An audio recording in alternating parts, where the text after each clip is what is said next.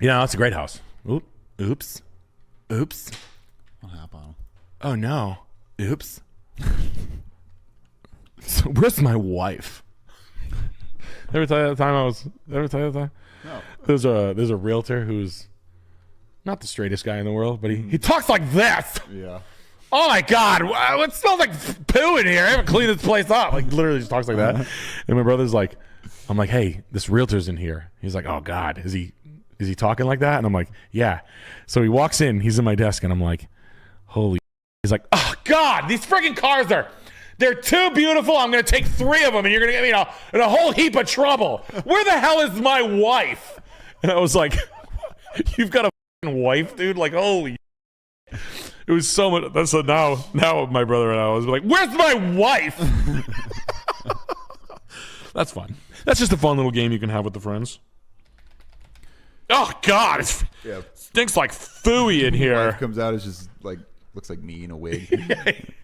Babe, calm down. You can't buy 3 of them.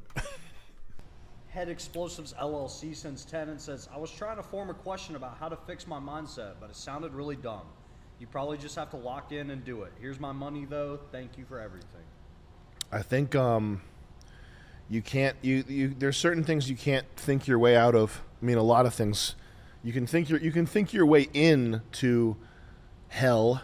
You can think your way into a recursive thought loop of uselessness. But to get out, you have to like do things in the world. You have to exercise, engage your body. Like that's a really great. It's a cliche thing, but there's a reason why every podcast you've ever heard with some self-improvement head has said the same thing, which is use your body to like more or less break that negative mental loop, that like fucking circular hamster wheel thinking. To break that, you have to move. You have to lift something heavy. You have to go outside, get some sun. Like these are all cliche but extremely true, and you should just, instead of noting how cliche they are, just internalize them so that next time you feel like crap, you just go for the sun lamp, which everybody should have a sun lamp. It's a very useful thing, but you got to just do stuff. You can't think your way out of these problems, and a lot of problems are like that, where the thinking is not the way to go. Small Hell with the 10. Sam, have you seen Twin Peaks: The Return? And what do you think of David Lynch? I think I did see the sequel to Twin Peaks, if that's what The Return is. I'm pretty sure it sucked, and David Lynch is a little nerd. Anybody who makes stuff that's confusing on purpose, and the point is how confusing it is just a fucking nerd. Fiji Sloth with the $10.01. Okay, Sam, I'm 19 trying to figure out what the hell I'm supposed to do with my zoomy life. Any words of advice? I'm taking a inside wireman test for a union at the end of January, trying to get those big buck skills. Yeah. Look for a mentor figure who is like local or doing something that's interesting to you.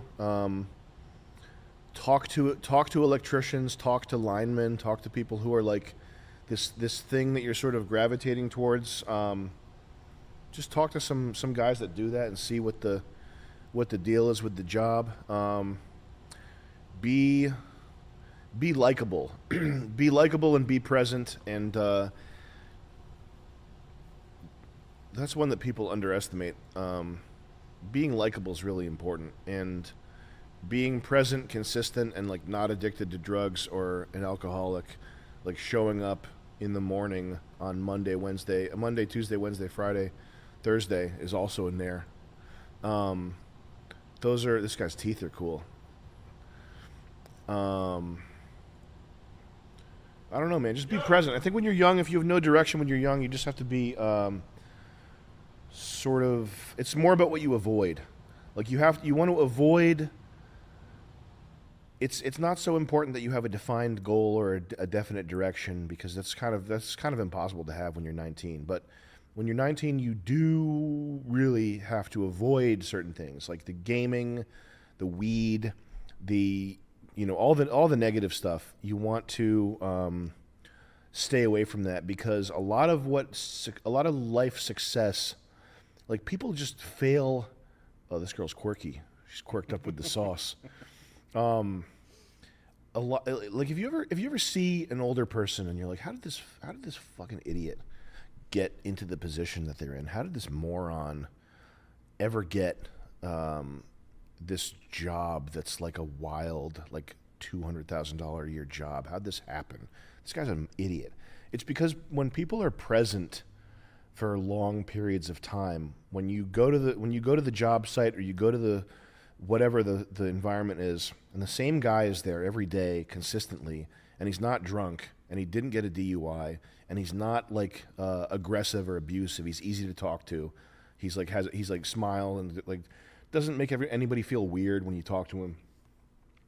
That guy you can really be on autopilot and not do anything too particular and kind of fail your way up the food chain, which is something that really frustrates autistic people. And I think I saw something like this recently with Hollywood, where it's like they're nepo babies, like nepotism.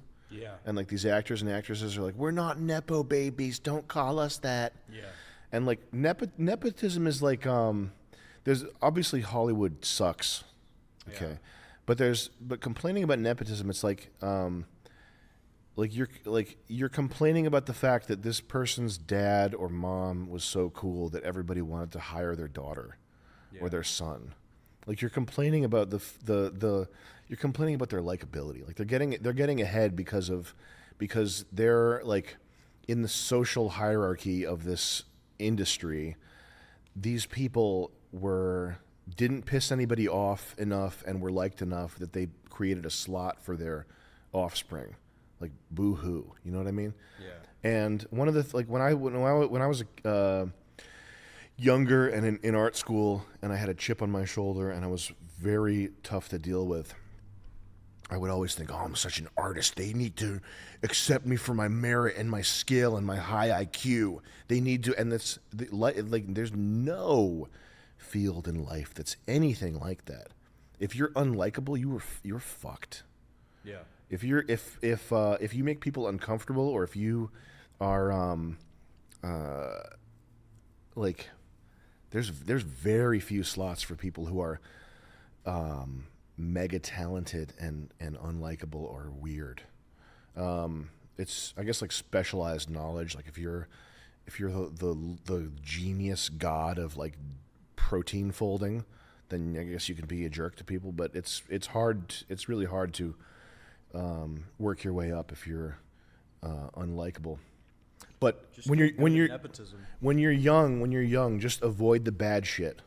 Every day in the morning, wake up and just be ready to be present and accept new information and be on the lookout for like signals, other pieces of information, what other people are doing. Just pick stuff up when you're young. And you don't have to stress about your direction so much, but you do really have to avoid the stuff that makes people time travel from age 20 to age 30 and accomplish nothing, which is like playing COD, doom scrolling on Instagram or TikTok or whatever, drugs, girl problems.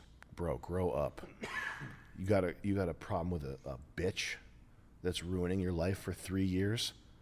Grow out of that immediately. Oh no, I better let this bitch ruin my life for 3 years. Pumpkin with the 10 says, "Hey Sam, if you're looking for a puppet, I could be available to let you control me." Okay. All right, thank you for the 10, Pumpkin. Thank you, Pumpkin. AI art? Yeah, effects of AI art on I love it, man. I the love near term, 10 to 15 I love all years. the junk. I love the AI stuff. It's such a rich, deep, beautiful scam, and it's got these little deviant art fruitcakes and people who make disposable fucking junk, comic book, graphic novel inspired, Sonic the Hedgehog inspired junk art. Yeah. I'm an artist. I'm an illustrator. Yeah, right. Yeah, what did you make? It's $15. I love when they put commissions open. I love that so much. They're working for $45 a week, if that. These dumb fuckers, and they're getting up in arms. The computer is stealing their intellectual property, which is just drawings of Sonic anyway.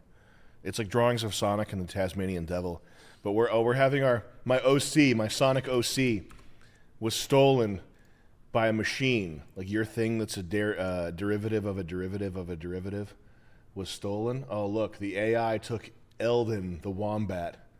Sexy Sonic OC. This is the type of people who complain about AI art, which is crap, but it's a bunch of scammers with a crap making machine stealing from crap makers. And a cutie mark because, hey, MLP is cool too. What's edgier than 2 foxtails? 3 foxtails plus a dragon tail. Gotta go fast, gotta have a sword. And these people are scum. And like Cybersponge here, Cyberskin Dildo, would absolutely sue me and this channel if they could. This is the type of people who make this fucking garbage. And like all modern comics and all this crap, they're litigious as hell. Like if this person had a disposable $20,000 that they could throw into a lawsuit to jam somebody up, they would. You know what I mean? Yeah. Like I personally, there are very few people that I would. I mean, I'm trying to think. If I had some sort of reasonable grounds, would I even launch a lawsuit against like Hassan Piker? Yeah. As a joke or that whatever. That would actually be pretty funny. It might be funny, but that's nuclear. That's one of the lowest things you can do to somebody. You really have to be sure about your target. Sue him for not fighting you. Yeah, that would be really funny though. But you really, if you're suing somebody, you really have to make sure that like you're in the right. Like 100. Like, I guess it's true. There's a lot of pieces of shit out there, though, like landlords and stuff. That I guess it's reasonable to sue people sometimes, but you got to be careful because if you're suing, like remember when Ethan Klein got sued? Yeah. Like that was all bullshit. That was like the guy that did that is like a piece of shit. Yeah. And I hate That's Ethan. true. I Those hate type of Ethan people Klein. Always are the ones doing the lawsuits. People are shit, and it's these artists, these little fucking. The fact that they're doing art, they're making art, they're doing cartoons and coloring in the lines. They're doing that because they have nothing else to do. It's not because it's not because of any other reason. It's because they're like have no lives, and they're litigious. They'll sue you if Cybersponge. If this guy wasn't living out of a Subaru Impreza and had 2 nickels to rub together, he'd spend it suing me for talking about his precious art on screen. Using the likeness, you use, and I love when I love it. I love it when people who know nothing and have no money and have never opened up a book get into what they think legalese should sound like. Yeah. Has that ever happened to you? Where someone will email you and they'll use like what they think are legal terms, where it's like, please refrain from using my image again, or I'll be forced to levy you with a cease and desist quota. Like I've gotten emails like that. I've had people send me texts like that. Like it's just from people that have $200 in the bank account and they want me to like take down a sound effect or something. It's so fucking awesome. I'm so glad that a computer can now do this garbage. And the other thing is the AI art is garbage. Like those services where you can print canvas print on demand wall art. So this fucking junk, okay, that's kind of cool right there, the Sarah Jean Underwood one, but we'll get back to that. This junk, you've seen this on Instagram. Right here. This right here. This. That's sick. this, okay?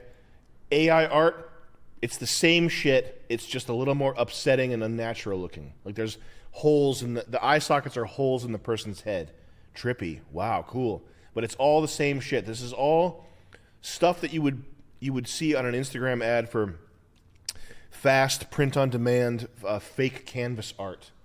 It's all junk. Look, what do you want me to say? I love this shit. I buy the things that are on point. I go to shows. I talk to buyers from Home Goods. They have trend reports. I read them. I cheat.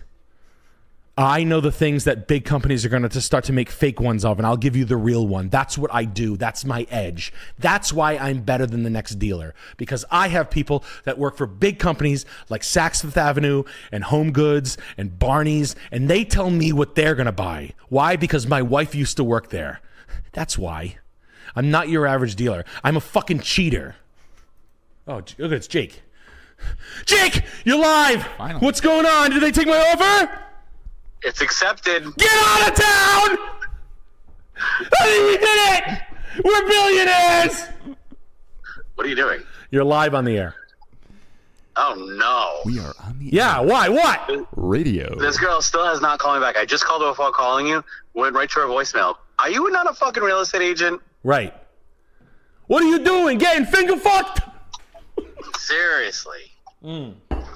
So literally nothing since 1 o'clock this afternoon. No, and I have my headset on. I'm ready to go. No, I know. You always have your headset on. You're always ready to go. The headset. Son of a bitch. This is brutal. Yeah. Well, anyway, reinstate my offer. My offer was 1.275. It's just dropped to 1.175 due to a little situation back at home. Nothing big deal. Not a big hurdle. Okay. We are going to go with a 3% down government non-conforming law. But Okay. All right, I'll fight for it. okay, go get in there and fight. Put your gloves on, big guy, and start boxing your way out of this thing. It's a good offer. It's a good offer, I promise. You got a nosebleed? Yeah. He's good. Yeah, he's got inspections. Yeah, he's okay. Yeah, so what? This guy's good. He's always been good to me into the past. Got me through the 80s. You're 30 years old. He's a hard worker. Oh, man. All right, well, I'll let you go. I gotta go. Bye. Let me know. Bye. God damn it. God damn it. Well, see, you see, this is how it goes. I'm in the fight there with you. I'm trying to buy something that, trust me, I have no business buying this, but I don't care. I will run everybody around because I just don't care. It doesn't bother me. You see, it doesn't bother me. I'm literally going to offer a millionaire on a house that is top of the mark, 30% off. It's going to sell for over sticker. I'm at 30% off, and I'm harassing them to even talk to me. Mm-hmm. Don't care. I don't even have the money for it. I'm not going to. It would take a miracle for me to have the money to buy this thing. I will have to literally borrow from the fucking straight up Goomba Mafia, which I do know where to go for that, and I will. Mr. Baloney, please, I'm good for it. Risky. I've got $100,000 in a rug sitting right there. They're all yours if I fuck it up, Mr. Baloney. Mr. Baloney, no, you're not a fat slob. Coming next week, big bandages on your kneecaps. Okay. This week, we're going to be a little different. This week, we're going to be a little different. Yeah. Oh, man. But listen, this is not. Where is Nogales? Right next to Yes Gales. Where's my wife? No, enough funny talk. Enough funny talk. This place smells like duty. Where's my Where's my wife? You get those ideas right out of your mouth, duty brains. Fuck, no. I mean,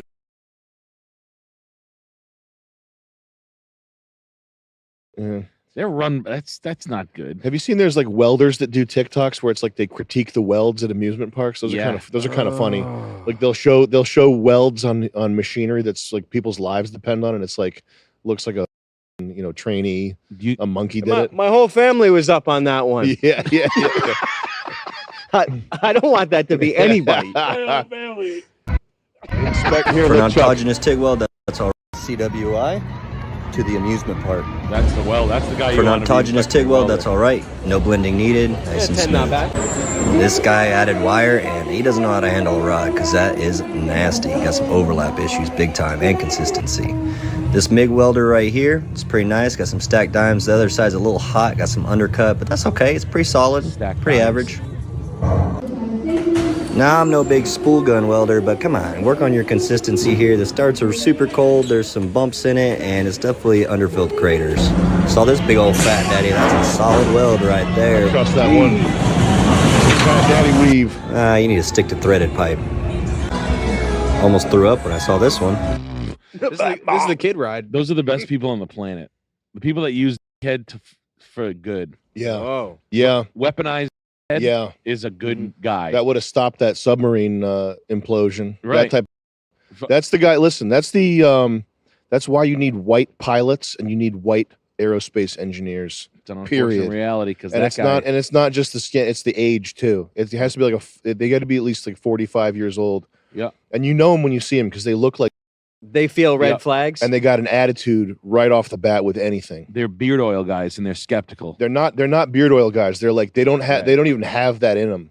Yeah, you're right. They don't even have even a little bit of that in them. when you're getting off the plane and they're just like they're like this kind of like Mm, you know what I mean? yeah. I like that. Yeah. I remember when we had the female. I think I was with you. It's We had a Miami. lesbian, so it was okay. It Yeah. was a big white lesbian. Yeah. Mili- She was flying the plane. Yeah. Militant autism. Her name She was was Karen. fine. She was fine though. Yeah, her name was Karen. He has a Subaru WRX probably at best, or an Hell no, not even that. You think he's got a Duramax? An He's- 06 Duramax? He's got something that is like, what's the guy that does the car reviews? Kenny? R32. No, hell no. They don't have that type of hobby. He's got a model train in his basement. What's he? This kid. This It's beard the guy that rebuilds his own microwave that you know. Oh, my uncle can do that. Yeah, your uncle who rebuilds his He's got microwave. a microwave from the 50s. He That's just rebuilds it. That's the type of guy that's like Howard. needs to He be made his own freaking analog intermittent windshield wipers. XOR kernel code and just see what comes up. Wow. That's the guy right there. Yeah. Go to YouTube and type in Jim Keller. Yeah, that's the guy. And this guy has even more swag than the guy I'm thinking of. I'm thinking of like your a high school physics teacher, basically. Yeah, look up do the third one there. Dropping wisdom as always. Let's see what kind of attitude this fucking guy has. I have $1 trillion worth of technology with a crack in the glass because I worked at Apple, and I think Steve would be unhappy that they would make a phone that would crack if you dropped it on the floor. That Pause seems it. stupid. Like, He's why would- already pissed off. He's calling it stupid. Yeah, he doesn't give a You shit. could tell him any idea, he'd go, "Well, that's stupid." Yeah. That's the guy Yeah. that you need. That's the guy that should be in charge of anything where Wow. someone's life is in danger. Yep. Or whatever. Howard's like that. Yeah. Wow. Howard on a job site. Guy walks up to him with a thing. Wow, good story. Like that kind of guy. Like literally. Like show me something on your phone, Chuck. Like just like hand me your phone. Show me something that you did that's like not attached. Wow, I have time for that. What? He says that for real, right? Right to him. To like blue collar, like tough guy worker guys. Big guys, small guys, Yeah. 2 guys, 5 guys. He's one. He's probably 5'6", 130, Yeah. 81. Mhm. Been doing it since he was 51. Mhm. And then he's like this. That guy's a moron. I didn't know I was babysitting children today. Does he call people morons to their Morons, face? babysitting. Loves that one. Yeah. Captain Dipshit, stuff like that. Yeah. Like this. Yeah, I'd do that if I was a fucking moron. Moron. But looks just like him. Yeah, man. Same guy. Like Yeah. he's a Scot. Howard's Scottish. He'll talk about it. So he's like, so I'm a stubborn Scot. I don't have time for fucking shit. Yeah. And I'm like, damn, that's good. I miss him. And this isn't one of the guys. One of like there's like 3-4 people in the world that can design die like microprocessors like AMD or like that. It's like Taiwan like isn't there or something, and they hide the guys that have the technology to make those like sigils on the chips. It's like 3 guys in the world. I think that's bullshit. I mean, it could be bullshit. It just sounded so interesting. I was like, what the fuck? It was just interesting conspiracy. I think it's designing microchips in general, right? That Isn't it- shit's fucking There's weird. artistry to it I mean I would say it's like a high art form, yeah. because it's stacking information. It's solving, it's creative problem solving. It's like incredibly complex. It's complex enough that you could call it an art form, yeah. Yeah. Because that's the For sure, for when you certainly. read innovative technology that'll take down AMD or whatever or Intel. NVIDIA. Yeah. NVIDIA, and there's like this chip could take down. Then you get into like you read like half an article, and basically what the sum of all things you get to is like, oh, there are like artisans in the industry that are trying to outperform the capabilities of what any NVIDIA product could do, which is like, It's engineering. It's incredibly complex problem solving. Yeah. You see the zoom in, like the electron microscope zoom in of the process just kept going the and Apple going chip, and going. yeah. Like that was fucking. What the fuck is that? It's just complex. Fucking crazy. is it micro 3D engraving Engineering. internally on the hardware There's of the there's all chips? kinds of processes. There's like vapor. They use like chemicals and stuff. It's all there's relief. whatever they got to do to lay down certain materials on silicon and create gold. Yeah, gold and stuff. Yeah. So weird. If we're all in the same idea, to be fair, Mhm. isn't it just making a cube a pathway with apartment doors on like a Pathways for electrons, for basically. Yeah. like just on a micro, and it's like stacking internally and stacking internally. So isn't it sort of like a mathematical space saving method where Yeah, space saving is important. It's architecture. Like non-Euclidean surface area Yeah. fucking winding or something. yeah, I know what yeah, you're like saying. into infinity of micro of How much can you pack in a small space? Yeah. correct. And then all the way in, all the way out, and then you can probably jump layers that don't need to use them all the time. So you say this system that can jump, it's close proximity, so I can jump left to right. Yeah. Isn't this stuff so good? It's amazing. Like this is the top down Forbidden City, Beijing. Oh right, look no, what it's it- look all what it looks like. We're one big microprocessor. Yeah, of it's course. so fucking hellish. I think that's just an analogy. I mean, it's the reasoning by analogy is powerful, and it's probably the ultimate reasoning tool. But it's also you have to realize when it breaks down or it's not significant. Like if you look at a picture that looks like another picture, it might not Like how necessarily an be the iris same thing. looks like the Milky Way or something. Yeah. Yeah, that's But just that- reasoning by analogy, I think it is the most powerful reasoning tool. I think that's like how most people understand things. But it's also it does break down. Like it's not always accurate. Well, it helps people grasp large amounts of information as fast as possible by using. But it still holds up with the city thing because cities are like pathways for people to move around and Right. store people and stuff. So it is the same thing. Yeah. Yeah, and it just has a different functionality of where to drop off and interconnections of usability of a certain. So if it's all one line, right? Shit's crazy. And if this computation inside a box, you could put them next to each other so they could jump pathways when it was only needed 3 out of 10 times to harness the power and cut the path space. I mean, that's pretty simple stuff. You think the air gap is real? Like the air gap viruses, whatever, like viruses that can jump hardware without connection? I think that yeah, there's Does that ways. sound familiar? I think you can take anything electronic and turn it into a radio. Okay, yeah. I think that's a thing. Yeah, can you type in what is Batman it called? one? LoRa. Type in LoRa radio. LAURA. It's spelled like LORA radio. Long range. So this is a different thing. This is like ultra low energy. I know all about this stuff. But I think you can turn.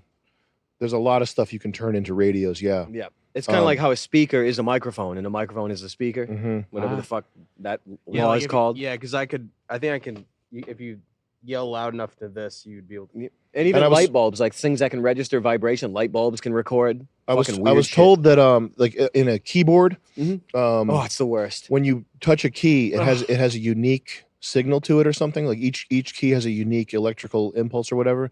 And hypothetically, you could be pointing a microphone from outside the building and pick up the It'll keystrokes. key log you. Yeah, something like that. I Or, mean, or even like wall Audio chargers key for. logging. Yep. yeah, I'm sure there's tons of like that. It's not it's not magic though. It's just like people that are ingenious. Radio Shack Man. Radio Shack Man, hundreds of them working for the NSA to spy on you. They found me early on. I was at Radio Shack. It's really You know what kind of Yeah. porn I like? porn. That stuff's cool. I've made a jet ski into a loudspeaker. I am one. I am one now. I was one. But now I'm back. That's bullshit. When I was in Afghanistan, I could look up any kind of. It was fast and easy. I could just go on browsers. I got lots of it. I could go on Pornhub, or I could go Type in on Chris. We got to see Lobster Chris Beck. We got to get Chris Beck on the show. Chris Beck was outside. I swear. Before we were outside. There's a lot of guys that look like Chris Dude, Beck there's outside. one that looked just like Chris Beck outside. Like I'm not kidding. Is The he a one crazy porn guy or There something? was a guy who he walked- went trans. He was trans, then he Trans went back. detransed. Really? Yeah. And he does his thing now. He does interviews where he's like, "We could get any information on your phone. You could take like no shit. You could take the battery out of the phone and still find it. Fucking dumbass. No shit. We could, if you had, I'll tell you, if you had the battery taken out of your phone, we could know where the phone is still, and we could locate your locate. Yeah, no shit. Yeah. No shit. Can you locate it if it's in a Faraday Fucking cage? army guy? Maybe not. I don't know. You could. He didn't say anything about that though. What is it? What? He didn't say anything about batting that. No. cage? Like a Faraday Oh, Faraday cage. If you take the battery out of your phone, Fuck you. I can still listen to you. That's what? That's him. That's him when In he was the a old days, girl when you at took the the batteries bottom. out. You take the batteries out and think you're good, and you go in there and skiff, and you can talk about whatever you want. Well, I could still listen to you. Damn. We were doing stuff that you could never Shut find up. what we were doing, ever, and you never will. And it's in every piece of equipment right now. Yeah, we will, and we know, in we every know that it's chip. possible. Right You now, fucking there's So this is the stuff. whistleblower of the century. And Yeah. where I we don't buy all the understand. chips from. Yes, that's what you're He supposed to seems like understand. he was fucking molested. Dude, this guy. Right to him, This guy would God. probably laugh at Chris Beck so hard. Yeah, he would. He'd be like, "Man, shut up." Man, shut your. So I haven't You're a fixed it. moron. Yeah. Floor. That's enough of this crap. Like, why would you make Yeah, that? man. So I That was haven't another fixed good it one. Mike, because- type in Michael Saylor. Oh, Michael Saylor's cool. Michael Saylor knows everything. He looks like he's been through the fucking ringer. Yeah. I know what a Michael Saylor. Michael Saylor looks like guys that I've met in my life. Like, Someone asked him about the price of Bitcoin dropping, and he started talking about how his companies. He said companies that were down 99%. wow, Different. Find him talking in his house. he's getting a little bit of a personality, huh?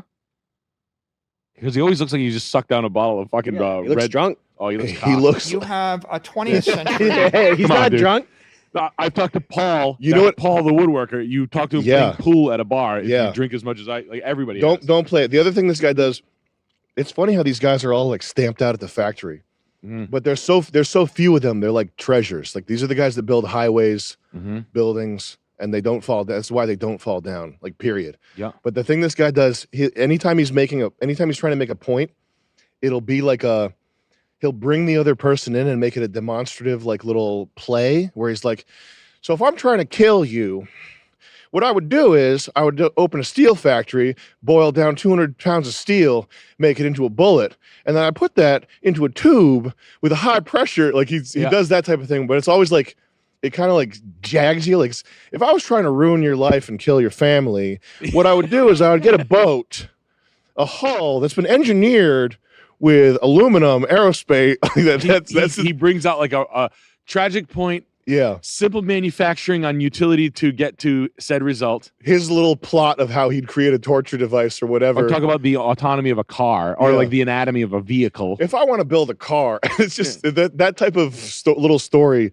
It's just crazy how many different guys do that. Hit play. Just watch this guy. Feel like Economy running on a crippled system with defective assets. And then you have It's in his a ears. digital opportunity where you can actually run on a digital Gold capital He's got pins that in his is ears. 100% gold available, earrings from where David the Yurman. capital Yeah. has a useful life of 10,000 years. Inner ear jewelry. It works for David Yurman anybody, earbuds. right? It works for anybody at any stage in the hierarchy. Click in the middle. There's nothing more valuable.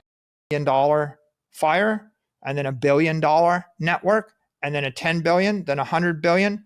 Now it's a $1 trillion network, but still $1 trillion is 0.1% of the economy. So 0.1% of the economy has clean money, and 99.9% of the We'd have to find. It doesn't matter. It's like you remember No Country or no. There Will Be Blood. Yeah. Remember at the end when he's like, "I steal your milkshake." That type of illustrating a point. Yeah. If you're gonna drive it forever, I would. We got Die Derek with 25 euros. Opinion on Peter Lick's work. Working on starting a similar business. How do you go about setting that up? High quality original photos, ultra premium print and print service. Yeah, and on website G-Clay. And website already up. Now, how to market and sell. Get shown in galleries. Get shown in galleries where people buy. Peter Lick, just so you guys know, you know who Peter Lick is? No. Peter Lick's the highest selling Photographer?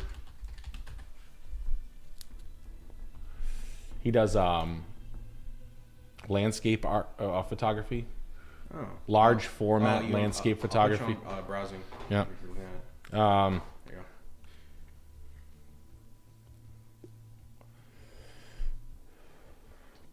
He did the Windows XP. Yeah, he did all the work for Windows. But just so you know, Peter Lick hit a niche with the bro boomer market. Look at what, He hit a lick, as one would say. Right. He hit a lick. Also, his name's Peter Lick. What else you want to say? You know what? This crap. Peter Lick is so Peter Lick's like his photography sells for, I don't know, 10, 15,000 bucks. I remember my boss had one. He bought it from a broke guy. He's like, I don't give a shit about this stuff. I don't think our generation is going to give a shit. So make sure that you're going to be selling to boomers. So I would go where boomers buy art. Coastal towns, your subject matter, a millionaire who buys a house in, let's just say, Cape Cod, who's like 66 years old. He wants a large format photo of a wharf. I don't want that. I want a Beksinski, or I want like a real, I want a Zach Brown, or a Christian Van Minnen, or a Brian Rochefort. I want a Thomas Halciago. Are these paintings or photos? New modern art. It's just, I don't know. It's art's a funny thing, and I can't speak on it properly. I'm gonna go on a podcast someday in New York, and I'm gonna fuck this all up. But I mean, art collection is very. My quick 5 seconds on art collection is: you buy the shit that shows at the galleries. And if they get in the gallery, you have better eyes than yours picking up the work. You start to follow the names like sports players, and then you start to buy the works from them. You can join things like Tennis Elbow and groups that are like basically insider trading groups for modern artists, and like all the places where these young artists show who matter. Like there's just I don't want to like leave anybody out of this. You know what I mean? Like, if you want to like a Gagosian and fucking God, O'Flaherty's, follow O'Flaherty's in New York City.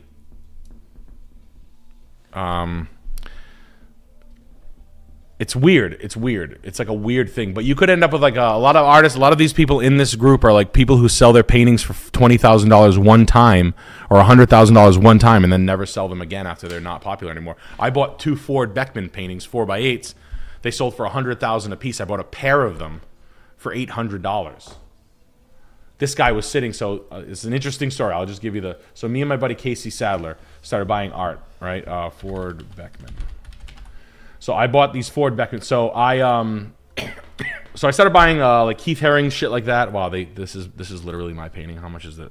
No fucking shit. I sold this painting for $6,000. I bought this painting for $800.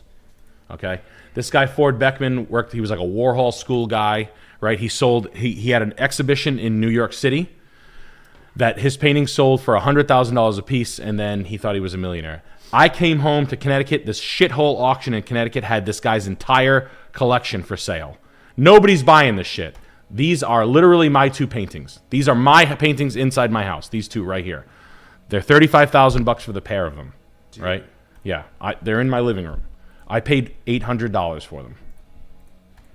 This guy wanted $100,000 a piece for them when he was alive. They're 4 feet by 8 feet each. They're in my dining room. This is how this world works. It's very strange, but I just started buying like names. I worked off like a list of names backwards. Don't care about art. It's probably the wrong way to go about it. I mean, I can speak on it a little bit, but I'm not Sam. I didn't go to art school. I don't fucking know. Bro. But basically, I don't. Bro, that's a square. That's a square, dude. I'm pretty fucking sure I can paint a fucking square, dog. And I'm with you. I get it. So I bought 3 that day. I bought those 2 black and white ones, and I bought this white and washed one. I put the white and washed one on Cherish for like $7,000. I sold it for $6,000 one day when I needed the money. It actually helped. But that's kind of the way it goes. They're large format paintings. Actually, this one sold the day of. Actually, it's on Craigslist. This is really funny. Okay. That painting was there the day. That painting actually sold. But whoever this is in the McCain Gallery, that's my painting. And I can prove it to you. Hold on, watch this. It's kind of funny. Edmondson House. So that white painting I just showed you, I'll show you the yeah. Yep, got it. Cancel. Got it. Come on, you piece of shit. I'll kill everyone inside. Yeah, you can't. You'd have to be logged. I'd rather die. So anyway, inside the spare bedroom, inside like the bed where this room is the other painting, but basically that's where it hung. Anywho, it's just following lists and galleries if you want to get into it. It's a rich guy's game. It's basically like I have like $50,000 sitting in an account and I can't save money to save my life and I need to do something with it and I want to buy stuff for like $1,000 or $2,000, but it happens all the time. You see it come across. If you do a lot of auctions like I say to do, you will see artists that once sold for $5, $10, $15, $20, $30, $40, $50, $70, $100,000, and now the painting's $200. I've done it before. Nothing big. Nah, nothing. Buy what you like. Buy with your gut. If you buy what you like, you never really fail because it's still large format paintings tend to sell. So, but artwork in my store never fucking sold. It was so personal. It was just too personal. It's like when I ask people to pick out glass. Yeah. Like Chris has like 100 pieces of glass behind him. I'm always shocked at what people pick out. If I'm like, hey, you could have any one you want, and I'm like thinking that you'll pick X out, you'll pick the exact opposite. It never fails. We got Johnny Stupid Yeah with $25. I'm dealing with a buyer from hell. I wanted to ask if you've ever dealt with someone who tried to twist your arm to purchase something back from them 140 days after your exchange. Yuppie from Canada threatening me in the U.S. Yeah, bye. Yeah, no, yeah, fuck. I've been threatened nonstop. I sold an old Toyota to a kid one time for $2,000, and like the oil started leaking on it. He called me up like I was a Toyota dealership. I was like, dude, you bought a 30-year-old fucking Toyota from me out of the back of a garage for $2,200. Stop being a fucking pussy. Like you bought it with your girlfriend. You should be fucking embarrassed. Yeah. You fucking pussy. No returns. Yeah, no. All sales finals. As is, where is, no warranty written or implied. Be a fucking grown up. That's one thing in the car business. Like most guys, like I'm a big boy. I know what I did. People who are like, that's why like I see some people like, yeah, that's slimy. The car dealer was trying to do shitty stuff. I used to say this, like, there's no mystery in the car business. That's you being a little fucking pussy and trying to hide behind the law and shit because you didn't do your research or homework. What did I do? I'll just sue. You little fucking tattletale. Note on this house. I've seen this house before. Just bought this house. Yes. What improvements would you make to it? And we're in Johnson City, Tennessee. Yeah, and honestly, anybody who doesn't like that, go be a fucking grown up. It's hard to think of the moment where Bono actually was just like the man, and that was very short lived, I think. Yes, we got real sick of him real fast. They made it. They cooked his ass real quick. I wasn't aware of that. No, when South Park got his ass. Oh, they did. Oh, yeah. If South Park comes after you, they got the no. He started being about every cause. I think he was buying weird stuff, like buying castles. Yeah, which can be cool if you're Nick Cage. Yeah, if you're gonna film with dinosaur parts and have weird interviews all the time, you deserve a castle. But if you're gonna be, Bono never got in trouble for anything, huh? He's untouchable. He did nothing. I thought he was gonna Ellen out. Hell I thought they were no. gonna catch him like hell no. A kid on the boat. Never. No? Are you kidding? Bono wouldn't do that. He cares about humanity. Not our Bono. No. Does he party with Puff Daddy? Can you go back? Can you type in Bono and Puff Daddy? There, it's right there. Man, Puff Daddy got everybody. Click images. 19 hours ago.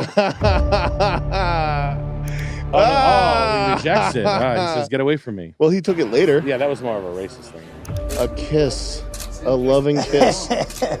Yo. Oh, yo. Yeah.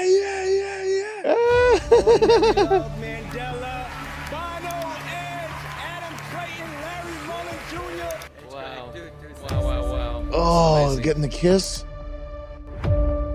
Man. A new video of Diddy and Bono at a party has taken. He seems the reluctant. by Bono does storm. not seem to be Fans accepting are the buzzing about kisses. That shit gay. Bono's like, yo, that shit gay. Yo, get the fuck out of here, man. What's moments that? Don't you just sweet on me? the two music legends. I was trying to think of a fun thing to think about would be who's the worst celebrity you're fucking at a P. Diddy party? You thought you were gonna go Prince Harry's not great. You thought you were gonna be like fucking like like Beyonce or like, man, Right, maybe right. I'd be fucking Beyonce. Yeah, yeah. You're just sucking John Ritter's dick.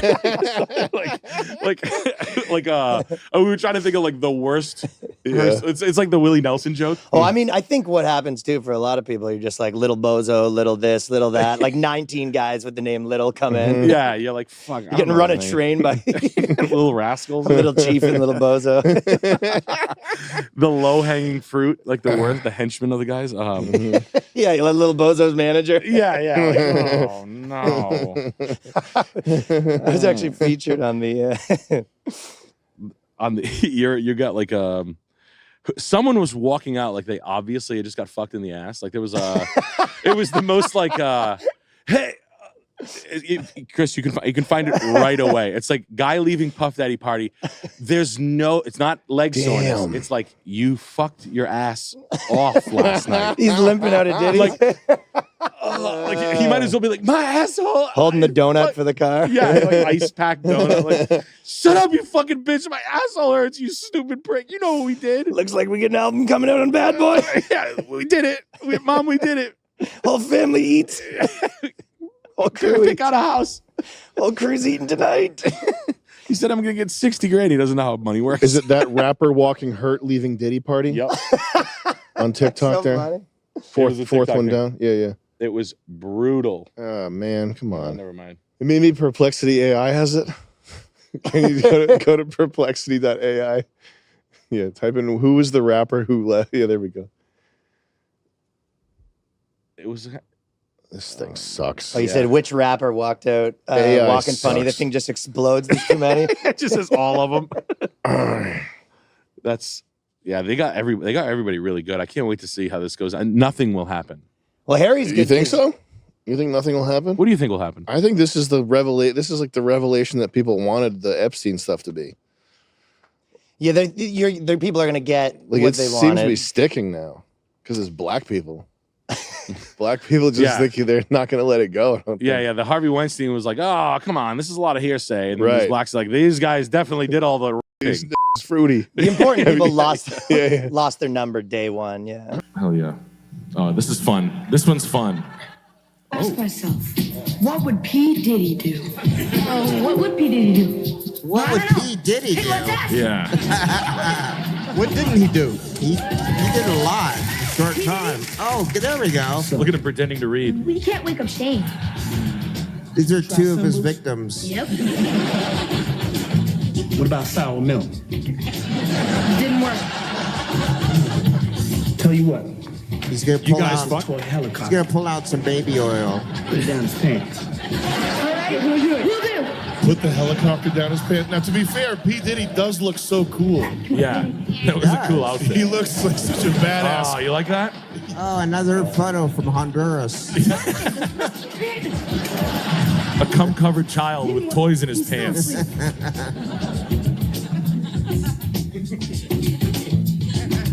And for you. A drone strike. By all means. Typical.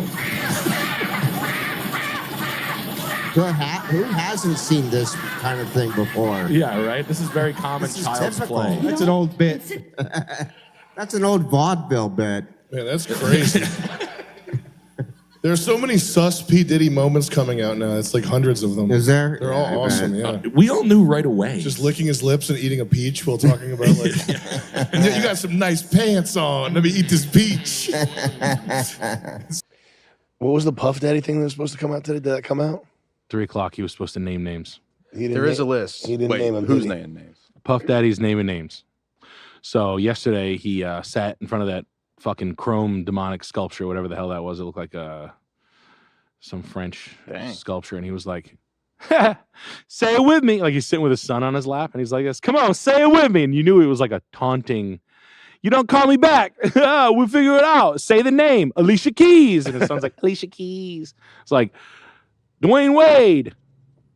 He's just like naming, like rattling off all the people, all the cast of characters you think would be like Puff Daddy adjacent, and I'm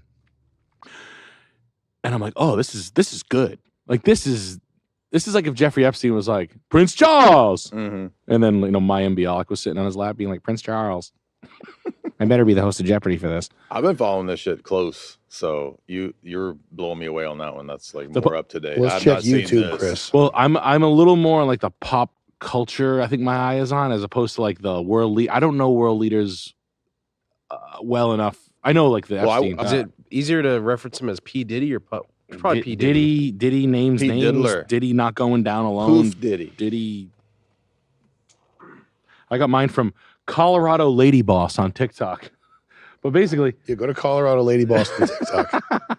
But basically, he's sitting there. He's having his kid just rattle the names off. Let's have Chris. Drink. Let's have Chris pull this up. What's that? His kid. Here we go. This is crazy. There we go. We got it. And Nick, can you put your phone on airplane mode? Mm-hmm. This is bizarre. Down the rabbit hole he went. Did you hear about Puff Daddy marking the tire of the Biggie assassination night? No, With a sticker. I went into the possible allegedly involvement between him and the assassin that was hired and all that. Yeah. Chris, can you play the rest of this video on mute? Yeah. Yeah. No, I love Mark this the shit. tire. He marked the tire. That's like new. I always thought. I've said it. I've always. I thought, do that though. You mark my tires. Mark people's tires. Every time I leave here, I'm like, why is there a maxi pad on my I wheel? want to know if they move. I want to know if Chris moved his car during the day. Lil Uzi Vert. Damn. Yeah. So is this supposed to be like the kill switch? Is that what this? Yep. Okay. Yep. Diplo? Diplo. yeah. Wow. Yeah. Does this kill switch mean that he was in the booty hole of all these people? Right. Yeah. Like if you fucked Alicia Keys, like, God, Like, wait a minute. smelly lesbian pussy. He probably has compromising video of some of these people. I mean, he throws the parties and he has video cameras in all his rooms. Epstein style. I like the fact that he's like, if any of this is an inkling of truth, this is special stuff. In my opinion, this is great. I would have think paid. this is it, man. I think it's true. Yeah, I think it's true. Naomi Campbell's a fucking model. Like, take anything out of it. Models are like, we could fuck models. Like, I could pay $15,000 and butt fuck a model as a married man and be like, all right, well, you shut your mouth. You're a model, Kate Moss. I'm gonna fucking hold you like a bowling ball for a week, but I'm gonna give you $15,000. She has a house that is like nicer than anything here. Like, we're all pretty smart guys. We couldn't think of a house this nice, and it's in like Russia or somewhere. And I was like, they're like, check out Naomi Campbell's house. I was like, no way. Turns out it's given to her by like a Russian billionaire. Like 2 weeks later, I read the thing about her getting the wind knocked out of her and like shoved down a flight of stairs or something. And I'm like, one, what did she say? Was she getting mouthy? And then two, you get the wind knocked out of you. She was. Yeah, she was. She got real black. She got like a real black girl at like a Russian pedo party. She probably got like a mean drunk. Mm. Said some shit that the Russian didn't like. She said they were ugly. Yeah. But she was in the Epstein circles too, right? Mm. Yeah. Yeah, fuck, man. Twisted. Yeah, that was Oh, Puff Daddy, no, Jay-Z's nervous. He's saying I saw was there a lawsuit? Is that real? Did he sue Piers Morgan? Can you type in Jay-Z Piers Morgan lawsuit and see if that's real? That's good. Should have sued the guy who did his lip fillers. To block the Jaguar right stuff. I've been saying Jaguar right for 2 years. You have been. And everybody's saying she's retarded. Piers Morgan apologizes. So this is real. Wow. Okay. So this actually happened here. Wow. Well, we can dig into this next time. Hopefully there'll be some dirt coming out. They're not going to stop using they dirty dicks on anything that moves. No. Those white parties. Turns out they're brown parties. Right. I know. I can't wait. We got to get into the one on. We got to throw. We got to get a paintball gun. House of the Rising Sun. Go to the Greenwich one. Didn't he buy that in Louisiana? That the house that the song was based on from the Animals, House of the Rising Sun. Didn't they go out of their way to live in that house or something? Anyway, Really? there's something like that. Louisiana, New Orleans rather. Oh yeah, she owns. They own a fertility clinic in the Philippines or something like that. They do some weird shit with fertility. That's kind of weird. Fertility clinics. Yeah, no, they don't. It's kind of weird. Oh, she's famous for the deflating baby bump in her stomach. Yeah. I always knew Jay-Z was some kind of Dilly Billy freak. Yeah. Never listened to him once. No, Not it. It's crazy how he's like black people think he's like the one. Rockefeller. Doesn't make sense. There it is, right there. Yeah. He's definitely not the one. He's a fucking Dilly Billy. Yeah, he's corny. His Black Album was the peak thing in 2004. It was been all downhill since then. He's corny. All right, you guys want to wrap it up, Ski? Trauma Films thing. Is this one of these? Wow, what a guy. Now, I don't know what this is, and I don't want to delve into it, but I'm guessing... Oh, here he is with his latest victim. Or with his victim. Come on, get out of here. Got him. Got him. He's like, I got you. I got you.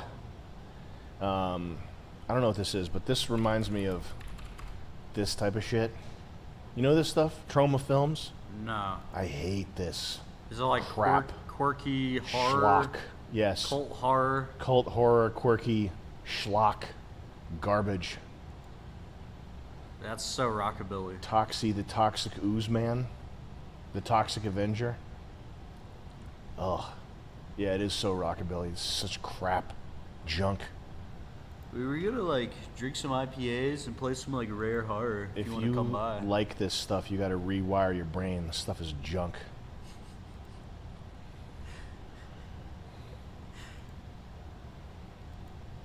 Oh, brother.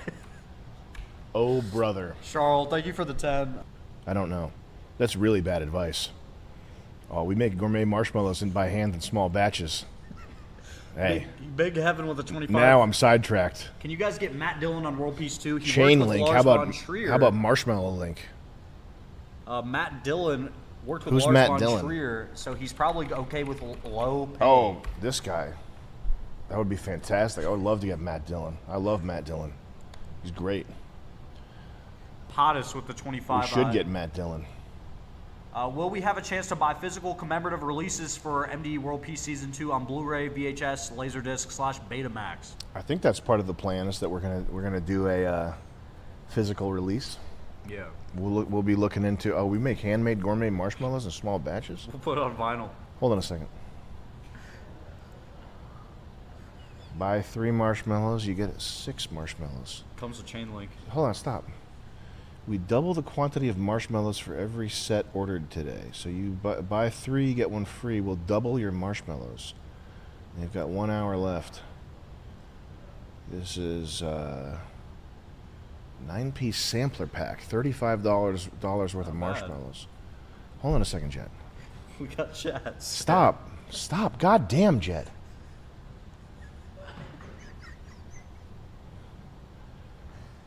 Cookies and... Stop! God damn it!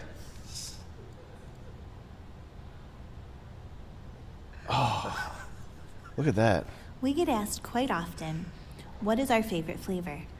The truth is, it's hard to narrow it. Hold on. Fucking A, So man. we decided to bundle our 9 favorites into a sampler. Those look good. This way, I've cut sugar out. Completely? So now I'm just looking at these marshmallows. I'm thinking to myself, ooh, I wish I could get one of them marshmallows. This must be how black people feel when they see something they want. Yeah. And that's not meant to be racist. I'm just thinking if I was, if I was and I saw over there and I was like, give me some of that. I'm gonna give me some of that. George with the 25. Are you That's aware? funny. Fat people must feel about food the way black people feel about certain things. Yeah.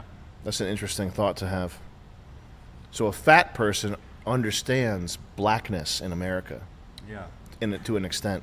They're a race. Fat people. They changed their DNA and their brain so much with the fat that it probably. What did the chat say? What are they saying? What's up? What I was just saying. I was just Did I interrupt explaining. you again? Yeah, I was getting in the. I was doing pretty good there, Jet, on my own. You're about to red pill everybody? I was about to red pill a ton of people, and I felt like the momentum was really picking up with me staring off into silence and not saying anything. And it was just rising to that crescendo. It was rising to a crescendo that was like unbearable, pretty much. Sneeders Chuck with the 25. What's Sam's take on VTubers? Some weeb friends showed me some videos of VTubers, which are basically anime girls played by a real person, and they interact with viewers via super chats and whatnot. What's Sam's 2 cents? No, thank you. Is that where you go online? You pretend to be a girl anime character? Yeah, you pretend to be a 10-year-old.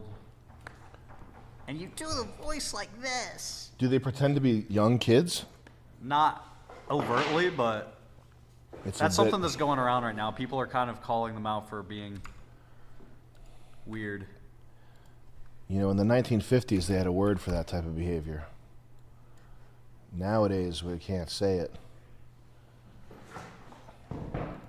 What is a VTuber? The insane rise of VTubers. They use face tracking. Would you date a League player? Who's the best VTuber? Definitely. Don't do this in a VTuber audition. How to be a VTuber. We should do this for a stream. It'll be really fun. Happy New Year! So you want to become a VTuber in 2022? Well, new year, new you, and I'll show you a VTuber. After you've done that, it's time for some concept art. But Seikos, I'm not an artist. I can't draw. Well, here's the best part. You don't actually need to. Let's say you're making a dragon VTuber. There's a sea of images that you can Google and make a reference sheet out of. All you need to do is right-click and save image. NFTers are so furious at me right now. You think it's funny? People are sick. I saw a VTuber react to one of your videos. Yeah. This is a good VTuber, though. This is what you should do if you're a VTuber. You should become just. This is my favorite VTuber right here. It's a different type of V. It's a different. This is a Portuguese lady that would make your life hell. Okay, back to basics here. Osmosis Jones with the 25. Sam, what is your opinion on Jackie Chan and his movie, specifically The Drunken Master? Is this stuff the real deal, or could you take him one-on-one in a fight? Jackie Chan is a master, and the thing that you would want to watch if you need to get woke to that is every frame a painting, which you should watch every video that this guy's made, but you would watch every frame a painting Jackie Chan, and it would be I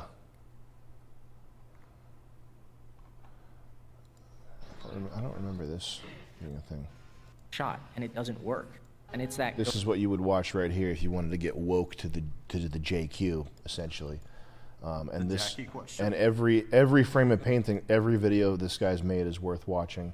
But Jackie Chan is a undisputed master, and it doesn't matter that his son got busted for weed and that he's made movies that suck. That doesn't matter. That doesn't matter. End of discussion. Teeth 33 says, "Yo, Sam, I can't help but notice your chewing technique could use some work. Make sure you use your tongue. Yeah. And try to keep your lips closed. Look up Dr. Mike Mewing tips. Thanks." Yeah. That sounds like some boo boo. That sounds like some boo boo shit. That sounds like some suspect boo boo nonsense, dog. You want me to close my mouth while I'm chewing? Why? So you can imagine a man? But thank you for giving another man chewing advice. Appreciate it. Thanks for looking at my lips. I'm going to go ahead and appreciate it. That seems to be what they want. And on top of that, killing the banks that provide an on-road for cryptocurrency, for Bitcoin. Killing them? Yeah, I think Signature and Silicon Valley Bank were both on-ramps for Bitcoin, for crypto, which is probably partially why they were targeted. So, this shit, I stumbled upon this. Is this related, Chris? No. Okay. This is like, I guess it's Can you open the mic more? open up. Either turn it up or get closer to it. Yeah. So you do hammer time no matter what, or shoe shop. God.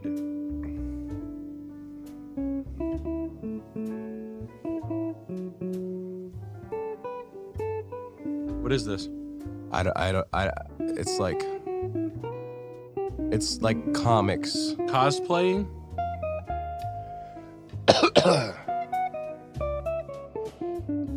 How many fans does she have? That was kind of cute. I just don't. I think it's like porn, though, like disguised as like something cute.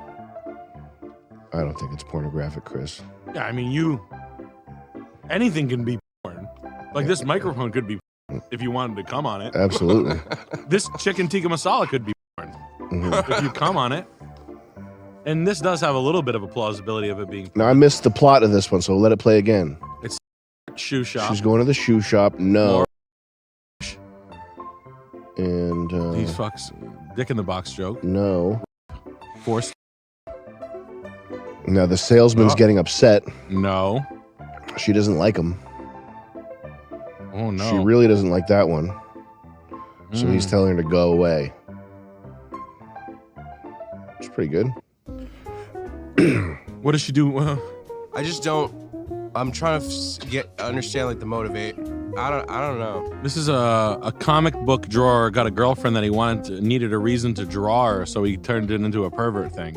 She claims that she does the comics. Oh, then she was a pervert. She's probably looking in the mirror. She's on the green. She's getting rained on. Wet. Sexy. Facial. She's running away. Facial. You see the Bukkake. drops are getting on her face. Yeah. Billiards. Pool hall party. Oh, now she's transferred. I think that's kind of clever. Yeah, they're clever. They're very clever, but it's just it comes off as just like scary. You know, I think it's bizarre. just a return to classical entertainment. Okay. Because like a lot of the Though like it does look like she's used some sort of Adobe Photoshop liquify in her ass region. On those pants. And her tits too. Yeah, and a little 100%. wobble. Yeah, did that A have? little bit of liquify. That has Yeah, that's that just a does. liquify on Yep. there. That's okay. That's fine. I would use liquify on my ass if I was wearing those pants. I do use liquify on my ass when I wear pants. But then the comment That's is a bit like of Sammy. That's for your comic. That's for my a little bit of Sammy. we should do that. Let me Sammy's trying watch. to, like- Let's watch this one again. I want to see what she does in this. Sammy starts an outboard motor. Is the music attached to the yes, shit? yeah, Okay. So this is hammer time. So the thing falls down. Oops. They put the hammer through there. Bam! Bashing the wall apart. Whoopsie. She's outside now. Glory hole. Yes, Sexy. yeah. She's got to put some. Oh, she put the picture over I the think hole. that's clever. I think that's pretty. That's pretty funny. Mm-hmm. I bet you. I don't see any problem with this. I'm sorry, Chris. I think you're in the wrong. You know that 90% of the audience, other than is probably just like, yeah, well, she fucking takes the hammer, sticks it up a. like this is very clearly. Clearly, just a cartoon. Oh, threesome.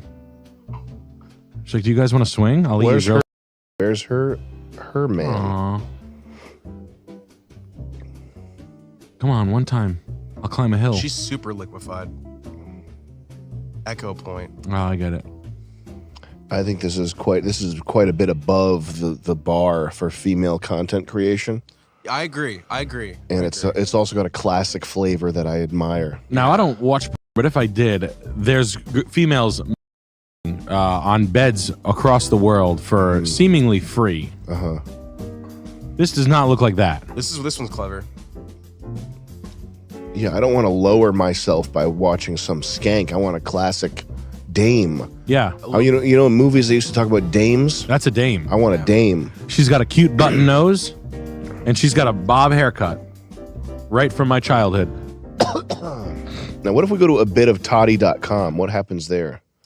Because She's rimming a like a Tim Dillon lookalike. And not to be sexist, but I'm not sure I believe that this is a female-led endeavor, because it does seem quite clever. I hope it's fucking filthy. That would be so You got funny. Buy me a coffee. Follow me on Twitter. What's on her Twitter? What's she got on Twitter?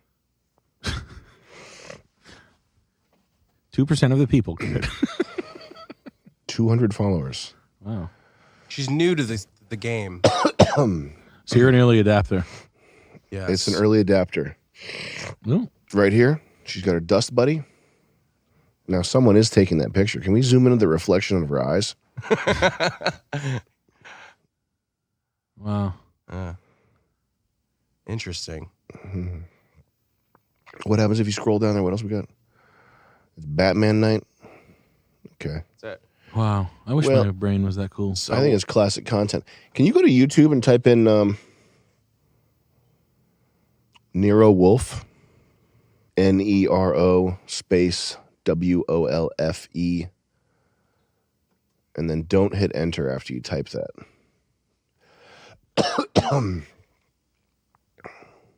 And get rid of that drop down menu. What else is on the screen here? What thumbnail's being covered up? Zulu, Maiden Virgin Dance, It Shitshi. Okay, skip that. We got Creator Clash, Commotion. Yeah. Which will all be over by the time this video is released. So I was thinking about that because I don't. You need you to explain to me what's going on. It's sounds hairy.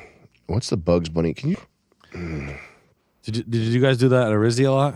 Yeah, we did. L is for lick, come down. That's it. That's it. L.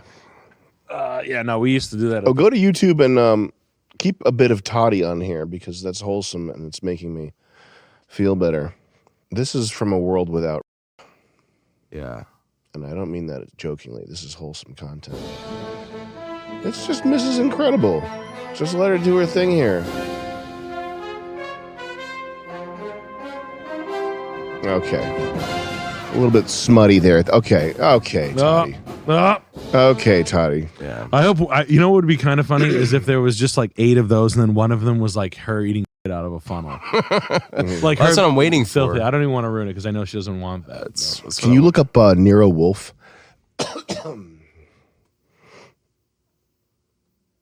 Yeah, there you go. And just click the Nero Wolf Season 1 E1, the doorbell rang. And just scrub through this and get us a pastiche of the vibes here, Chris. And I don't mean scrub through it fast. I mean go play some scenes from this thing, okay? Have one. And then full screen, it, You please. have Saul Panzer and Fred Durkin and Ori Cather. I would not expect them to take the risk. I have Fred Durst. Anyway, I was thinking Fred Durst is here. you say stop him. Who is that guy? He's in something. Fuck was the writer. Rex Stout. He'll tell you what to do. Okay, you got that? Yes. All right, now. But this is what a bit of Toddy reminded me of. This is very bad podcast content to be watching this. No. Hit pause there, I Chris. disagree. I think this is good. This show is great, though. If you're ever bored and you need something to watch, this is a fantastic one.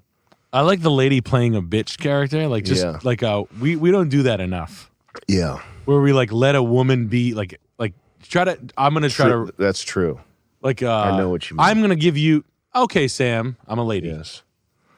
You and your friends are making videos that are quite comical. Mm-hmm. How about I give you all $1 million? $1 million. I mean, I'm a cunt. I think- by the way. the bigger problem. This is the slow estrogen-fueled erosion of intellect. Our thought leaders have traded the grizzled, chain-smoking, world-weary philosopher look for the doe-eyed vulnerability and cryptic love notes to the void. At this rate, the next great thinker might actually just be an AI trained on Hemingway and war memoirs. Until then, we're stuck with weepy space dorks, intellectual emo poetry, and whatever Jordan Peterson is doing between sobbing sessions. This is the end game of a society that prioritizes emotional intelligence over sheer, unbridled thinking. Next time you see a public intellectual tweet something like, "The universe is so vast, yet human connection is what really matters," understand what you're looking at. The final form of the modern thinker, moist, soft, delicate, bring back the chain-smoking maniacs. I second that motion. Apina Nicola with the 20. Can you show up at Tim Pool's Beanie Bunker and fry Funko Pops in his corn oil? Or at least clown around on his podcast? Beanie Bunker. He's got swords on the wall, like Joe Rogan. A lot of people are trying to take Joe Rogan's place for like the top YouTube podcast now that he's Spotify. Uh-huh. It's like Tim Pool and Lex Friedman. Dude, man, Those are the Lex two. Lex Friedman is so devoid of actual intelligence. It's insane. Guy's like a Israeli automaton golem. Lex Sad Boy Friedman. Do you ever watch Red Bar? Red Bar did one where he was making fun of how Friedman lives. So there he is. He's got carpeted floors, everybody. That is tan carpet, okay? And then you come in here and you've got, again, an empty, there's nothing on the walls. You got a very cheap IKEA build. These are, you get them on the way out. There you go. These are free. I find this to be a psycho's life. I mean, Guys, you might look around and go, I have this. You're 22. You're 19. This is a guy who's 40 years old, and he's been on a show. He talks to 30 million people every 2 weeks now. This is one of those things it's frustrating to me because it's hard to express to somebody who doesn't already understand how living like a pig, like a spiritual pig, it's not just that it's telling, it's that it encapsulates everything about you. It's going to sound like when I talk about cars and people are like, oh, Sam's being Silly Billy. He's just talking about a fucking car. But this in particular, like how you live, he's living in this disposable catalog, like everything neutral gray. Like I can't say it better than how Red Bar said it, so fuck it. If I saw something clever, like a little coffee table in the shape of a yin-yang, I had to have it. The Klipsk personal office unit, the Hovertrack home exerbike, or the Yohanneshav sofa with the string green stripe pattern. Even the Rizlampa wire lamps of environmentally friendly unbleached paper. I'd flip through catalogs and wonder, what kind of dining set defines me as a person? This Lex Friedman guy is an empty loser. Lex Friedman, oh boy, this guy tweets like he's the AI-generated ghost of every sad indie singer that ever lived. Love is all that matters. We are all alone yet together. Would an AI cry? What are you even talking about? Did he tweet, would an AI cry? He did not. I know he said stuff that's in that vein, though. He tweeted, can AI feel pain? Oh, so he didn't just send a tweet that takes 15 seconds to think about. He had a conversation with somebody about it. This is another example of when someone's affect is obvious, it means that they think you're stupid or that they're stupid. And that should tell you a lot more than I think it think you does. The way he talks, it's a character, it's a deliberate like mask that he's putting on to make himself sound intellectual, neutral, authoritative, etc. It's very offensive to me. That's probably the most offensive thing about him is that and the suit with the black tie. Like that's the reason why it's not just like what he would say is he would say that it's to make it so he doesn't have to think about what he wears, or that it's the most basic, like whatever his rationale is, it's actually because it's a character that he's putting on to make himself seem intellectual, authoritative, neutral, in a sort of a journalist sense of the word. Sean Ryan's a badass operator, but he was interviewing the guy that did the cloud seeding. Can you pull that up? Feels like a theater show so that they don't kill the guy. Here's the reasons why if you're a Texas father who lost his daughter in the flood that I caused, here's why not to kill me. Funding comes from the Texas Weather Modification, whatever group that you were talking about, correct? So, note, she said geoengineering. Mm-hmm. I don't do geoengineering. I do weather modification, and that difference is really important. When I saw that, the cloud seeding thing, the last time I heard anything about that was people swearing up and down and shouting to the high heavens that it's fake. Yeah, and that if you believe in it, you're a kook. And now it's just like, it's not even acknowledged that it's a thing. Between that and the Wi-Fi watching you clip. Let's do Wi-Fi watching you. Let's see what that's all about. Using motion, your motion to detect you in your home, Wi-Fi signals to detect you in your home at no extra cost. So that's free. So this is a free security feature that comes with your internet now, is that if you're away from home, your devices can alert you when there's motion. But I think it can also like image the room. Is that a thing that it can do? Fun fact, SWAT teams use this to figure out where gunmen are positioned behind a door. Oh, they triggered a sort of like a pattern within a hard drive, like the fan system, to produce a code that could reveal passwords or something. That's kind of interesting. That is very interesting. That's cool. I know they can. Each keystroke on a keyboard has a distinct signal of some sort. You can tell what somebody's typing remotely, just based on like the emissions from the keyboard. That's kind of interesting.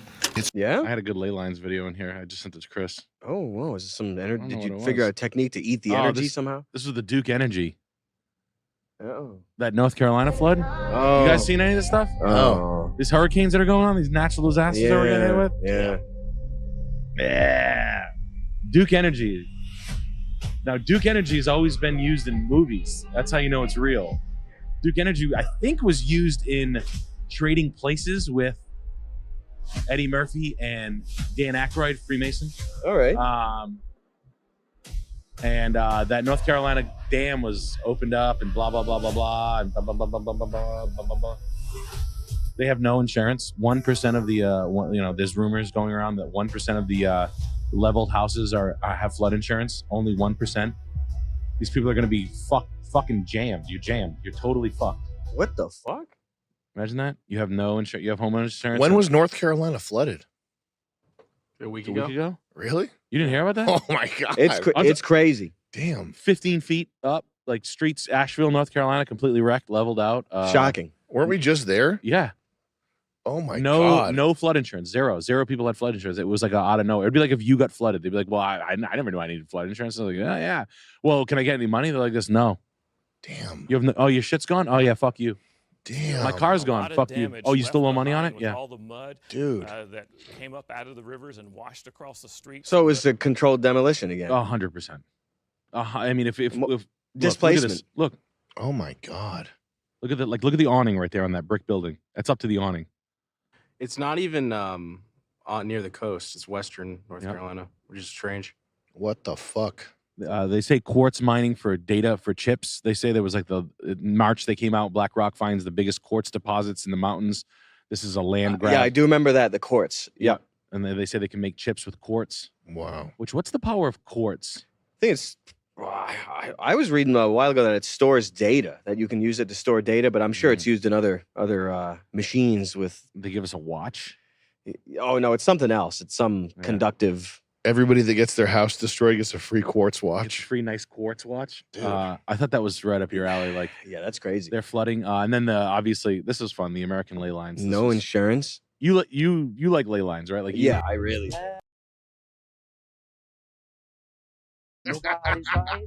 Slave latitude. Some of them are go back to some of the titles on these. Like, I mean, this is where you realize I'm a reader. But look at the names of some of these. Pilot Mountain Wheel. And then go to the next one. Right there. Sexual Lake Titicaca. Base of spine, like root chakras and ley lines. Yeah. Oh my I don't know what any of that stuff is. Yeah, it's weird. It's like I don't know. When you start thinking about that, you start thinking about like not golem factories, but like a house for God or something, or made in the image of like the plane we live on. If we're looking at ley lines and chakras, it's like it's something very strange. Like it's hard to think about. Is that demonic? I don't know. All the yoga and Kundalini stuff does it. It gives me a weird vibe. Like I don't like it. The yoga stuff, the transcendental meditation, even meditation. A lot of that stuff, the most of the new age shit or the spiritualism, it bothers me. Even yoga and that stuff. Something about it bothers me. I don't like it. It's not meant for a Western man. No. He's entering into a phase of his life where mentoring others is more important than his skill. Oh, I'm intrigued. What's that? Is this YouTube This is a piece of glass. 2 pieces of glass. Look at that. Prism glass. Oh, so you ordered a couple panes? And these are tow truck or parking infraction stickers. The type they put on your car when you've parked illegally or whatever. Yeah. All right. Beta tack. And I'm doing this to test how truly difficult they are to remove, because I'm going to have some printed up with my face on them. Who's got the best nails here for scraping? Oh, I do for sure. You ever... Me. Who? Wrong again. I like this test. This is like it's a nice fact or fiction or beyond belief. We're doing Mythbusters right here. Yeah, Mythbusters. Yes. We're doing the blob. Who was in your school that had nails like this? Some Chinese. Did I show you the sticker I'm doing? No. I didn't even heard of such thing. Is there a thing on the NOS I could just bring up? Yes, there is. So we're doing these 2 Photoshop. Just open that one up. So this is a sticker we're having made up. Lex Friedman is a Silly Billy. Please do immense Wow. You can close that. And that one, I don't know. It's not that artistic, but it is. It does prove the point that I'm trying to make here. And then do Sam Hyde, next hot comedian. You'll like this, Nick. And then yeah, there you go. The orange one, warning, cuidado. So this is going to be these stickers are like impossible to remove. Yes. It's going to be like that, but it's going to say this on it. Controversial, super hot Sam Hyde is a household name for controversial comedy, racial comedy, edgy topics, actor, comedian, podcast host Sam Hyde, blazing hot comedian, up and coming, achieving significant success. That's nice. You can close that. Now we can put in Chris. the Trump thing that we wanted to put in. What's the Trump thing? Just like No. This is why Trump. I don't know. Trump won. Trump won for this. Yeah.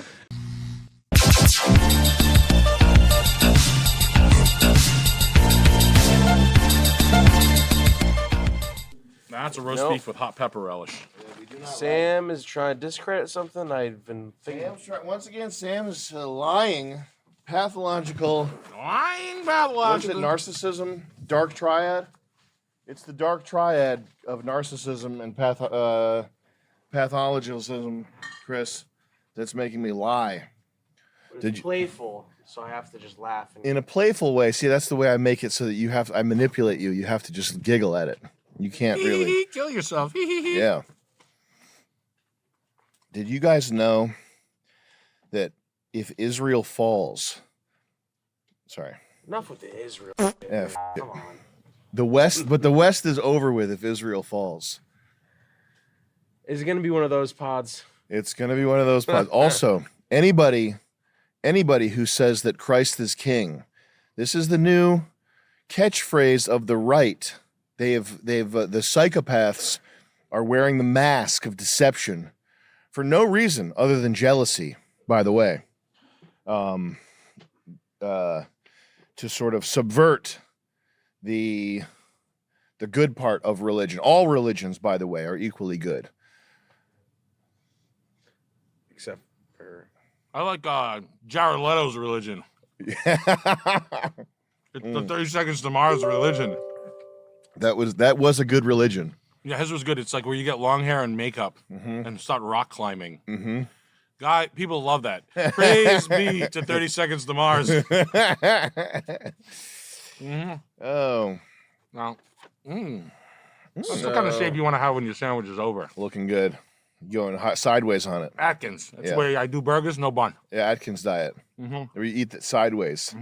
Is this the good stuff? This is what I use. I put it in Really? my water. Is that what I tasted when I tasted that water? No. Okay, because No. that tasted not good. This tastes good. This is good. It's a little salty, but for good reason. They're not paying us, so we got to blur this out here for real. But Blur you- it out. I'm not doing sponsorships. If you Because our fans buy shit more than other like we have extremely high engagement. I'm not giving the paleo diet. Mad people bought those bed things we were talking about. People buy shit we talk about. Well, bought the bed. No more free sponsorships. I'm done. I'm tired. Tired Blur of it it. out. Don't even show. We don't use. Well, that's just the site that's there. This can be blurred out. I just want to know what flavor. We will make a you want. material difference in top line revenue growth by mentioning their name. That's why it's blurred and bleeped. But I will be. Andy Dick's electrolytes. There's also star fruits. Come on, drink it, you little queer. Andy Dick's electro guy. All right, I'll get kiwi lemonade for the office. What if Andy Dick had a comeback? Did we ever talk about that? What if he had a comeback? Can you imagine what that would look like? It would be impossible because the combination of age and alcoholism has done it to him. But if he could make a comeback, he's not gonna. That's just You fantasy should put him talk. on like White Lotus. Yeah. Make him do the Today Show. That would be perfect for him if he was on White Lotus. Yeah. That would be amazing. I'm sure all those silly Billy that like that shit would eat that up. They'd eat it up. They'd eat it up. Scrumdiddlyumptious. Let's talk about science and literature and art and history. Yeah. I read The Crying of Lot 49 by Thomas Pynchon. How was that? Made me really mad. Really? Yeah. It pissed me the fuck off. What was it about? Which I think is bad because it's like a smart guy book. The Crying Thomas of what? Pynchon? Yeah. Yeah. You're supposed to like it, I think. I fucking hated it. People are probably gonna pick me apart for this, but it's like he's like deliberately obscures what's going on to make it's not even worth talking about. Let's do this. Let's go to Chat GPT. Summarize The Crying of Lot 49 in 10 words. This thing fucking sucks, man. I'm sorry. This book sucks dick. I fucking hated that book. I was reading Sartre the other day. Were you? Yeah. And Really? Yeah, and I was sitting on a vase. Mm-hmm. What kind of vase? A pretty wide one, man. Mm-hmm. And I'll be honest with you, my ass doesn't hurt after reading Sartre. Yeah, Chat GPT summarized The Crying of Lot 49 in one paragraph. Yeah. In 3 words. Yeah. That's so funny. That's a big book. That's like one of the ones. The Crying of Lot 49. Isn't that it's on like the recommended, like, yeah. You're supposed to read it and like it and be like, whoa, holy shit. Yeah, you can. Holy shit. How many words do you want to summarize it in? 15 words. 49 words.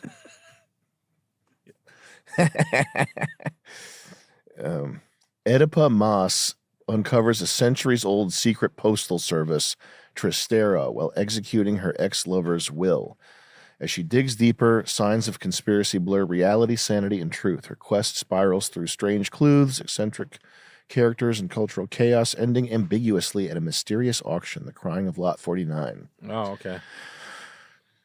This is what we listen to in the car for 4 hours between states. No, we listened to Jack Vance. The Book of Dreams, the 5th Demon Prince's book. Same. Which was Sounds unbelievably the good. same exact thing to me. Fantastically good. It's about scrotums. It was amazing. I like that there's an auction in it. There is an auction in it, but you don't really get to see what happens at the auction, so it's not really Is it up a your alley. cliffhanger? It's a cliffhanger. Mm-hmm. Yep. Is the juice really worth the squeeze with this reading stuff? Yes, but not with this bullshit. No? Okay. No. Is it like the Berenstein Bears where they get healthy? And they change their ice cream out for frozen yogurt? Well, no, you should. I think you should read. You should read books that feel like they're ice cream. Yes. You should read books that are fun and make you happy. I think if you read this book, you get an auto pass to take intellectual high ground with anyone at a bar anytime. Something like that. Yeah. Yeah. I would love to be hanging out with people like Look that. up Twitter. Look up The Crying of Lot 49. See what people have to say on Twitter. Some guy got a tattoo of the. There's like an emblem of the secret postal service. This guy got a tattoo of. It doesn't make sense why people are like bugging out. They love this book so much. You got an extra Y in there that's going to throw your results off there, buddy. I thought Grok would fix it for you. Yeah. No. Comparatively digestible Pynchon, just a bizarre sketch of increasingly convoluted paranoid coincidences and conspiracies circling around the symbol of the muted postal horn. Scroll this book, exclamation point, fire. Scroll down. People love this thing. I don't get it. Maybe I'm stupid. Didn't really need a second copy, but then apparently I did. Keep going down. Next one. There's one that's like, keep going. Downside of Pynchon and back in the consciousness. A lot of people get recommended. Weakest, shortest book as a starting point. He's got run-on sentences in it that are like half a page long, which I think stylistically is fine if they're needed, but he does it as like a parlor trick. His prose is obnoxious. It's obnoxious in the he's like he goes out of his way to make prose that's like obscure and difficult to parse deliberately, just for the sake of making it difficult. Yeah. And I guess that's like a postmodernist thing. Like the book is supposed to feel like you're supposed to feel like you're in the conspiracy that Oedipa Maas is trying to unravel, but it would be like making a film like blurry and hard to see. Yeah. So that you can't tell what's going on. With crashing noises just to fuck with you? Yes. And is it does it use any like alliteration or Other than run-ons, does he have any like techniques that are like repeating that drive you crazy? He does this thing with naming people. Like he'll like the main character is Oedipus Moss. There's another character. That's what I picked up on. Type in "Crying of Lot" 49 characters. Hold on, I bet you I can guess them. Yeah. Oedipus Moss meets meticulously with Fearnam Drynuncula. Do you want to list Character list right there. Yeah, Pierce Inverarity. Scroll down. Mucho Mas. Yeah. Is this science fiction or no? No. Mike Fallopian, Manny Depresso. Keep going down. Randolph Driblet, Clayton Chicklets, Dr. Hilarious, Nefastus, Genghis Cohen, Emery Boy. It is funny, but it's like he does it so much that it's just. Does he talk in like actions and like swiftly moving through the crowd as her fingers dance atop a glass? No, it's not like flowery like that. It's dense. Like there's so much detail in it that doesn't need to be Yeah, gotcha. in there. Does he set scenes well and paint pictures of rooms that you don't give a fuck about that No. don't move the story along? Yes. Gotcha. Trying to find something. I feel like that's why I found that stuff with what's his face, and it like turned me off on like reading heavy is when prose gets too ridiculous, and it's like, all right, there's enough of that now. I feel like the prose is like Party Monster the movie, but at least Party Monster the movie had like a crazy, ending, or like the stakes kept on going up, and it was really preposterous. It actually wasn't that good of a movie, but I don't know. It was just like really weird to watch. But like the writing, when you're reading it, you're like, all right, man, I get it. Like you can tell the author's trying to do something, yeah, like elaborate and clever, and it's not complementing the story and the experience of reading it. It's not one of the more important things is to hide the hand of the artist. Mm-hmm. You don't want people looking at something you made and like seeing how you made it or why you made it, or being able to like sort of reverse psychoanalyze you, the author, based on what you've written. You want it to be kind of its own thing that is experienced, like it's not a standalone art piece, a standalone thing that's not in the author's mind. Right. Let's go back to Twitter here. Sorry, I was just like Kurt Vonnegut stuff. Like, you ever read all the Vonnegut stuff? I read Slaughterhouse 5, I think. Yeah. I read like 3 Vonnegut things, and like by the end of it, I was like, is this what Did you like it or not? I enjoyed the fact that people had a distinctive prose. Yeah. But it would be like the equivalent of keep showing up to car shows and jerking off Carol Shelby. Whoa! Whoa! He changed the millimeter on the turbo 5 degrees? What's this one gonna do? Whoa! This one's got less weight. Whoa! And like it's just as a whole, I felt like I was losing hours and hours. And I mean, I should read. I'm fucking stupid. I shouldn't say that. I can do better things with my time than not reading. So Trevin, cut this part down because we're both illiterate. Yeah, we both don't know how to read. I'm stupid, so I don't mind people. Don't cut it out, but just cut it down. Cut it out and end it with the part where we're saying cut it down because we're illiterate morons. Oh, I read a book. It was good. It had the alphabet in it. Well, you read a lot of books. It didn't have pictures in it. Did you order that mouth guard fitting kit? Yep. Rush order. Good. What's that mouth? No mouth. It holds your lower jaw forward when you're sleeping. It's a sleep apnea thing. I use it. It's very good. Really? Mm-hmm. And what's the name of it? It's Andy Dick's mouth guard. It's Andy Dick's mouth cum. It's resin. I'll put cum in your mouth, you little quit. Yeah. That's the catchphase over And then it. he clicks his teeth at the end. Yeah. Shut up! You want to see my penis? Oh God, you're flipping out because you never saw a dingling before. But yeah, playing. That's all the catchphrase, the whole thing. We get a chat from.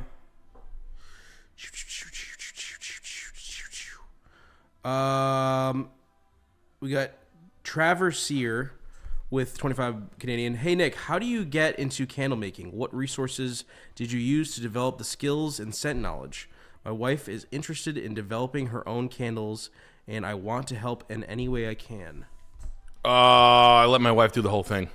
No, she went to she did 2 different classes.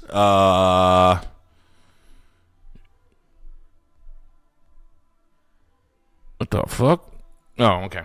She went to 2 classes, and then what else did she do? Bought everything. She used to buy candles for TJX Corporation, so TJ Maxx and Home Goods. She was she was in the home. She bought for Home Goods, and I think a couple of her friends. She bought like pillows and rugs, so they moved her around a little bit. But so she kind of knew how the process went. And then the fancier candles, like the handmade shit, was kind of a little bit more of a process. So she went to the places, and out in LA went to Le Labo and shit like that. And then we bought all the fanciest shit, studied them, and then try to find out where the value was, vessels and whatnot. I don't know, vessels are a little ridiculous to spend. It'll knock the cost of the fucking candle way high. Bought a wax melter, found a perfumer, contracted like 5 different perfumers to make a scent. Went with the one that made the best scent, that was the most professional. It's not cheap. That's actually the most expensive part. And then that's it. We had a few scents go back and forth. It was like a testing process and a testing phase for each scent. And it's cool. It's very interesting. And we did that. What's up? No, this kid keeps throwing. I keep seeing 1330 East Erie Yeah, Street. Anthony, we got you it, down. buddy. It's We right got here, you man. down. Hey, listen, you fucking autistic freak. You have to do my house. You have to do my house, and I'm just going to keep hitting send. It's right here, bro. It's fine. I'm gonna put you in time. You're gonna go, and you know what? You're gonna get thrown out of here. You're getting timeout. Listen, you fucking Italian freak. Listen, Ginzo, slow the fuck down. I'm busy. Okay. Check I'm your not getting overlooked. Did you get my text? What? Did you get my text? Yeah. I hope so. Oh, good. Huh! We got YG. Just give it up for Chris, huh? Hey. Give it up for Chris. Fuck me. Oh, fuck me. I'm Cher. Because I'm fucking Anthony Kiedis in front of the guy from Geffen Records. My husband, David Geffen. For every word I trip over, 10 things behind the scenes go. I do 10 crazy. Yeah, for everything that Chris does, where he sounds like he's fucking up, David Geffen is fucking watching him. Cher fuck a dog in her mouth and Anthony Kiedis. This is Anthony Maisano's house that he was so eager to show us. Oh, okay. This is a flip from a good partner of mine. Yeah, you have a partner with all those fucking, with that autistic fucking level people work with you? You need to calm the fuck down, buddy. And I'm glad your real estate agent chopped the fucking pillows. Who's the fucking whore real estate agent? They did a good job, though. I like the pickled oak. I like the railing. I like the top of the railing. That was a good, clever way to do that, to paint that wrought iron railing black and then glue rip down and then glue some oak to the top of it with a.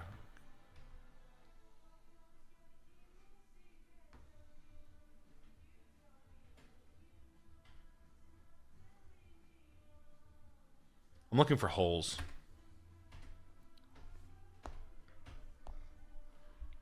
Cool. It's a good job. I like the tile they used. They used a knockoff of the salt glaze, which is good. I can tell by the thickness of it. That's the tile you're supposed to use right now. The Zellige tile, whatever the fuck it's called. The countertops are nice. I'm a little over wood countertops, but it's a good install. The farmer sink's nice. The shaker style cabinets in white are pretty basic, but the hand hammered brass knobs are a nice touch. The AstroTurf back is not my steez, but whatever. Your plant choice is a little weak, but whatever. The alleyway is cool. I like the color of the stucco. Soft white. Looks good. Good enough bathroom vanity. Chevron style subway. Good enough. The niche is fucking dog snots. I don't like that with the brass rim. The brass trim on the tile is good. The color on the faucet of the bath is off. I did notice it. Good job. I like the window. Did they change heating? I like the doors they switched to. Very good job. Great staging.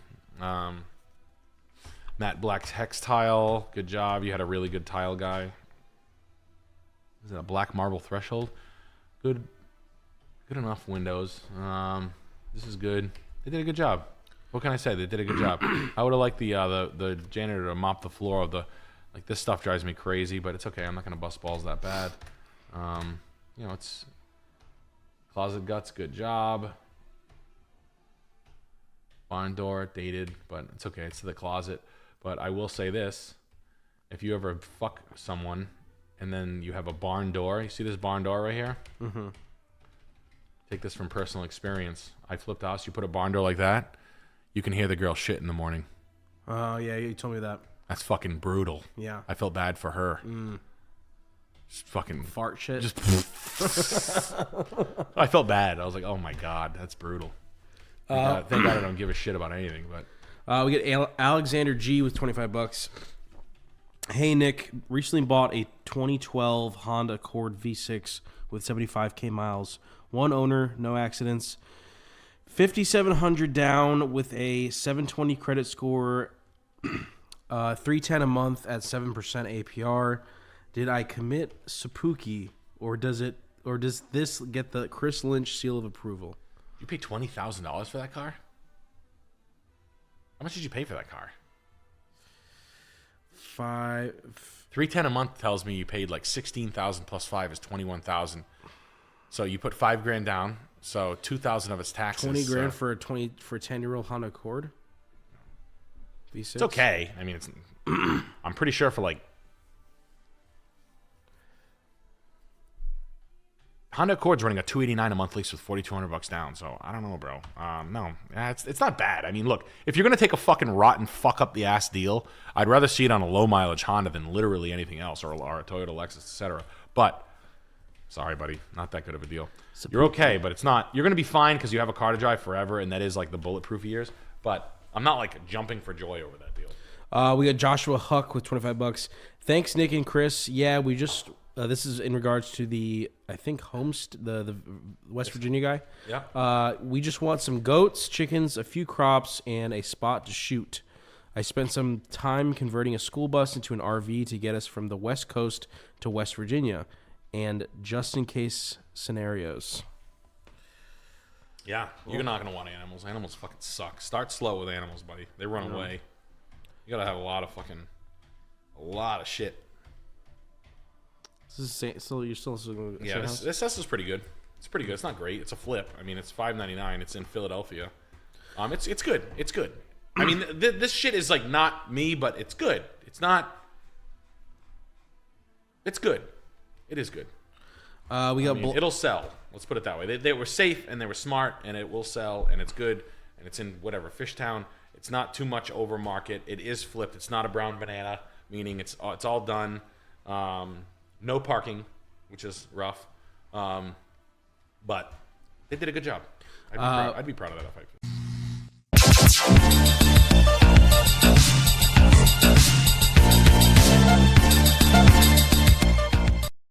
911 up! I've been recently saying, man, you guys been watching the news recently?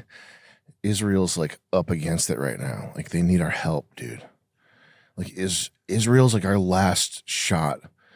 And like if Israel goes, like everything falls apart. We need to help them. Know what I mean? Yeah, it makes sense. Makes sense to me. Is that really in the manifesto? That's really what they claim is the manifesto. It doesn't seem. I can't fathom. I can't imagine that it's real. I think that's kind of absurd. But it's Crowder certified. Crowder claims that he found it himself. Steven Crowder, now I don't know if you know this, but Steven Crowder is actually a really good guy. Have you seen Steven Crowder? Do you know who he is? Yeah. Man. What's your opinion of Steven Crowder? He's a silly Billy. Who did he do? He did a video like spanking some guy in a cow suit. Ooh. Who was the guy that he was spanking in that video? Emery Tate. No, Emery Tate's passed on. We don't disrespect a legend like that, Chris. Crowder is a Israel shill. Okay. Duh. This is some good ear cheese, guys. Good evening. Good evening. Cheesy ear. You got a cheesy ear? Hello. Hi. Do you have a cheesy ear? Is your ear cheese all sticky icky? Do you have a sticky cheesy ear? Is your ear cheese all sticky? Do you have sticky cheese in your ear? Hi. Hi. Hi. Hi. Brian Callen. He did a video spanking Brian Callen in a cow uniform. What the fuck is that? What do you think it's for? I think it's one of these things where they purposely put someone in a humiliating position to Ritual. Yeah, I guess if you want to call it a ritual. I mean, that's the purpose. I guess that's what you'd call it. I mean, saying ritual makes it sound more occult. Yeah. But it is. The purpose is to denigrate these people. Hold on a second. Let's just block you there. Fucking little silly Billy ass. The purpose is to humiliate. Hey, happy birthday, man. I feel that. I feel myself turning into a bitch with everything that Chris says when he says he's leaving. It's the slaves that he's moving. He's moving on. He's going to work for David Dobrik. Steven Crowder. Is he Crowder? Is he still hot? He's number He's one. hot as hell. He's number one in the all streaming. Crowder's number one. You can debate him. He's Canadian? Whoa. He's number one right now. Number one watched live stream in the United States. All good things come from Canada. He said, is that true? That all good things come from Canada? That's probably true. I mean, a disproportionately large amount of cool things come from Canada. That's true. Canada is the Japan of humor. For how fruity it is up there. Crowder. Can you get my pear juice? Scream at his wife. My steaks! My steaks! My grill! I've never been charged with this before. It's a perversion of justice. The biggest year here, by far, Dude, made possible. And even better than this, two things. This is a great note. Jay Farm is cool. But it's the only that hat, because it's designed to go over this big dome, is the only hat that actually fits my head. And when I put it on backwards, I look like Audrey Hale, the trans shooter at the kids' Christian school. When I put that, you couldn't find it? No, I looked in the front manifesto you were just reading. Yeah. That's fucking. No, that was actually just something I wrote earlier. I have an idea I want to share with you. What's that? With your white privileges? I'll eliminate my white privilege before I deliver this idea. Thank God we know where the source of this material, because there's a giant ass Louder with Crowder watermark over every page. Did you see this yet? No. That's new? Steven Crowder got first access to it, that's ridiculous in and of itself. But the 3 pages that have been released have his fucking logo, Louder with Crowder, watermarked over that. Can you believe that? Isn't that crazy? It's like he wrote it. I think that's the craziest part of the whole thing is it's like the marketing. Yeah. Louder with Crowder marketing on this like blood-soaked death note is nuts. Not that we wouldn't have done the same thing, but still. Yeah, put your Twitter ad on it. Put a picture of me. Hey! That's the biggest I've ever seen on a lady. Was that Abby Shapiro? and Hold on a tuck second. trunks. Yo, you look like to help me help my daughter.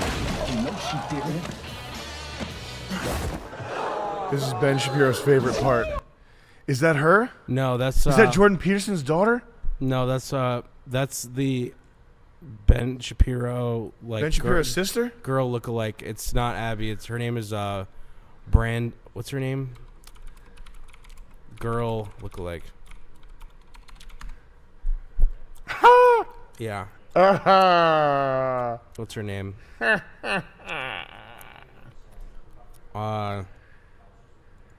Brett Cooper. Brett Cooper. Brett. Oh, they're going heavy with the advertiser here, huh?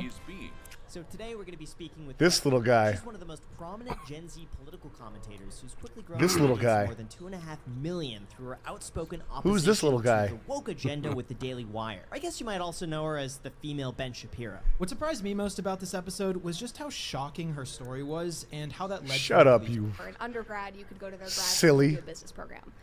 You silly little man. Campaign. Like there was Um. thing. I remember in my pitch with Jeremy, when we like brought the show in front of him, he didn't even know really who I. We got some chats. What do they want? The caffeinated Norwal sends $26. Dad is from a wealthy family and ran when his dad died young. Instead of taking responsibility, which was expected as eldest son, any tips on positioning myself to manage family empire despite being son of family failure outcast? Oh, that's a tough one, huh? Well, first of all, this is like a sexy version of this guy. Now, is this a biological woman? Or am I going to regret saying that? Brett. Its name is Brett. Who is this guy? It's literally just Ben Shapiro in a wig. It's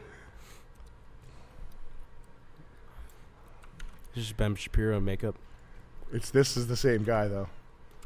Oh, Well, I wasn't. you shouldn't have played women's CMO sports. would brought me on. Like, hey, I'm the kid. that's Okay. Trying to get the show approved, and I think you just got to differentiate yourself from your dad. If it's the kind of thing where the family's going to welcome you back in and you can slide back in, just show up with big puffed up shoulder muscles and like whatever opposite facial hair from your dad. If he had a beard with no mustache, go mustache with no beard, and like dye your hair black, and just be physically the opposite of him. If he had a lazy sort of tired expression, try to look fiery and alert all the time. Or vice versa, if he was that way, just be lazy and laid back all the time. Just be the opposite visually. Switch it up. People believe their eyes. They're not. If you show up muscly, and dress like you're going to the Charlottesville riot, like collar shirt, khaki pants, or just dress the opposite of your dad. Show up, be strong, reliable, dress the opposite of your dad, and just make an impression for yourself. We got TY with 20. This is this trailer. You know what this is? This is when you're in love. This is when you cut the trailer yourself, you don't pass it off to somebody who doesn't care. You pass it off to somebody who doesn't care, and they're going to go through and find the highlights and cut it down to the 1.5 minutes. A person who specifically cuts trailers, they know how to do it. But if you have the main editor, or worse yet, the main editor with Ben Shapiro watching over your shoulder, that's because the main editor's like, oh, this is good. We can't get rid of this in the trailer. And then Ben Shapiro's like, yeah, well, make sure we put in the part where there's a girl that looks like me. And then the end result is a fucking 5-minute long trailer. That's the biggest I've ever seen on a lady. That's the money shot right there. When the old Brazilian. the old guy that's taking money from Israel pops out and says, that's the biggest dick I've ever seen. Lady ball. That's the money shot right there. We got Trans Age Now, which provides Sheelix with a wonderful opportunity to relive all the experiences that she missed out on in school. That's messed up. That's the biggest I've ever seen. We got TY with $25. We got How much did he send? $100. He said $99.99. Yep. Good God, that's a lot of Observational money. content says, Sam, who should most men make their idol? Andrew Tate. Andrew Tate. Master Tate. Master Chief or Arthur Or Morgan? Andrew Chief.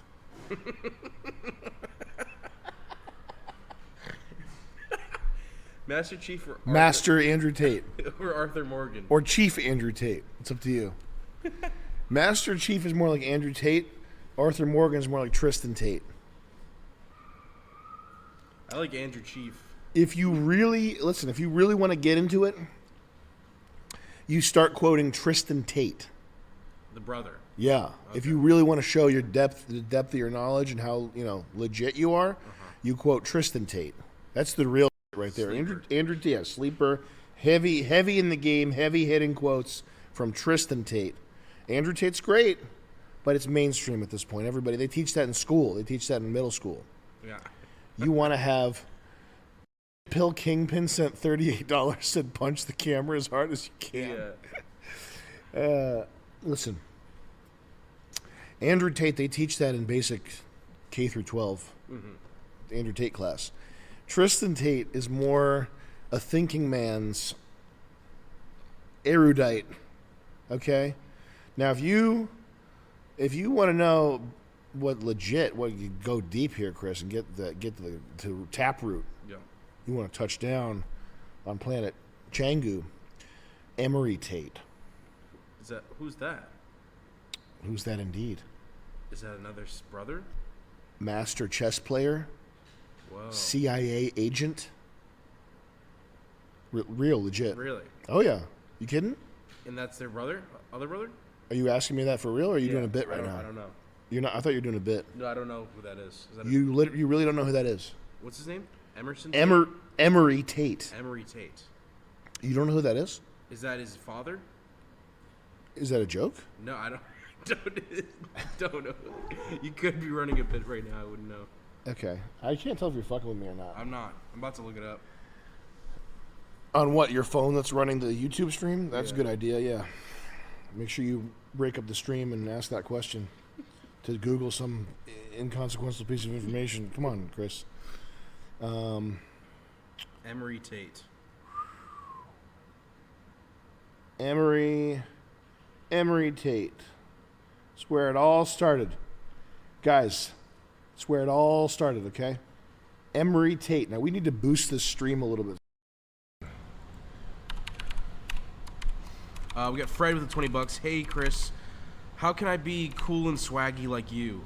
Black girls already like me, but what are some things I can do to improve my status? All you need to do is you need white people to learn how much black people like you. When that happens, when that's accomplished, you will have swag and status. Mm-hmm. And I don't mean this is a Chris question. No. This is your stream, so by all means.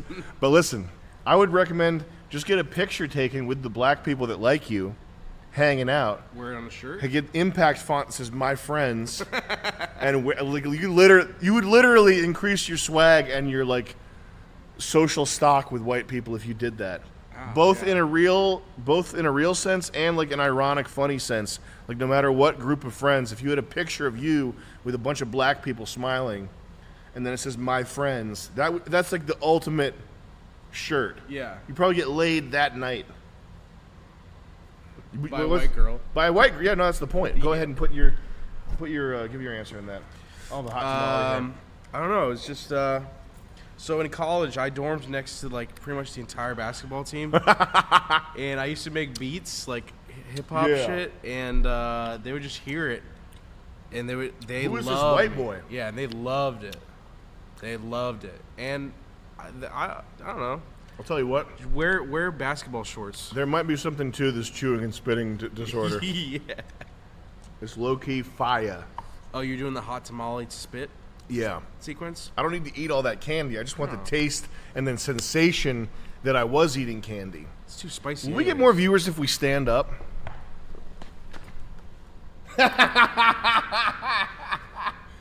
I've been watching streamers. Uh-huh. Are they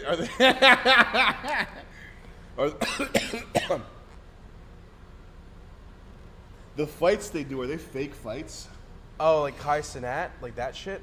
I think they have to be fake. Yeah. They're just scared. They're like, what if you come in and then pretend like you were hooking up with my girl? Yeah. Something like that, yeah. We should start doing we gotta do that. fake fights and stuff.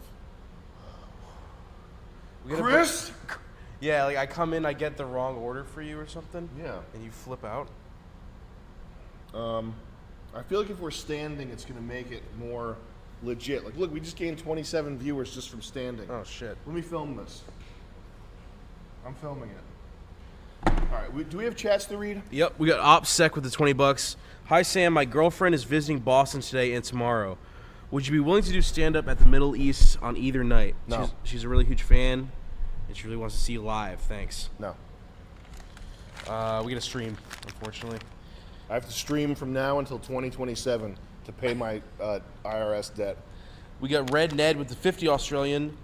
1-1 was a racehorse. 2-2 was 1-2.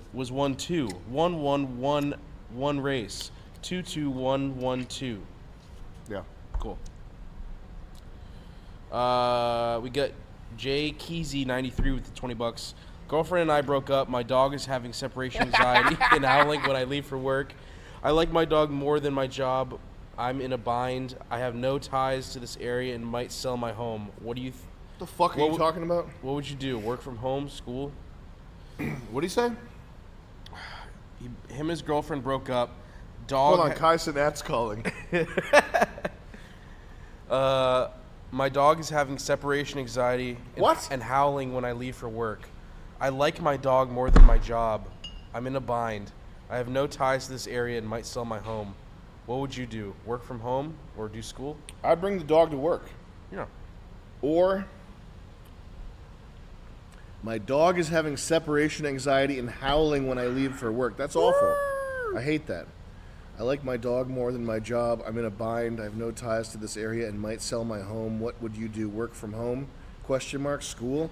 You own a home? I wouldn't sell the home unless you lived in like a shit area. I don't know. How much do you need the dog? How much do you love the dog? More than his job. Then fuck the job. Quit the job, keep the dog. But wouldn't that be universal? I love my job more than my dog. I love my job. Yeah. This job's fat. I don't care about a dog. Yeah. I'll kill a dog. For my job. For my job. My job's killing dogs. We're making a movie that takes 1 year to watch, and it's called Dog Snuff. That's 20 ways to torture and kill dogs. 365 ways to torture and kill dogs. And each episode, 365 episodes, 24 hours long. It's one episode. It's a year long, though. Yeah. I don't know, man. I don't have pets for a very specific reason. I mean, that shit just gets in the way of... I don't know, though. It depends on what you're trying to do. We got Marcus with the 20 Canadian. If you know you're going to be a wagey for the rest of your life, then just keep the dog and forget the job and just, get lockers points or do whatever you have to answer surveys online. Lockers, damn. Yeah, lockers. That's a throwback. I heard the term roasty for the first time. Oh, really? Yeah. You didn't know what roasty? No, it was from a girl. Roasty's pretty savage, huh? It was from a girl. Yeah. What'd she say? Just described a girl as a roasty. Describing yourself? Describing a girl as a roasty? Quite possibly. And I had to look it up. I was like, what is this? Yeah, roasty's pretty barbaric. That's a heavy hitter. 4chan, like deep cut. That's a hard hitting. Yeah. It's not a deep cut. That's a well-known. That's on Twitter. Oh, okay. That's a popular thing. You call them roasties all day. And that's because of roast beef, right? I don't know about that. Okay. I mean, that might make sense. That makes sense as to how it started. But if you imagine, I mean, the word, it just encompasses so much. I wouldn't lock it down to one thing. That's what I would say. Yeah. If you imagine, hey Ben, can you come stand here for a second? Those other streamers, they have like phones and shit. Can you hold this on this side and act like it's a phone? Just have it hovering for a moment. Yeah, this is our filmer. But I would say we got. I guess we got to go in public, huh? You want to do IRL streaming? I mean, is that how you get more viewers? If if we said the same exact shit inside of Walgreens? Yeah, I think so. It's so stupid. Anyways, back to the roasties definition. Well, it's just if you imagine a woman that's over 30 and doesn't have kids, they're just like a carcass. Yeah. Like they're fucking straight up roadkill. Yeah. And I like roasted. They're roasted, man. And I saw at the doctor's office today there was like a very beautiful woman with a fat ass, and she was clearly like 38 and had no wedding ring on, and she was dressed. She was not dressed in like mommy swag. Okay. And it was like, this woman is like very pretty, fat ass, all this acceptable criteria, but she's just done. Like she's burnt. Yeah, she's you burnt already to know. a crisp. She's fucking. They call it toasties. She call them toasties. Toasties, the extreme version. It was like roadkill, man. It was like looking at roadkill. I was like, man, I wouldn't. You're like fuckable, but you're not. You know what I mean? Like ma'am, you're fuckable, but you're not. You're not fuckable. It's like eating the blowfish, poisonous sushi. Like, looks good, but you probably shouldn't eat it. No, it's You like might drinking backwash. Ew. It's like it's like scraping the plate. Yeah. You know. We got Marcus with the 20 Canadian, loving the stand-up stream. Yeah, this is a new style this is a new innovation that we came up with. We have a filmer right here. Yeah. You can show yourself, Ben. There we go. That's our cameraman. Emma Weetodd says, What? How do you feel about the Suicide Boys mentioning you in a couple songs? I think it's dope. Yes. And we are Suicide Boys fans. And this right here is how they make hot tamales. They shoot them out this pipe. And then it goes right to your lips. We got Lateralis88 with the... Oh! We got... Please do not allow the roasties to steal Chris's viral energy. Chris, you cannot be getting with roasties, ever. Vril... Is that a word? Vril? You need a sweetie pie. Vril, yeah. Oh. Chris's Vril energy. Cover him in omega male adrenal gland fluid, and engineering college social event flyers to keep them away. That's Nice. really funny. I'll be right back. Cool. I'll put the chats on hold unless it's specifically a Chris Lynch question chat. We're in the San Francisco Men's Choir. What a nightmare. If you have an affinity to do anything that involves wood or electricity, don't be addicted to film, don't have a weird personality, figure out how to like politely nudge people to ask for money, figure out how to raise your prices without being a weirdo. A lot of people are really weird about money. They do this thing where it's like a lot of like blue collar white guys. You know Jesse James, the bike builder? There's a lot of blue collar white guys who will like burn a relationship over $1,500. Yeah. That's like 2 weeks too late. Yeah. Like if you pay them too late. Like get that if you have any of that in your system, get that out of your system immediately, because that's poison. I would never pay anybody like that any money. We got M. Corbin with the 20. Way to turn it around, Jet. Everyone in chat needs to go watch Stone Cold featuring Brian Bosworth. Just put it in the search bar. Free alpha. How's my stream going? Great. Good. We got another Arthur Morgan. A lot of Arthur Morgan, a lot of Halo, a lot of Ben looking up words over there. Gave her a charitable. Going back to blue collar stuff. Just got to watch this. Okay, everybody needs to be. I talked about this with Nick on the podcast, but we got to be aware of this here. Okay, blue collar stuff, working, doing anything where you're setting your own prices. This is one of my favorite clips ever. I'll turn the gain up here. I love this so much.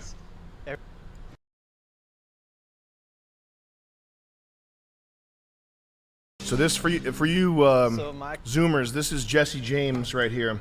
He builds choppers. He's one of the corniest, wackest losers that's ever existed. I think he dated Sandra Bullock. I think he like beat her. Really? I think he got some domestic violence thing with I can't remember, but So his tattoos. he fumbled the ball with Sandra Bullock, and he's got a tattoo on his palm that says like "fuck you, pay me" or something. It's just the most obnoxious and the stuff he builds is shit. Yeah. The bikes he builds, they're not beautiful or artistic. They're just fucking like garish garbage. A question for Shack Attack is, everybody knows I built you a bike for $55,000, but how come when you picked it up, you went to the Century Club in LA and told everybody you paid $155,000 for it? Well, Jesse, the answer is I wanted to make you look good. I only paid 50, but if I tell them I paid 100, When they come and ask for the same bike, you tell them 100, your profit is 100. I was looking out for you, not for me. I wanted you to look good, Jesse. You know I love you. For more clips from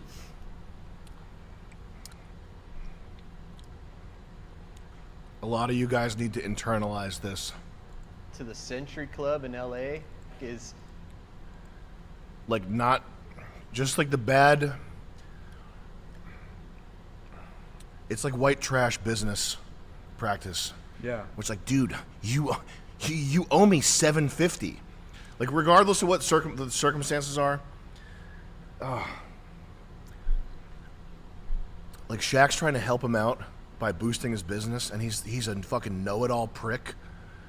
I was like, Shaq, why'd you tell him it was 155? It was only 55,000. Like, even putting him on blast on a podcast. The thing I always wanted to tell Shaq was, why'd you lie? You basically lied about my business ethic. Fucking. for Shaq Attack is Like, helping him. You're a celebrity bike builder. You should be charging triple your prices. Yeah.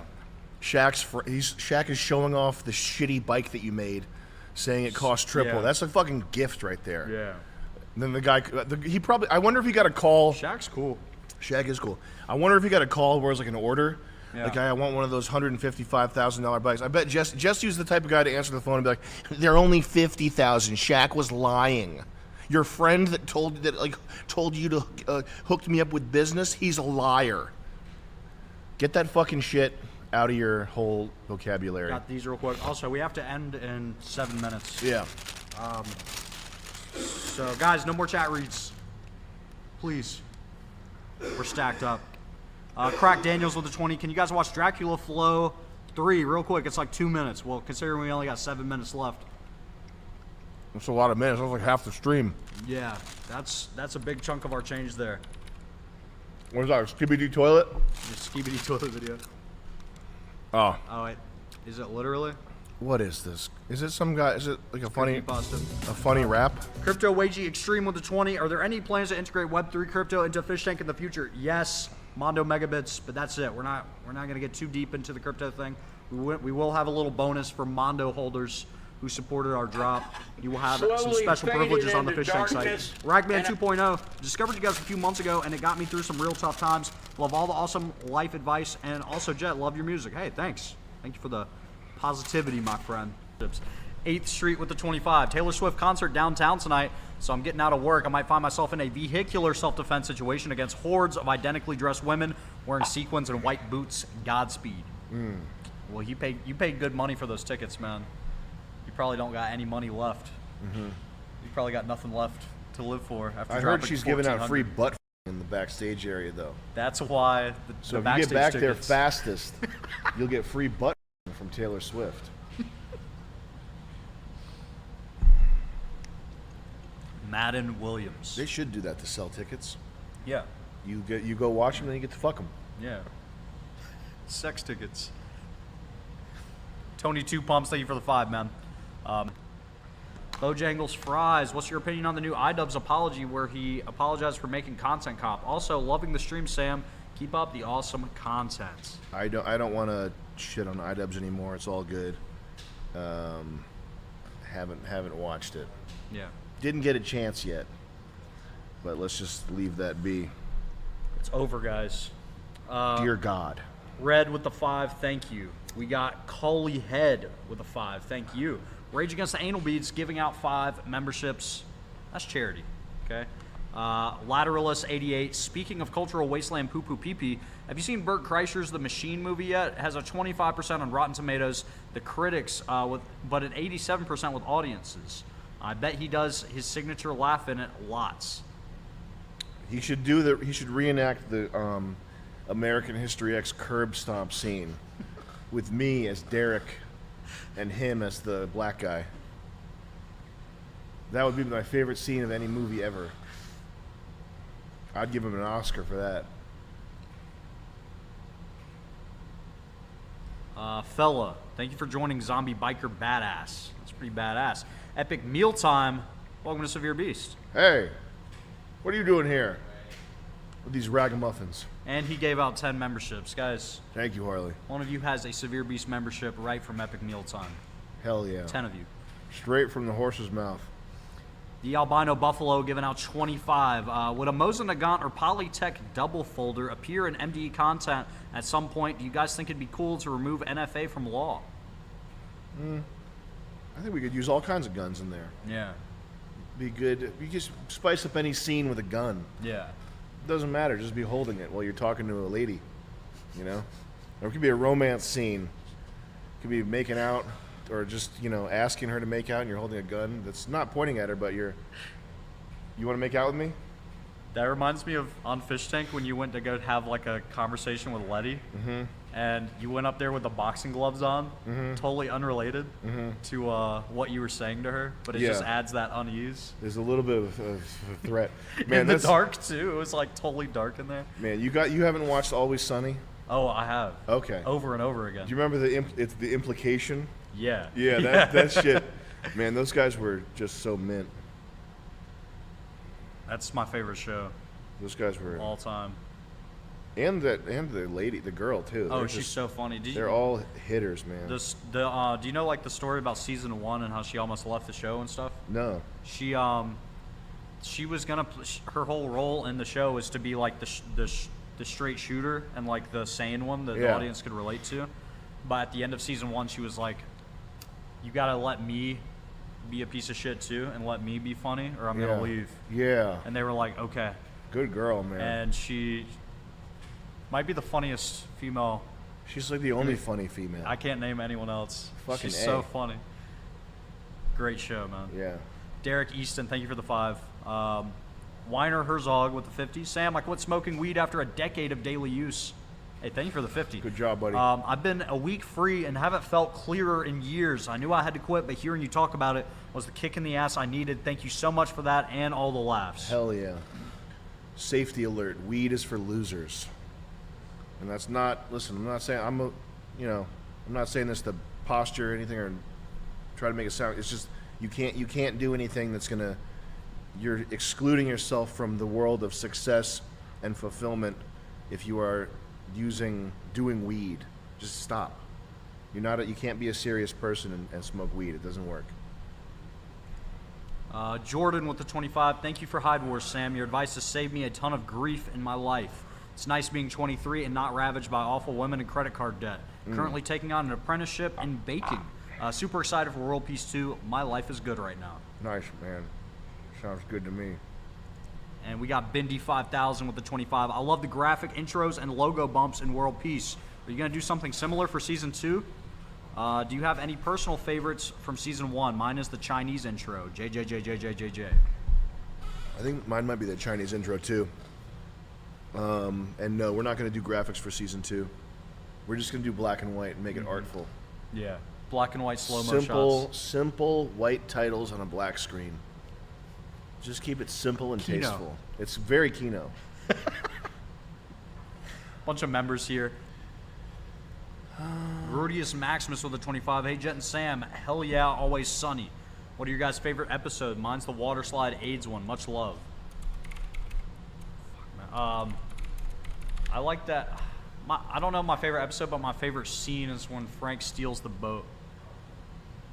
Definitely my favorite scene of the show. My favorite is the Dennis system. Yeah. Because I think Dennis being a sociopath that's the funniest like mode that they get into on the show. Yeah. Is when Dennis is like unabashed, like vaguely Dilly Billy. Self-obsessed, a sociopath. It's so fucking funny. DJ Thickstar, welcome to Severe Beast. We got Mr. Comment 89, welcome. Mobessi with the 10. Hey man, thank you for the support. And Coley Head with the 25. I'm an artist making a game for Steam. Any advice on starting out? How's the development of your game going? Why does modern game design suck so bad? And what made the design and writing of games like Fallout 2 so good? It was just a different time. If you like the Fallout 2, Fallout 1 stuff, check out Timothy Kane, one of the first developers for Fallout. He started a YouTube channel, and he talks about what it was like to work on the early Fallout titles and like why he left and stuff. I've been watching those recently. It gives kind of a window into the old style of making games.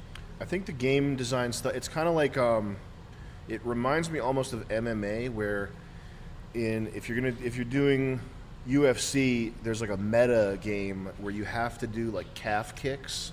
You know what a calf kick is? Yeah. It's like a low kick to the calf. It's it's like a girly schoolyard, like kicking someone in the shins type thing. But you have to like be prepared to calf kick people and also like toughen your legs up so that if someone calf kicks you, it doesn't debilitate you. And it's just this. It's because it's been going on so long and the rules are like specific and it's just like stultified. Is that the word that I'm thinking of here? Stultified. Yes, stultified I think would be, or like there's something about it that's like calcified. It's just not innovative, new, refreshing. It's definitely not the UFC that was in like the 90s. And game design, like anybody who's designing a game now, they have access. Everybody has access to these tools that make it so easy. Like you get Blender and Unreal, and you have Game Maker Studio and art resources and stuff. And it's like everything's been kind of made easy, but in doing so, everything is like now part of this this like system that you're plugged into, and you can tell when someone like reuses art assets or when someone is designing. Like you can tell when someone's made a game based on a rule set that they heard in a YouTube video. And there's another thing. It's like in game design, there's also like this very specific and like careful respect for not necessarily authority, but for doing stuff a certain way. Like everybody I've told about our game idea has told me about being over ambitious and like scope creep, or there's a term that's like you're supposed to do small games and like iterate and like get one novel game mechanic, but there's a million it's like a humble bundle. There's a million games where it's like, oh, in this one you can smash through walls going down instead of sideways. It's a downward platformer, or it's a whatever. They're just variations on these stupid little, like they might as well be Flash games. They might as well be browser games. Like this it's not a machine or a system. It's just that people are all plugged into this ecosystem, and the ecosystem, the thing that this ecosystem like arose around and therefore continues to spit out is ideas that are fast, easy to create, and have a fun, novel play mechanic, and therefore are worth like $4.99 to 200,000 people, and like one person can make it. So all these games that are coming out now, the model is either Marvel the Avengers, like AAA studio, where you have, and every step along the way now you're getting like, you have the Gay Pride AK-47 or whatever. Like it's the thing that you used to love about gaming, but it's going extremely more corporate and safe and like following the model that movies follow. Or what you're getting is the indie game dev using tools made by other people with a novel, like a single inventive play mechanic that's worth $4.99 and is worth 20 minutes of your time and might as well be a browser game. So like, I guess this is a long-winded answer, but what I would say is, if you're asking for advice on anything, I would say unless you have a surefire moneymaker, and maybe you do, maybe you have an idea that would sell 200,000 copies to people for $2.99 or as part of a bundle or whatever. In which case, do it, get the money, and then move on. But if that's not the case, then be passionate about something. Like be so passionate that you would spend 10 years of your life chasing after it like aggressively in a careful, like measured way that's sustainable to get your vision done. You know what I mean? Like any project that's like architecture, art, or an automotive project, engineering, whatever, These are not things that take 6 months. So all these game designers that are like, you should be on to your next project. You should finish 12 projects a year, or you should finish a project every 3 months. Like, that's a recipe to creating disposable crap. That's a recipe for making junk, which is fine because junk sells and you have to pay the bills.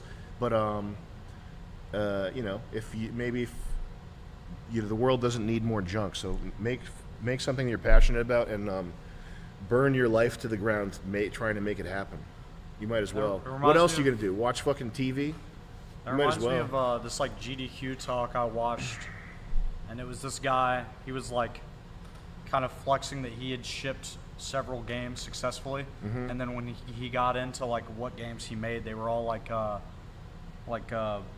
puzzle games. Was it like Christmas? Was there like a Christmas puzzle game that he made? There's like I think I watched the same one. Was he a long-haired guy? I don't remember. He was like, he was just kind of like shitting on ambition and just talking. Yeah. You need to make little bite-sized games. Yeah, like, man. This is the way to remain profitable. Yeah. Did he have graphs of his sales? Yeah. I think I watched the Yeah, exact yeah. same thing. I was like, damn. Like that's the most dark. disposable fucking garbage junk Yeah. puzzle games. And he's shipped them. Like Yeah, that's yeah. that's such Yep. Yeah, we saw the same one. a silly term, man. Got a bunch to catch up on. Yeah, yeah. We're gonna have to do a walkthrough or something to look up how to get this done. All right, guys, we're gonna wrap it up tonight, but we will be back. Do some research. We're gonna research this game heavily here. Whoa. We're back. We're back in ocean. We're back with this little shores. Little piece. This cool guy, this stud right here. He's just kicking the shit out of some water. This guy's a stud, man. He's kicking the shit out of that water. We get a little last minute chat. VTech chair with the $20. Hey Sam, any tips for beating my shy bladder syndrome? It's hard for me to Do math problems in your head while you're trying to piss. Okay. Yeah. Yeah, literally. That's what he's asking. How do I politely turn down guys on the streets when I'm alone? I do not want to give my number out to anyone right now. How do I tell them this without fearing some sort of altercation? Well, what you really need is a harsh master. 24/7 lifestyle type guy who can wear leather and walk around with you and let guys know that you're his property. You sound amazingly hot, but I don't want to jump the gun. Do you have pics? Where are you from? Like what city / town / street? Okay. I'll check you later. My name is Chris. Okay, there we go. A little comment on there. Nice. Let's go backski. And let's just do Reddit for a little bit. What time is it? Reddit time? 6:42. My smingers smell like shit. My smingers? My smingers smell. Reddit much? Going on Reddit? Guys, we got a $20 chat read. You got any things to chat read in there? If you guys have anything to say. Come on, man. Say it up. Say it up. I'm on Reddit. I'm going to Reddit. This is the old one. Oh. I'm on Reddit. Guys, I'm going to Reddit. I need advice on Reddit. Oh, that's why we have no, okay. Fucking Indian stream. My smingers fell. My smingers smell. Okay. Which hairstyle fits me best? Definitely gay. Yup. That one. Yeah. Third one. Whoa. Which hairstyle Damn. fits me best? Damn. Whoa. None of this looks flattering on you. Keep hating on that beautiful woman. You'll get somewhere. Oh yeah. That's the one. The green one is hot.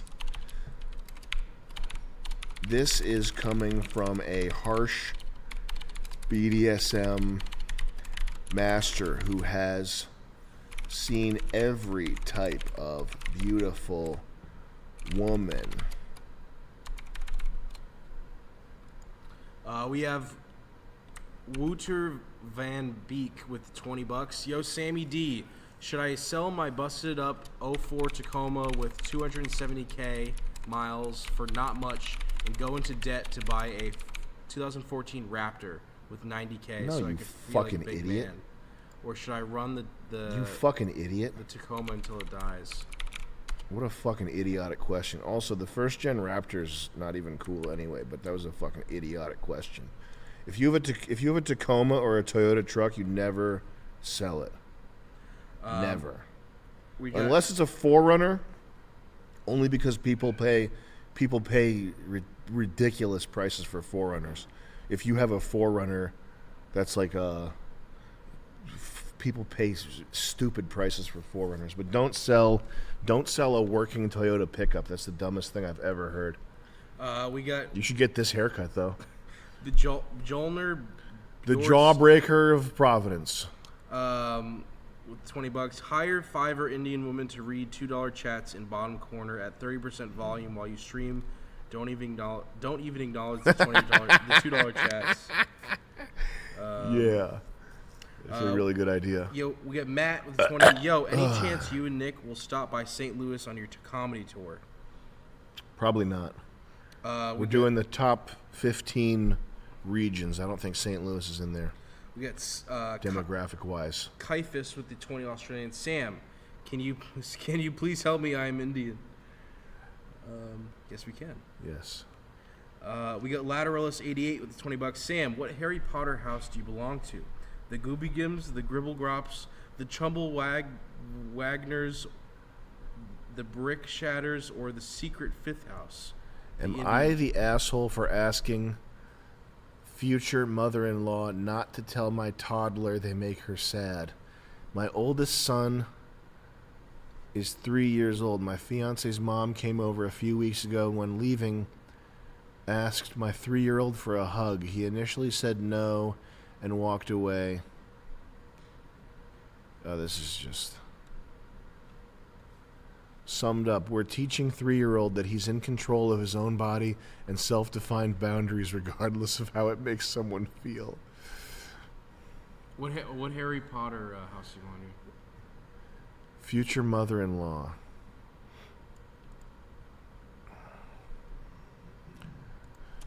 I say let the kid be an atheist and get tattoos. Hashtag from sincerely harsh BDSM master 718. What? What Harry Potter house? Am I the asshole?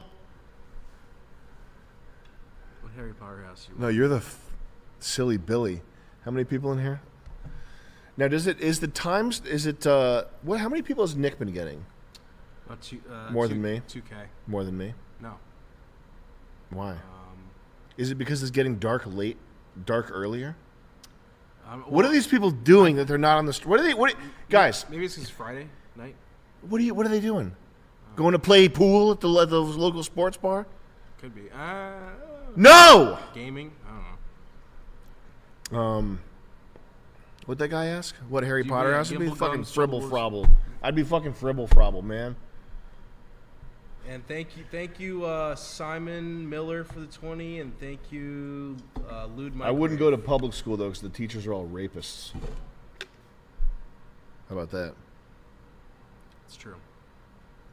How about that? All the people that talk about Catholic priests molesting kids, they never talk about public school teachers raping kids. How about that? Fruitcake ass. Fruitcake ass. Strictly, let them know we got stream running. Okay. Strictly fruitcake ass shit. Public schools for fruitcake asses. Am I the asshole? I, 24 male, feel that my wants in life are quickly diverging from my girlfriend, 23F, and my initial plans. How can I talk to her about this? Damn, man. You know what sucks? Not having game, not being in control of that shit. When a girl says some stuff like, I'm going to school, or I'm going to get a job in New York City, shit like that, harebrained schemes, and you don't know about game, about dread game, about being I mean, it's Andrew Tate shit, but it's the shit there's truth to that. You need that shit. You know what I'm saying? Yeah. Yeah. Dude. Oh my God, that's brutal, man. That is pain. This is pain. Imagine being in love with someone and they've got some harebrained scheme that's just straight fucking stupid ass.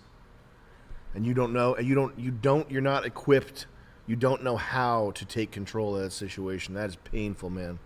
Yeah, I don't think I've been with a girl that had like plans. They're out there and they are retarded. Yeah. 6 months into the relationship, I start leaning further towards a homestead lifestyle. We got Black Poncho with the 50 Australian. Hi, Sam. Interested in making a game someday. Would love to make... I've made many references to the homestead lifestyle. She's more suburban. Never really talked to her about it. I love this woman. I love her so insanely much. I don't know if I could ever love someone this much. But now I'm on Reddit. But at the same time, I don't want to be unhappy in the style of life I live, and same for her. I don't want to force her into a life she doesn't want. Ooh, man. As if she'd even notice. I'm just lost. I love her. I love her family. My family loves her. I just feel so pulled in different directions. Dude.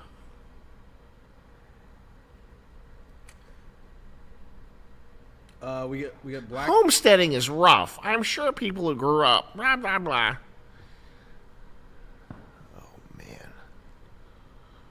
How about this, man? Here's some real advice. Just do it and don't even listen to anything she says.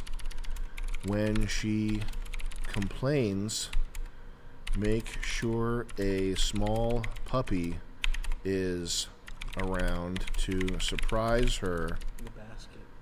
Never talk seriously about any of this, and just do it without asking for permission. This is real advice. Sincerely, Harsh BDSM Master 718.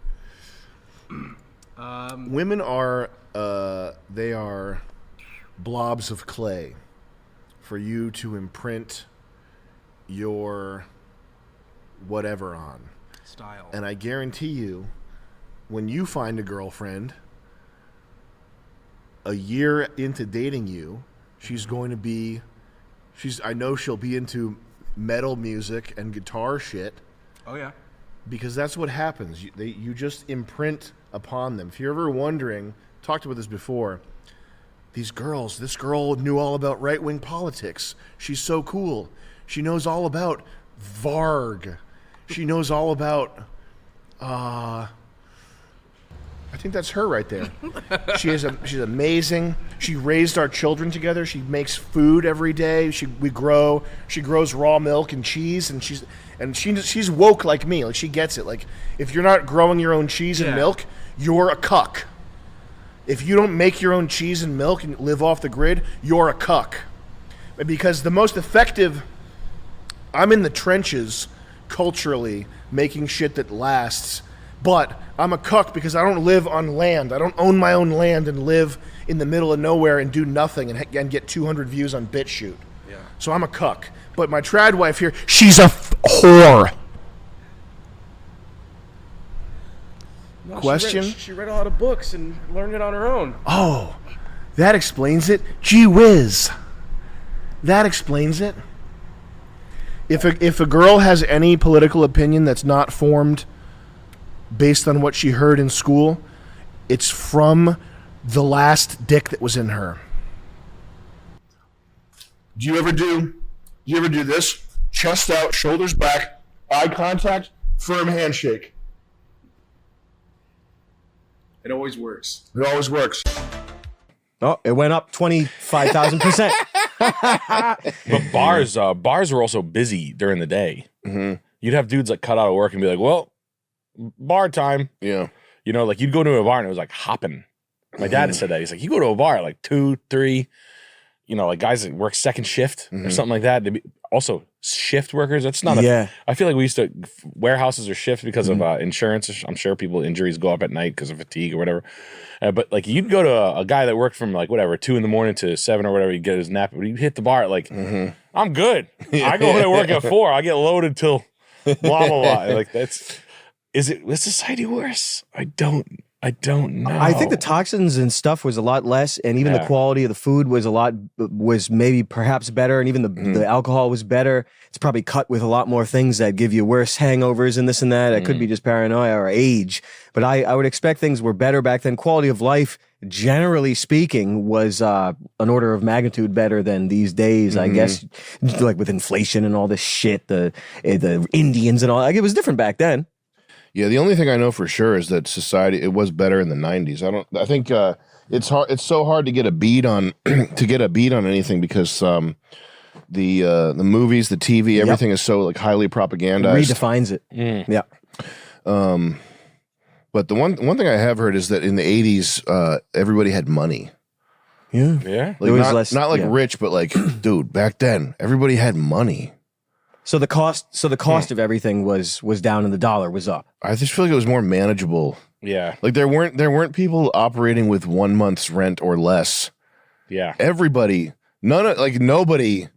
I think the last time I polled anybody was at a stand-up show, and I said raise your hand if you have more than $1,000 in your bank account. Yeah. And it was got one? Not a lot of people raising their hand. Yeah. I've heard stuff like that. I can't. I mean, bastards. I think even people with jobs and shit have less than a month's rent sometimes in their account. Living check to check. Sad. I mean, it is just genuinely expensive. You could just say it's stupidity, but no, I don't. I'm not saying that to denigrate them or say it's their fault. I'm just saying it's like it's like a fucking multifaceted problem that you could spend hours picking apart, but it's just the time that we live in is like it's really crunch time. And you can buy quick. You can what? You can buy quick. Like you can get finance for stuff. Just you want Amazon, bang. Like you want this, bang. Convenience stores, bang. Like the speed of transactions. The speed of everything. The speed of transactions. Yeah, it's like ADHD. What are you seeing there? So much magnesium, so much you calcium. getting charged up? This is the best one of the best ones you can get. I do love that. Good. Yeah. No, sorry. I just wanted to tell you. Yeah, no, the magnesium that you need. Oh, God. I'll be drinking if you have an extra, I'll buy one from you. It's just the cultural spending, just the way we do it, just the way your average person does it. And then the pirating of like you go to a ball game or you do X, Y, or Z, and it was just such less of a toll money-wise. Like, What is it? A $700 night if you go now? Whatever it is. What was it then? Yeah, $60. $100, and it was like you're at a Patriots game, living. You go to a Patriots game now. Tickets are a fucking $1.50, $200. Oh, nice. Yeah, bring your own beer. Pretty much live like it's just I don't know, just dangerous. You drink. Quality of life is going fucking down. Yeah, I guess. I think what's going to happen is there's going to be like a. I don't know if you guys remember this, like when things went like, fuck it, it's going down anyway. Time to drink a lot. In like 08, 7, 8, I remember this kind of when the Bernanke crew hit. Yeah. Oh. People were just like, I'm not going to do the house thing or all that bullshit. I'm walking away. I'm going to do drink. Fuck you. I do want a street bike. Yeah, I do. Realtor to realtor. Yeah. Like you're just like people just. I think they just culturally they revert. They go back and forth, and you can kind of pick yourself up in like a 10-year period. But you're gonna get people that are just like people will give up on the practical. I don't know. The younger kids is gonna be a handful, and like go. They say they're not drinking. What? I don't know if it's they're not propaganda, but they say that the new generation, whatever the Zimmers or Rimmers, whatever they're called, they're not drinking a lot. Yeah. Is it fake? Is it to coerce people to do drugs instead, or is it truth? What does it even matter? I think they're not drinking. They're not I drinking. think they're totally different. I think they will though. They're gonna reject their. Who are the? And sort of one that dovetails in here nicely, Crooklyn Banks. Nick, low earner here. I have $20K in savings and know nothing about investing. The money is just sitting in the bank. 95% of my money goes to rent and food. Made $31,000 minus taxes last year. Please help me stop being poor. Well, you're not doing that bad, buddy. You're not poor. You're able to sell. Don't shit pot yourself, buddy. You should be proud of yourself. You're able to salt away the money. You've got more integrity than fucking 90% of the population being able to salt that much money away on that much income. That's something like 50 or 60% of America that couldn't afford $1,000 emergency expense. I think that statistics. You think it's higher? Yeah. I've seen Probably, grown men with polo shirts on and khakis not come up with $3,500. I'm talking guys who you look at a restaurant and go, look at that rich guy. He's got everything going on. And I go, oh, the bank conditioned the loan, Mr. Wilson.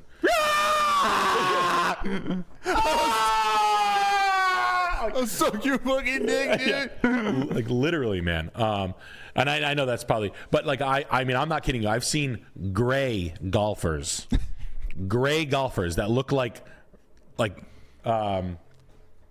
So first of all, let's give yourself a pat on the back. You're doing good at salting your money away. That's the hard part. You figured that out.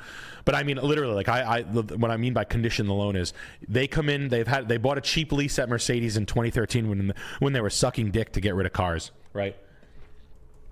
They're doing it again right now where you can get a Mercedes for like, in 2013, 14, 15, they wanted to buy the customers back. So you could get like a $300 C-Class. And everybody and their mother came in to get one, because it was like $70 away from a Honda. So every like wannabe, that's a very big thing in the Northeast to like pretend to be a yuppie, So every wannabe would come in and be like, I got my wife a Mercedes. Like, dude, you bought shut the fuck up. And then when it was time to renew the lease, they'd come in to get another one. Well, guess what? Payment's $590 now. Oh, I didn't want to be there. Blah, blah, blah. All right, no problem. You want to be back near your payment? Okay, I need $4,000 down. I'll get you there. Oh, I don't have it. What do you mean you don't have it? It's like, I'm still worried. I mean, I got to fucking wait. I'm talking real silvers. Not Rolex silvers, wannabes.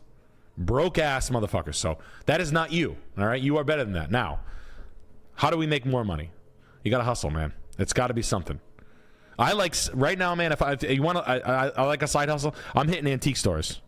I'm looking for 30% off. I'm looking for silver. You can do it. Old people are not that fast. They did not hit the booths fast enough. Go to antiques malls where people are not hawking it in the middle of the night, right? Hustling things on Facebook Marketplace. Picking up shifts, bartending, side work. This is scary. Grok says the median emergency savings in America, how much is that? How much do you think?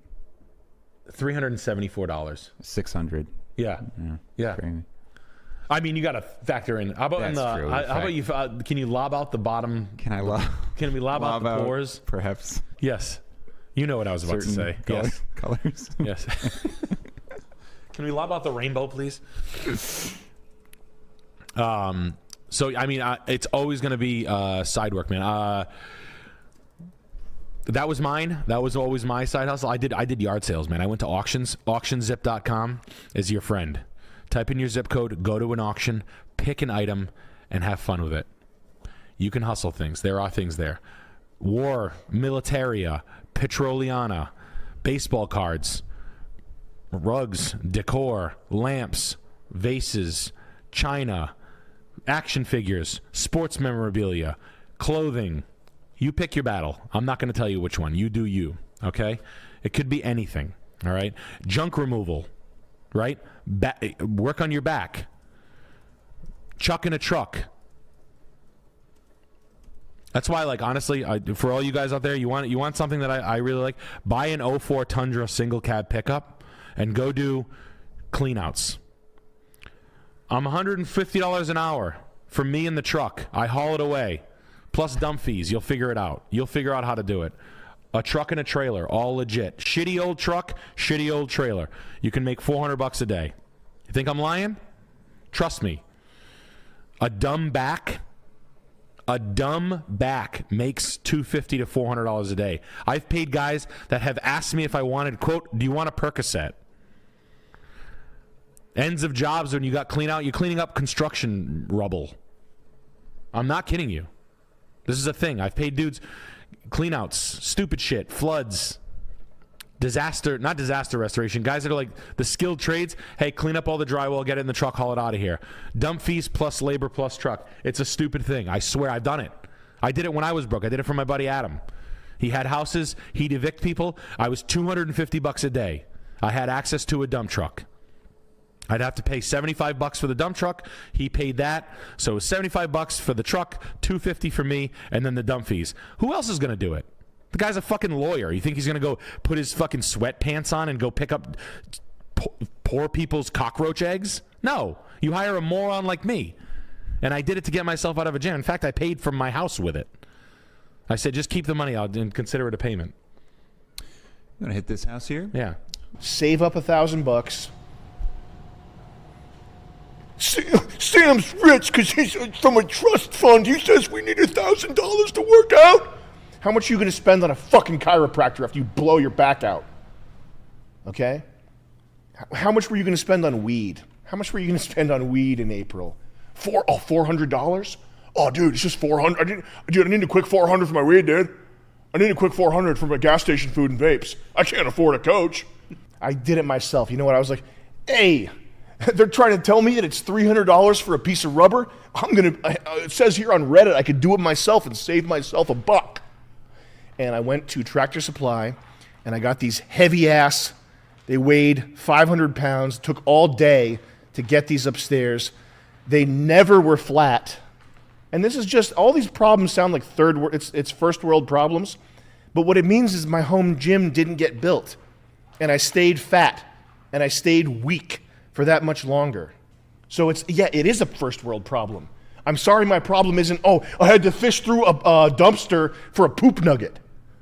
That's anytime someone says fuck you, poor, you poor ass fucker. What's your problem? You had to dig through a dumpster for a piece of shit to eat? You fucking poverty-stricken fucking poo? You got poop all over your skin? You fucking poor dirt? You sleep in your car? Fuck! What's your problem? You had to, they didn't have enough fries at McDonald's? Yeah, my problem is my iPhone screen broke. My $1,000 iPhone screen, that's a first world problem because I was unable to do business that day and make money for myself and have a positive life for myself and build something positive and creative and live well. And that's a different tier problem than I had to scoop through a dumpster for a poop nugget to eat because I was freezing cold. And I'm wearing fishing mesh. I'm wearing a fishing net suit. You're wearing horse rubber? I'm wearing horse rubber and fishing net because I'm that poor. Fuck off. Take your third world problems and go to the third world, you fucking bug. Fuck you, bug, poor, poop. Poop on your skin, poop in, poverty-stricken poop, French fry guzzling, having nothing, fucker. Ethan Richardson says, hey Sam, when is World Peace 2 going to be uploaded to the Gumroad? They want it already. Probably in 2 years.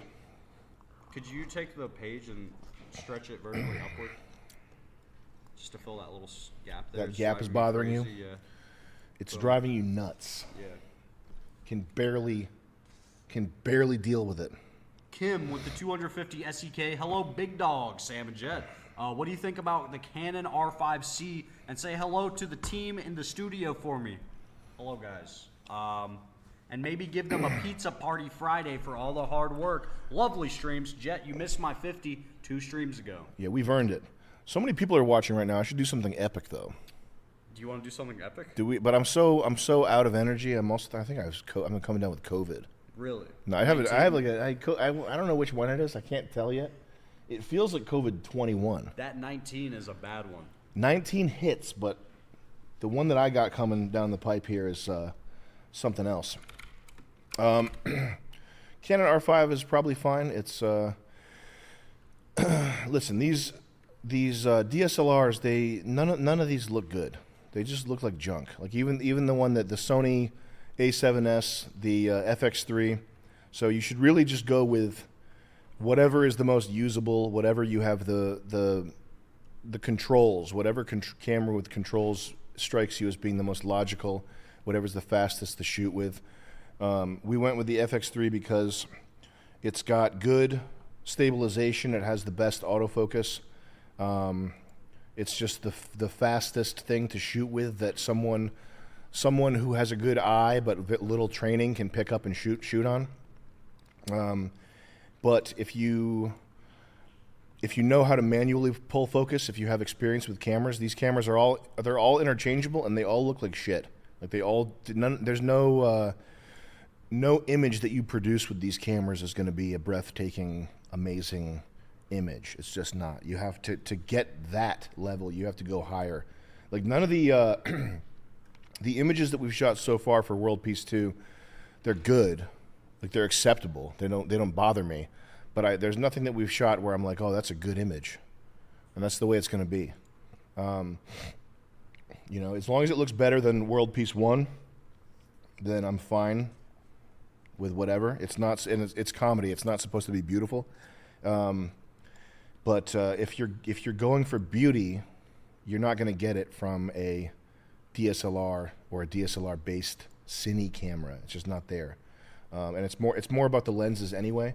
And I know I've seen all the YouTube tutorials and the Kickstarter videos for like Atlas anamorphic lenses. I know how much you want to believe that you can get beautiful lenses for $5,000. Yeah. But it's not going to happen.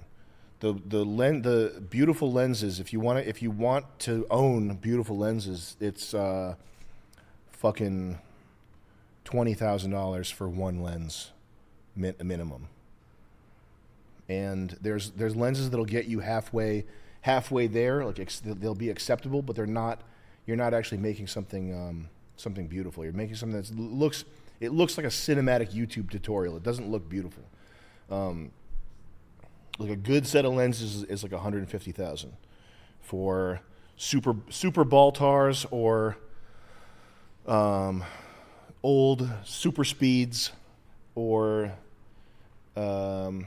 the PNS Technic rehoused, whatever they fucking rehouse, all those old lenses, they're mad money. So if your budget is like my budget, just get the cheap thing that you know how to use.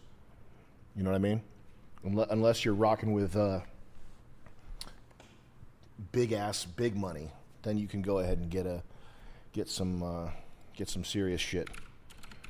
You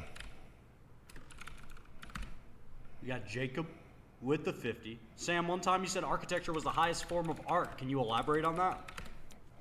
Well, I don't know if I'm the guy to make a definitive statement like that, but that's the definitive statement I would make if I were to make one, which I did. I believe you. I'm not going to argue with you and say that I didn't say that, but that sounds crazy. But I think that, what the fuck is, one second, let me find out what these guys are called. The art, what's the highest form of art?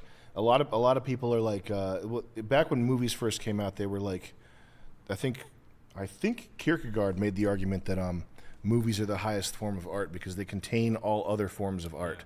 Contains writing and visuals and but that's like anybody can see that that's not the truth. And that's the argument that Jonathan Blow made after making Braid about video games, is that games are the highest form of art because games combine all the above, and movies. they're interactive, and movies, and they're interactive, which is just, it's just not the case. It's just, it's observably, viewably not the case. I think books, something about your mind filling in the gaps, and it's also like the most direct way of telepathically communicating with another person is via a book. The thing about movies, this is a great thing to be talking about with 6,000 people. How fast are we losing people as I'm rambling about this like an idiot? Oh, good. Okay. There's something about making film, making video. Like most of what I've ever made has been accidental.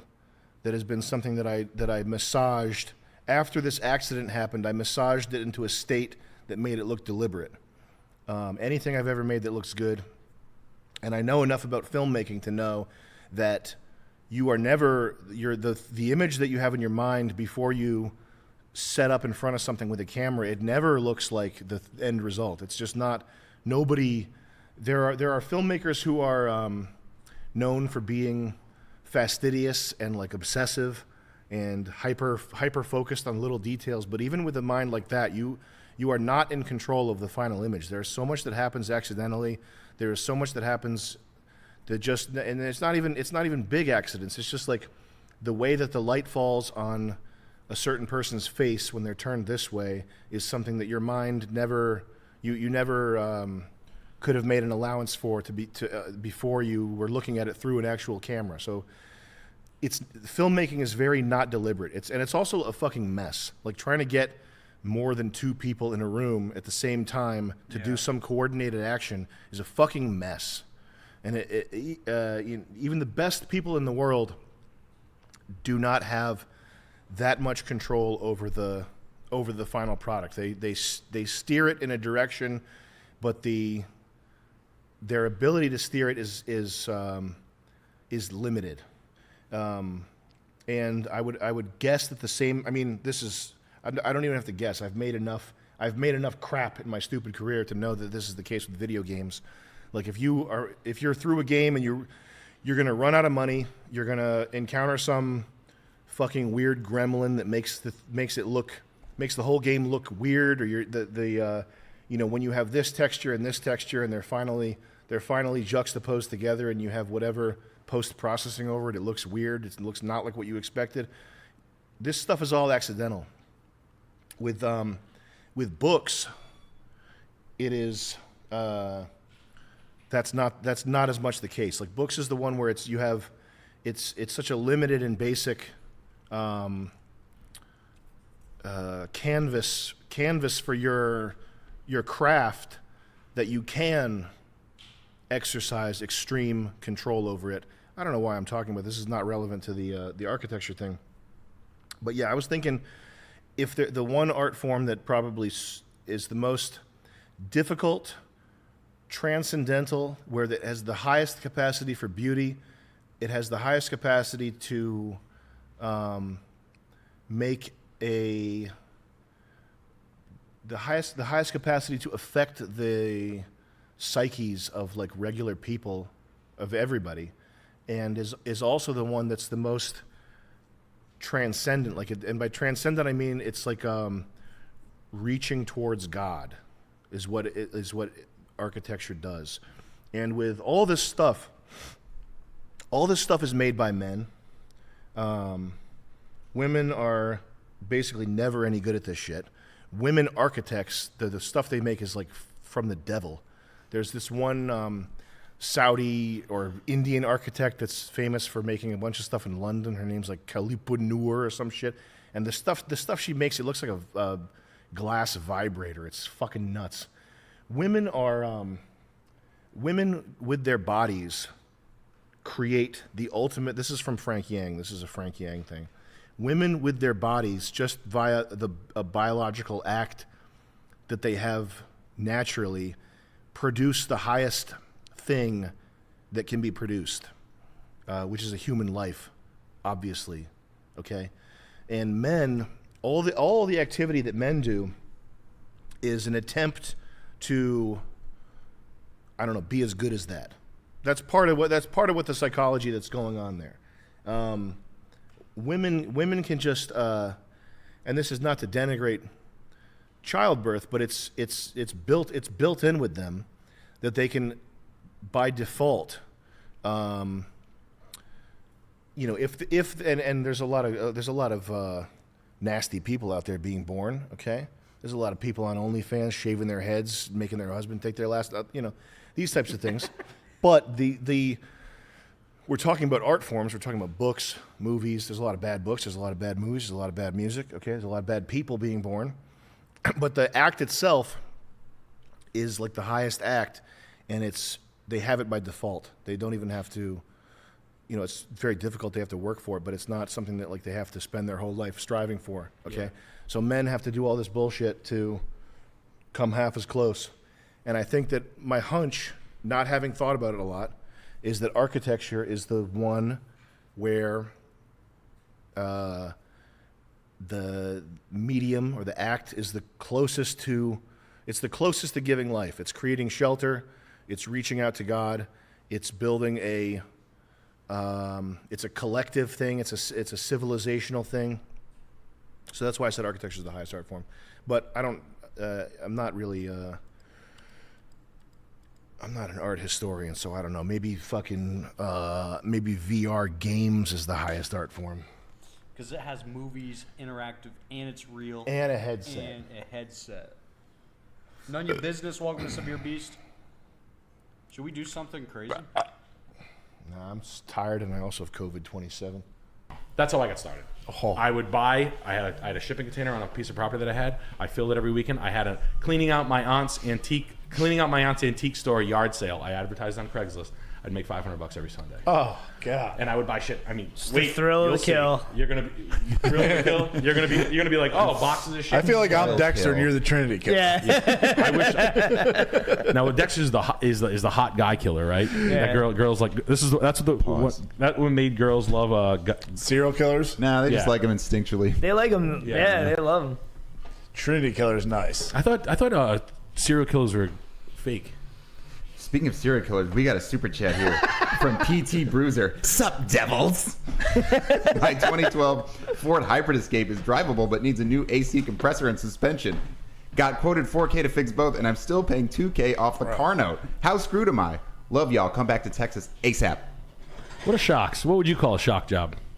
For shocks? I don't Suspension on an Escape? What, an Escape? That's not my world, bro. I'm in like truck land. Yeah. All that stuff, it sounds to me like fixing a golf cart. Like, yeah. It's so cheap compared to trucks. Oh, yeah. God. A truck. What, shocks on the car? Shocks on like a Ford Escape? Nah, Ford Escape, I would say... $600? Yeah, I'm $850. I would say $1,200. You got to chill with the guy while he does it? Yeah. You sit behind him and just talk to him about like ex-girlfriend stories. Escape. Rock Auto is your friend. Escape. AC compressor. Compressor aren't that expensive, dude. Yeah. Oh, I thought you were talking about shocks. $57. And shocks. Oh, and shocks? Yeah, and shocks. Yeah, I mean you get four shocks. Dude. Shocks. Come on. What are we talking about, man? It's probably like $600 in parts. They want to make too much money. If you want to be safe, it's gonna be $1,200. Yeah, fix your car, man. I always say fix your fucking car. Escape Hybrid. Oh, getting a new car is a pain in the balls. Yeah, dude. Just not right now. Wait like 6 months. They'll be sucking your dick to get a car. Yo, Nick, what do you think about the cars? Do you think they're gonna come down in value? They're down pretty bad right now. The game is to be buying Hyperlux. We're on for some half let it price. rot shit right now. Like the game used to be like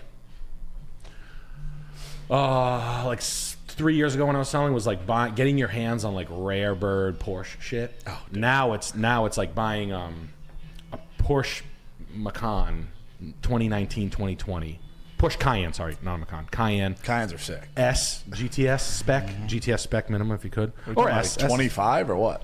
25s? Grand? Oh no, 20. No. A 20. Oh, 20. You buy like a 4-year-old Porsche for like 36 grand. I don't trust anything after the chip shortage. After 2020 and all that shit, they started getting real cheap with chips. Yeah. They electronics. started doing no power lift gates, etc. Yeah. You might be honest on that. Yeah. But you can buy if you buy a certified pre-owned Porsche with an unlimited mile warranty, or you buy a certified pre-owned Mercedes, the right one, You're going to be safe for a little while. It's you have to like game it right now. But the best thing you can spend. This is a thing to talk about, but like the best money to spend is to spend like Porsche. 50 and get a fat Porsche for 50 rather than buying like a Jeep Grand Cherokee for like 62 with 10 off for 50. Are most of your listeners from the Congo? Yeah. They're all like, I want the Mercedes S-Class, please. Where do I put the 2 flags on the hood? And I was like, you put them right here on the Have you ever been to Liberia? I'm from Liberia. I went to Liberia High School. Are you from there? I used to have Nigerian customers. That was my line with them. I was like, you're from Nigeria? Wait a minute. Where are you living in Nigeria? You touch yourself like a boy. I am a man. You are not a man. I'm like, I'm really a man. I played lacrosse at. I'm from Nwate. I was like, I never touched myself. Nwate High, class of 02. I had a condo there on Main Street. But no, that's the cheap shit I'm always going to say, honestly. 2013, 14, 15 Lexus. What are your thoughts on it? Say guy, I don't know, hypothetical guy, wants to buy a crazy high country for no reason, just needs a work truck, wants a work truck. You say no reason, but you get vented seats. I'm not the high countries just look good. Yeah. That's the problem. But I think everybody and their mother in the truck world will tell you that they're shit. Yeah.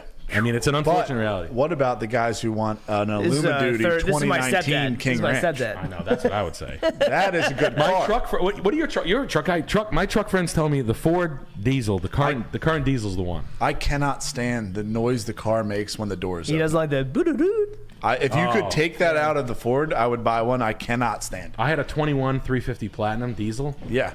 I loved it. But It's awesome. I was like driving a school bus every day. I was putting like 20,000 miles on like a fucking. I'm like, why am I driving this thing? Yeah, like no one's in it except me. It was badass, and I didn't lose money on it when I sold it. I love the King Ranches. King Ranch, I like looking at them. They're great. Didn't George Bush? That's the highest. Didn't W have one? Highest? I thought Platinum was. Limited is the highest. King Ranch is under that. Platinum's underneath that, and then Lariat. Then. But like 2019, where they didn't fuck with the lights yet, and the stupid ass grill that they have like now. The double thick grill. I love that chrome, bro. We saw a Mark. All this paint match fucking gay shit. Give me chrome, dude. We saw a Mark driving up on 95 in a Harley Davidson F250. Yeah. Is it F250. The Harley Davidson. 250, you're an asshole, dude. If you have a brand new Harley edition F250, kill yourself. No. It's fucking. They're like 130 grand. Or don't. Bill's because the grill's red. Bill's just Nothing says biker like $130,000 anything. Yeah, your house says outlaw. Yeah, outlaw. Banged out a couple of shots of whiskey. Yeah, there she is. Like this bad beautiful. Boy? Yeah, that's the one. The F3. My buddies they swear by these. They say the Dodges are at. They say actually, believe it or not, the Dodge motors are right. The body will rot around it. Yeah. And then the Chevy. I'm aesthetics wise. I think the Chevys. You're a bow tie guy. They look. Yeah, I'm just a bad. Bow I'm a tie. GMC guy. Yeah, same here. What? No, that's the. Well, they say the GMCs are made in a different plant. Do they? They say if you graduate at GM, you graduate to the GMC plant. I get a bunch of shit because there's the 06 GM Chevys. The 06 Duramax is a cat eye. And if you are 16 years old, that's cool. If you have a little bit of class to you, if you get the 06 GMC, those headlights you may think are shitty and old, but they're actually way better. I want to become powerful. That's why I got midnight blue. I put a fucking visor on it, like a head visor. Yeah. Installed it. Yeah, a Lund visor. Not Lund. They don't sell them anymore. Nah, who makes them now? I was Rock Auto. Was it or one Putco? of those people. It was one of those like fucking. I had an 06 Summit. I got it from Summit Racing. Yeah. I had an 06 with a hood scoop. Yeah. Oh yeah. And champagne racing stripes on a white truck. EBY flatbed. And then I got a ladder rack put on it as well. That's clean. Yeah, how are you gonna hate? You're gonna tell me cat eye, Yeah. dude? It's like you're picking up minors at Wawa if you're buying a cat eye. Yeah, right. That's This true. is for just going You're 40, to get. you have a hat on like this. You just quit perks. Yeah, you're like what kind of how many milligrams zins you? I don't even smoke zins. I don't even smoke zins. I don't know how they go. But no, I love mine so much. One of my guys racked one into a wall and I sold it and got an F-150 like a fucking pussy. I was so sad when I traded it in. I had a Duramax. I was like, whatever. Yeah, that's what my uncle had, the High Country. And like after you send it, it's just like, fuck, man. It's like sitting in first class or something. Like once you experience that and you're like, God damn. Like I fixed my 06 up and at the end of the day, it's an 06. Everybody has the 06 Duramax. I'll be at shows and ask people what they buy though. They all say LBZ. Yeah, LBZ. Yeah. They love that engine code. Let's hit him. I can see him yelling. What, I see all the 9 girls in the chat are like, what is Ollie talking about? Get off of me! We got a couple chats here. Get from your Curtis diesel breath Davey. off of me. And he says, the Don't Say Gay bill is a nickname commonly used to refer to Florida's Parental Rights in Education Act. Yes. Really? Thank you. Thank you. We also have Rescued Pigeon Gaming says, got my Val Kilmer War Mode shirt a few days ago. I'll see y'all next time you're at Magoobies. Thank you very much. We haven't been to Magoobies for a long Oh, time. yeah. You guys do a live show at Magoobies? We did One Matt time. Shane's live show at Magoobies and died there. Really? My Uncle Charlie died that day, and then I ate Shit. a bunch of like a fistful of mushrooms, Oh, yeah. and then It was crazy. then I died, and now It was a I'm quiet ride back. You were peeling the onion? Yeah. You were inside your head. I mean, it was like But- 21, 22, something like that. Yeah, last week I did mescaline, and everything's good. So Okay, we got Craig Q with $20. What makes you a better leader than Jocko? Do you ever watch his leadership Everything. vids? Everything. Jocko what could he lead you to do? Carry a 25-pound backpack across some sand? I would lead you to not be in Afghanistan. How about that? No, let's talk about that. What makes me a better leader than Jocko? So Jocko's thing is what? Go to Afghanistan, fight for oil money. So good leadership right there. He's going to lead you over to Iraq and get you shot in a friendly fire incident that he then writes a book about. That's why he's famous. By the way, the reason why Jocko Willink is famous is because he wrote a book about how he's responsible for the accidental friendly fire death of a local police force that they were collaborating with.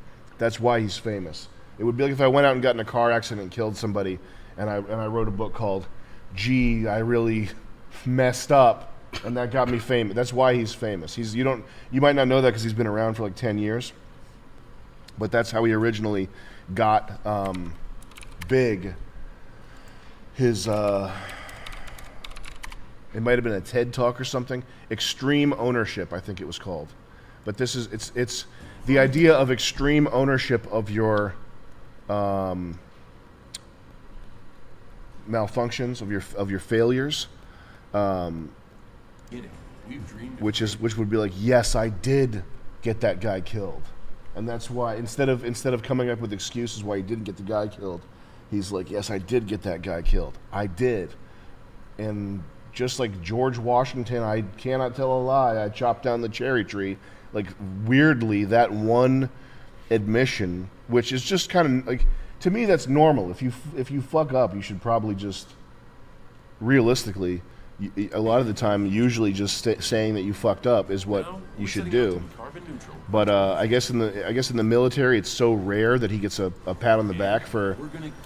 They give him a cookie and a pretzel for doing that, and that's why he has a. It wasn't even a TED Talk; it was a TEDx talk. But what's he going to lead you to do? CrossFit? What does he lead you to do? Sell supplements? And here's the other thing. If his net worth is actually, because these sites are not accurate, but if you see him fucking everywhere. He's fucking everywhere. Somebody who is fucking everywhere should have like $50 million. Why? Because if you have a personality like that, if your face is out there, if you have like an army of people listening to you, you should be able to monetize that. And especially if you're visibly, publicly, always pushing something, supplements, CrossFit, kettlebell, weird shit, workout plans, my book, my other book, public speaking tour, whatever. If you're always like hucking something, by the way, can you grab one of those coffee bags right there? With the Canadian flag on it? No, that right there, thank you. Bada bing. By the way, guys, Gold Striker Cuban Muscle Crisis is now shipping. Wow, this coffee's good. But if you're always hucking something, which you kind of do have to always be hucking something, because the alternative is everything is advertising supported. So you have to either run ads and this stuff, like hiring a person to edit your podcast. Jocko's like tour manager, like the people around him who set shit up for him. It's not cheap. It's not like this is like free just because all you see is him on a microphone. It's not like it's free to produce that. He does need to make money. But if you're always fucking hucking something, and your face is inescapable, always on fucking Instagram, Twitter, YouTube, every piece of social media, and you only have $6 million, you're a fucking loser. Fucking, I can't emphasize this enough. And it sounds, you guys, it's, Sam's Jewish, he's always asking for money. Oh, he doesn't think 6 million's enough money? No. I'm talking about the various little pieces here that elevate this into a special case. He's everywhere. He's always selling something. Trust me, for him to only have $6 million, that's embarrassing. That's embarrassing. So he's your leader. I would let him lead me too. If what I wanted to do was go to the desert and get blown to pieces for nothing, I would let him lead me in a heartbeat. He would be my leader. But if it was, hey, Jocko and Sam, you're dropped into a city and it's a fight to the death, you have to kill each other, I would come out. I would kill Jocko Willink so easily. I would turn him into dust. Well, he would run first. He would run 25 miles probably. He would run immediately. I'd be pouring gasoline on him. Fucking Ninja stars. I'd be pouring gasoline on him like a ninja star. But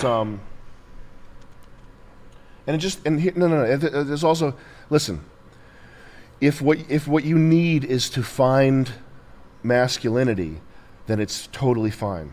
If that's what you need.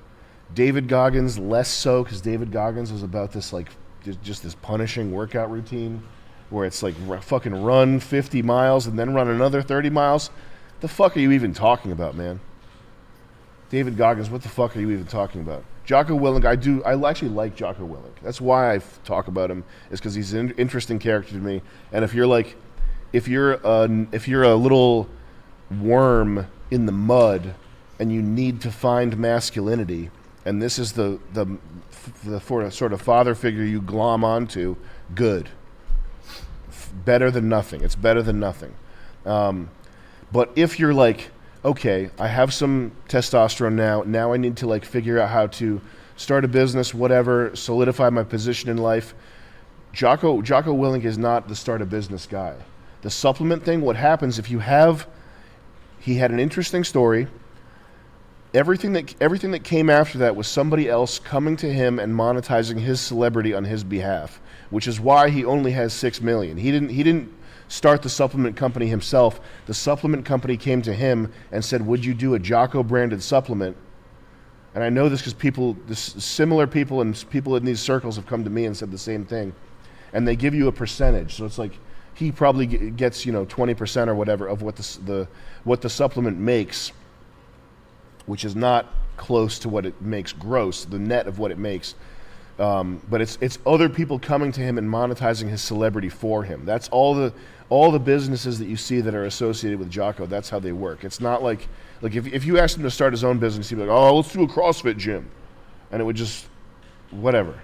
The point is, he's not the guy who's going to tell you how to like go from 0 to 1 in terms of your own income. Like honestly, that should be Nick.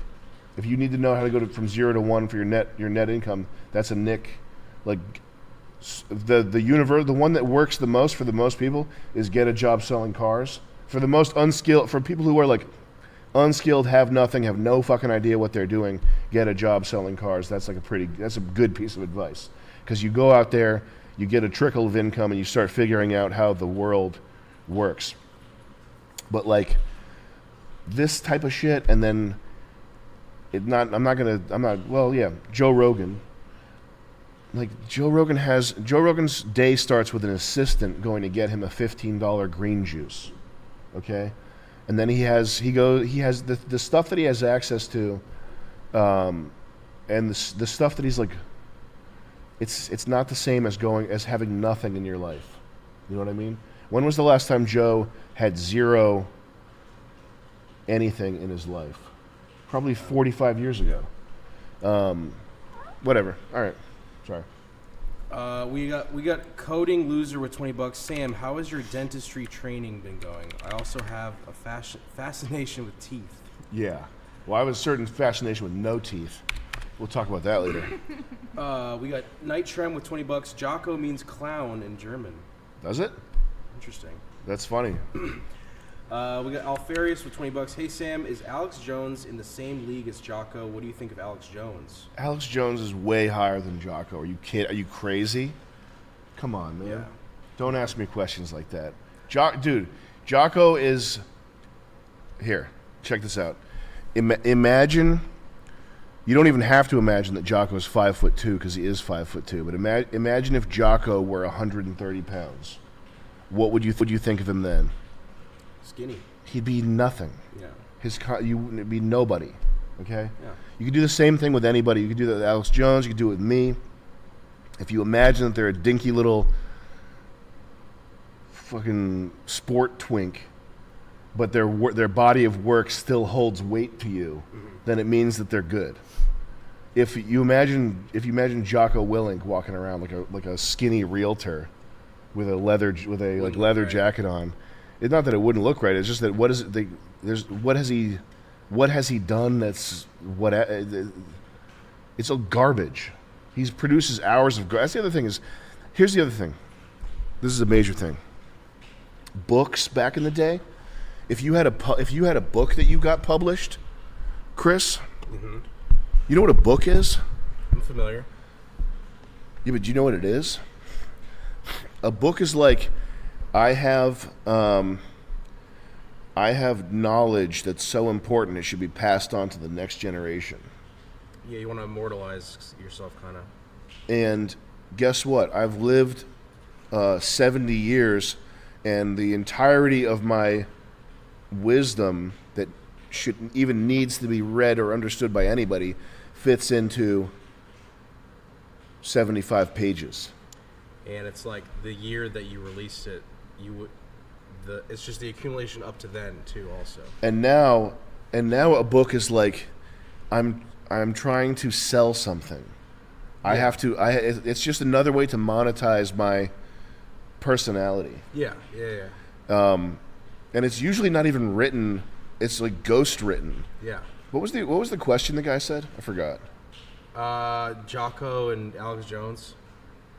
Jocko and Alex Jones. Yeah. If Alex oh yeah. Bigger. It's just Jocko he produces so much content that's relative to how unique his wisdom is.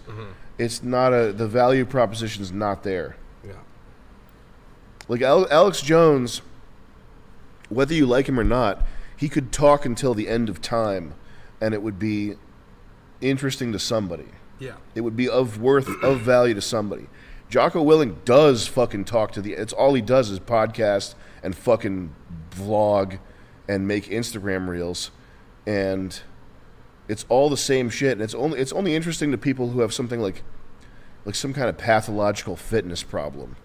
Like, I really want a tough guy to tell me about, when I was over there in the desert, I was getting my biceps big, man. Shut up. Just go talk to somebody at the gym. Yeah. That's the people who, you know what? When you go to the gym, there's people who are mad eager to socialize. Yeah, they're the yappers. That's if you can't get that, if you can't tap direct into that, you just put on headphones and listen to Jocko. It's the same thing. You really need that. Yeah. Yeah, man, I was doing floor press, man, and my triceps were getting jacked up, man. We got Sam with $20. The hot girl looks bored. Can you guys change seats? I have no idea who these people are that you're talking about. I know who Alex Jones is, but I don't know who Jocko is, like, at all. I've never heard of him in my life. He's So I'm just one of the letting you do toughest your men. thing. No, he's one of the toughest men of all time, but don't worry about that. We got Yacht. Yeah, Resident Evil 5. I got that one before 5? they delist it. Yeah, definitely get that before they take it off the market because it's co-op. Yeah, it's important to remember that. Whoa. Allegations of racism. Yes, exactly. Allegations of rape. Dan Whitehead. What does racism even mean? I don't even understand. According to Newsweek editor Guy Crowell, there was a lot of imagery in that trailer that dovetailed with classic racist imagery. I mean, I'm not sure that I agree with that. Well, of course, there is, though. It's the people's eyes. They were yellow. They were more yellow. There were zombies, though. Chuck. One set of eyes. They were yellow. This is Bernie Mac's eyes the whole time. They're just showing you Michael Jordan and Bernie Mac. There's like, this is what black guys' eyes like. It's Bernie Mac and Michael Jordan only. Now go make the game, Masada. How do you beat that? You can't beat this game. But I bet it's fun, especially co-op. I bet it holds up. It plays so blatantly into the old cliches of the dangerous dark continent and the primitive lust of its inhabitants that you'd swear the game was written in the 1920s. I think those have been well established, over the continent. Those suppositions. How could the game be written in the 1920s? It's about zombies, dumbass. It's on PlayStation. And modern shotguns. Yeah. Not obviously black. Yeah, I don't know what to say. I guess probably the people that wrote those articles probably haven't worked games journalism in 10 years, so Well, what does it matter? They're working now. They're on Substack. It's a video game critic from where? Twitter. Where's he from? Africa. Good. Oh. You know that guy's a problem. He's an immediately. investor in Akon City. You know he's a problem. Is he from the Unreal universe? Look you at his know name. he's a problem just Whoa. from looking at him. He's like a Mass Effect 3. The door opens up. Yo, dude, you gonna be a problem? Yeah, he's definitely a problem. Look at him. Wow. He's raising all kinds of stinks. Raising all hell since the release of fucking 5. Yeah. This guy, you don't want this guy's attention. He's going to come for your HR department. Well, I think it's when you Oh, when we talk baby. about cinema and that moment in filmmaking, the idea is that He's a filmmaker and a at game that designer. time, critics could go out and get a camera and get Ooh, yeah. Was the guy crazy?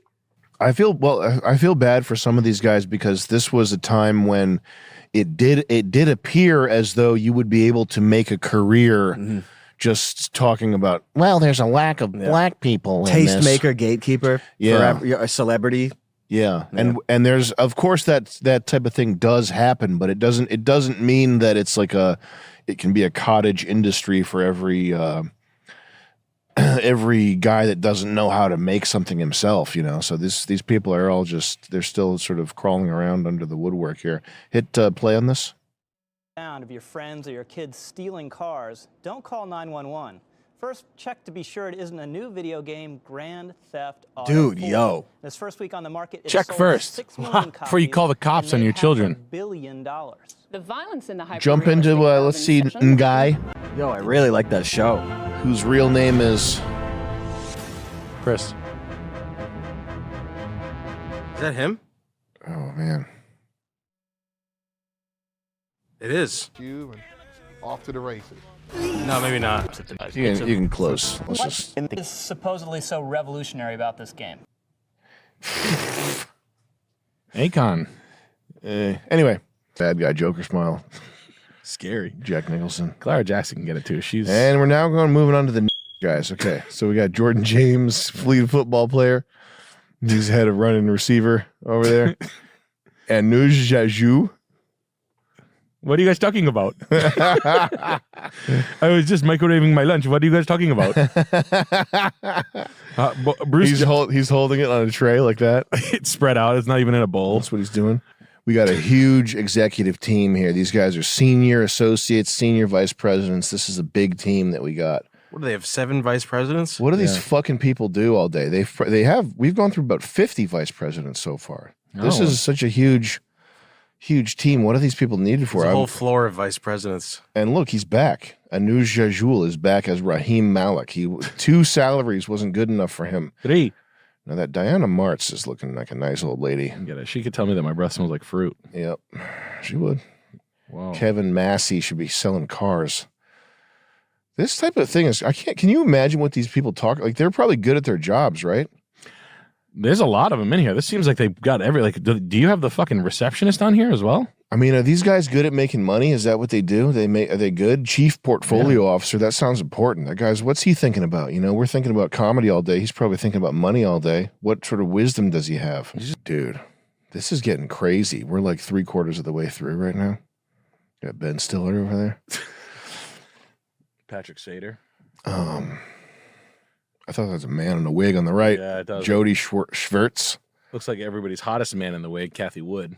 That's a guy in a wig, bro. Kathy Wood? No, Jody Schwartz. Kathy Wood is 100% woman. Yeah. My girl. Whoa. And down here. We got more coming up. Armored robbery, armed robberies right there. Yeah, you gotta help you. It'll help you. Is that a Rolex? Where are the locks in your house? I know, probably not. Not even fucking Indians do that. Who is this for? Because it's not for Indians. Because Indians don't want to be Indian in the game. They want to be Arnold Schwarzenegger. Schwarzenegger, my man. He's big. He's 6'2", big muscles. What do Indians sound like? That was an Italian. Yeah, it was an Italian. They want to be Duke Nukem. Oh, there's Duke Nukem. Very good. I love Duke Nukem. Blonde hair, perfect genetics. He has 2 chain guns. I can't. I wouldn't believe the Indian food we ate today. They don't want to play as this guy. Not after that. Who wants to be the fucking Indian with hair gel in? Not me. Well, this is a whole different story here. Well, what build? If this was you, what build would you run? I don't know. I'd go with heavy weapons probably, or some type of stealth assassin, Ninja, or DMV employee, or the lady in line at the DMV, making my life hell. I don't think I've ever seen anybody that looks just like that. What's this guy gonna do? Sell me a T-Mobile pager at a kiosk? Hey man, it's actually good because this pager. It's actually good because you can send your friends like updates on NBA games and shit. What did that guy say? What did this guy say? This guy laces up my shoes at Foot Locker. How about them Heat though? Yeah, that's definitely a hacker. That's definitely an elite super hacker. I'm not even. Oh shit! Yeah, this big chunk. This big chunk of shit. I'll be this big chunk of human shit right here. And that's a girl. Oh yeah. But this is not even what bothers. I think this is funny. This is not what bothers me about the game. The game is bad. This shit is funny. I don't care about this. This is fine. You know what is surprising? It's surprising that the skin tone is on a linear scale, where it goes from 1 is the most pale to 9 is the. If you were in this like identity stuff, you were what you saying? I'm a 9? You saying I'm a 9? That over there a 1? Is that what you saying? Oh, he's a 1. He's number 1. I'm number 9 at the bottom of the list. That's true. That's actually that's the point that I would make. I should just start doing this. Holy shit. Head shapes. Let's go. CIA tried to kill him. If they succeed, that's pretty bad. I'm sure they'll try to subvert his presidency. I think there's also like subversion from within. I think the Republican Party, if you watch the RNC, it's like Indian people and stuff. So I think there's people. I think that Republicans they don't know how to win. They like are addicted to losing and addicted to basically virtue signaling. Like that's the part of it is that it's a Republican's dream to have a based black guy. Like Amber, like a Thomas Sowell. No, like Amber Rose or what's that bitch? Yeah. Is it Amber Rose? She spoke. Is she a porno actor? Her coming out with a tattoo on her face. She's like she's probably had abortions. She makes music that's like, just garbage. Mm-hmm. Her coming out and saying, I vote for Donald Trump. That's like an older white conservative guy's like wet dream. Like finally we're getting the message. That's the conservative dream, is to get the message through to black people and Hispanics so that we can all come together and be Americans. That's the dream of these people in this room, and they don't understand that it's not going to happen. And that's another thing. One of the reasons why diversity is important to the corporate world is because diverse workers unionize less, and they have less of a cohesive kind of worker identity. Do you think it's because inside their culture is like the work culture of the company is shattered because they're like no one likes each other?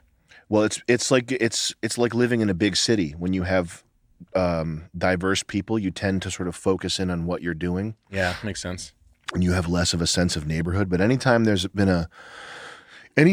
a serious workers' revolt, like Argentina, Peru, the Irish, whatever, it's always like part of like Brazilian any slave revolt anytime there's something like that, it's a homogenous group. Yeah. There's never been a group where an uprising. Yeah, where like an Indian guy and a black guy and a white guy are like, aren't you sick of taking shit, Panjeet? Yes. He's like, I sure the fuck am. What do you think, Tyrone? Never happened. And he's like, hell, this bullshit. Never happened. No. That means great. That means I love them. They're great.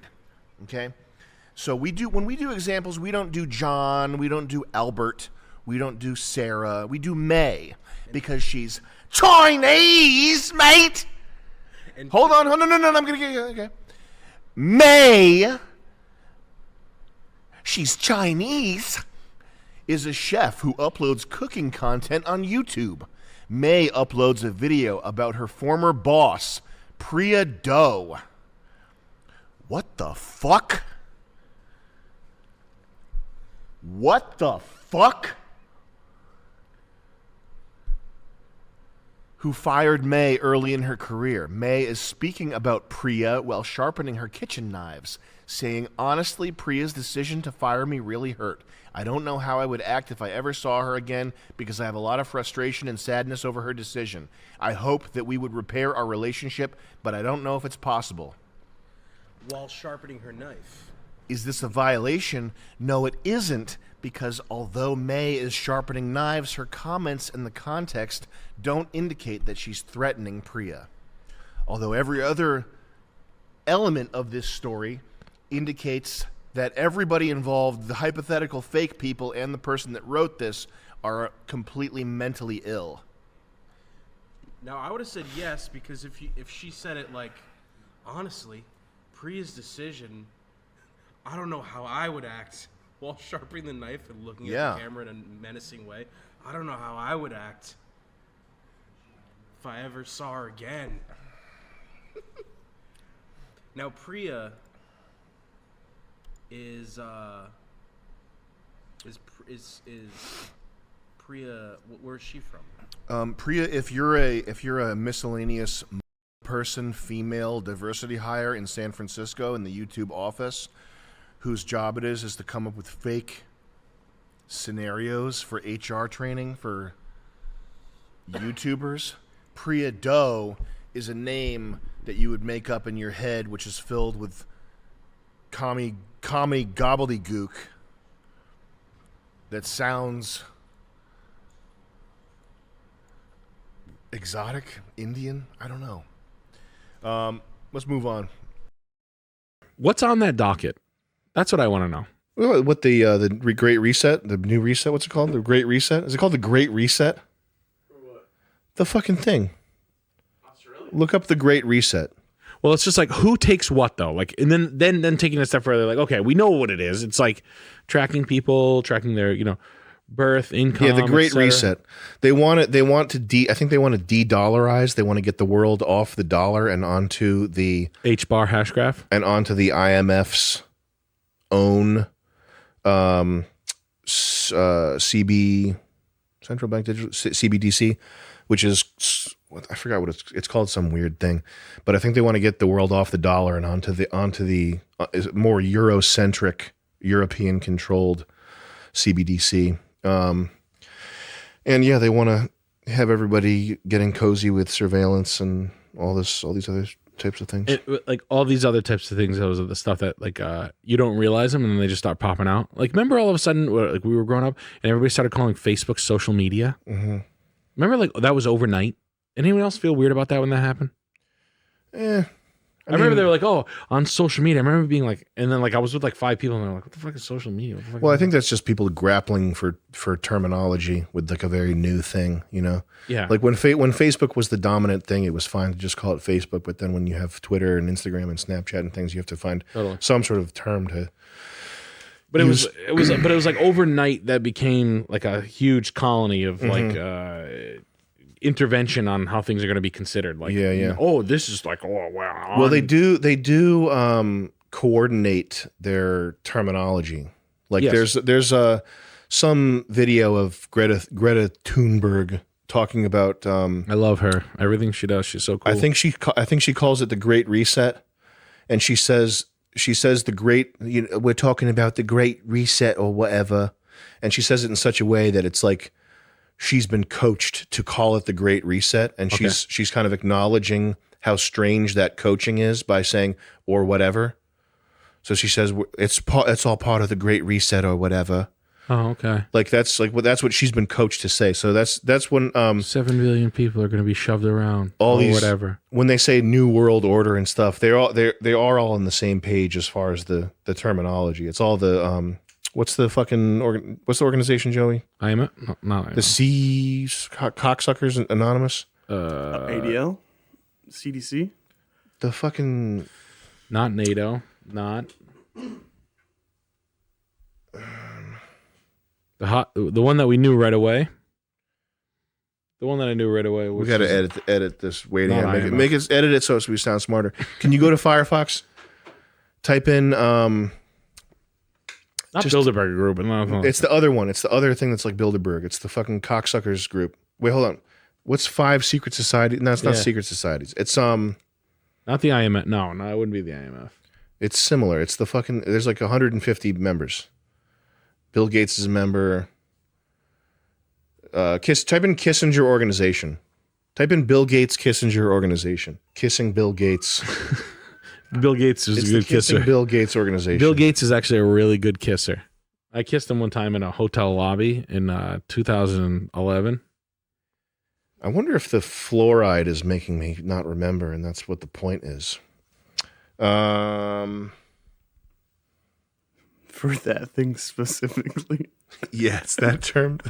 All the fluoride in the water, the whole point of fluoride in the water is so that you can't remember this one term. It's not that one. It has an enzyme. CDC.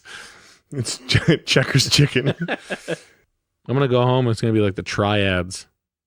On the way home, I'm going to get like fucking Uzi'd by like 3 Asian guys on black motorcycle. Not the Knights Templar.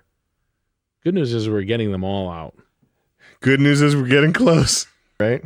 Hi, Bank of America. Well, I went to Council on Foreign Relations, CFR. There it is. You did it. Hey, who is that over there? I almost threw my Is new that the iPhone. smartest guy in the world I've ever seen? Threw my new iPhone. The Council of Foreign Relations. That's the guys. Who's in that? Lena Dunham. Jason Sudeikis. Jason Statham. Yep. Council on being suckers. This font That's it. and this CFR. type. You nice typography there. That's that font is fucked. Those That guys look typeface cool. is Look at those fucked. cool people. Look at these fucking And their goons. checkerboard floors. Fucking goobers. Yeah. Oh, they got we a- take it. Look at this fat, frumpy bitch. They got a in the back. black. Oh, you want to see something that I love? Can you look up? Go to YouTube. What's that website where you can watch video clips? Type in Ivanka Trump and who's the bitch? Lagarde. Lagarde. It's a Scrabble word. Hey, Jet. Joey, look at the side of my head. Like this area right here. The hair's gone and it's just veins. Look on the side of RoboCop's head when he takes the mask off. Yeah. He looks like Peter Murphy. Oh my god. 3rd video. Yeah. Watch this. Oh no. Wait. The 4th video. Oh, I love this. I love this. So hold on. Pause. You know who Christine Lagarde is? The French. She's one of these venomous. She runs a top for a finance director, right? Look up Christine Lagarde. Let's see. Thank you so much. Let's look up her claim to fame real quick. She ran the IMF, didn't she? Yeah. I think so. It's one of these snake lizard people who is the current president. Hi, I'm Christine Lagarde. Yeah. Current president of the European Central Bank. What's going on? It's me, Chris. They call me X-Tina. Call me Chris. Hey, what's up, motherfuckers? What a I'm just I'm fucking going to be bitch. cool about this because, you know, it's an IMF position. It's really high up there. But you know what I mean? Like, I don't want to be a total fucking con about it. So, what are you fucking pussies up to this weekend? You guys drink IPAs or what's up? What, you guys smoke weed? You like indica, sativa? Where we out on this shit, bitch? She's buying a Mercedes. Her Holy USB ports don't shit. work. I like nice fake teeth. Yeah. Oh God, how do they stuff a fucking turtle human into a fucking prime minister? Into those expensive suits. Hey! Smoke weed. Smoke weed. That's the impact font that it should say smoke weed. And then it's got Shaq underneath and he says, understandable, have a nice day. Why did do you like to? I like to think about like they just gut a carcass, blood, bones, blood, and all, and then stuff like a slug, Just like put a an Muppet in there. Yeah, exactly. Like they That's cut what it they out, did with gut her. it. They leave the skin, teeth, and nails on the floor. They microscopically cut it underneath the skin. Yeah. and then they stuff like a fucking snail inside her. What a stupid bitch. Okay, so I love this video. Social justice. It's all, yeah. As soon as you start talking about the economic aspect of it, though, a lot of people start listening who wouldn't otherwise listen. And the same with the defense side of it. Yeah. In terms of the whole sort of ecosystem, it's been very male dominated. So. What? Oh no, they cut it off. Fuck, man. Okay, so the first thing is that she's in her Ivanka Trump fucking is interrupting she interrupts like 3 times. Like they're saying something, she interrupts them like 3 times. And then second of all, she's talking to like one of the most powerful people in the planet, Christine Lagarde, who's not even doesn't look at her once.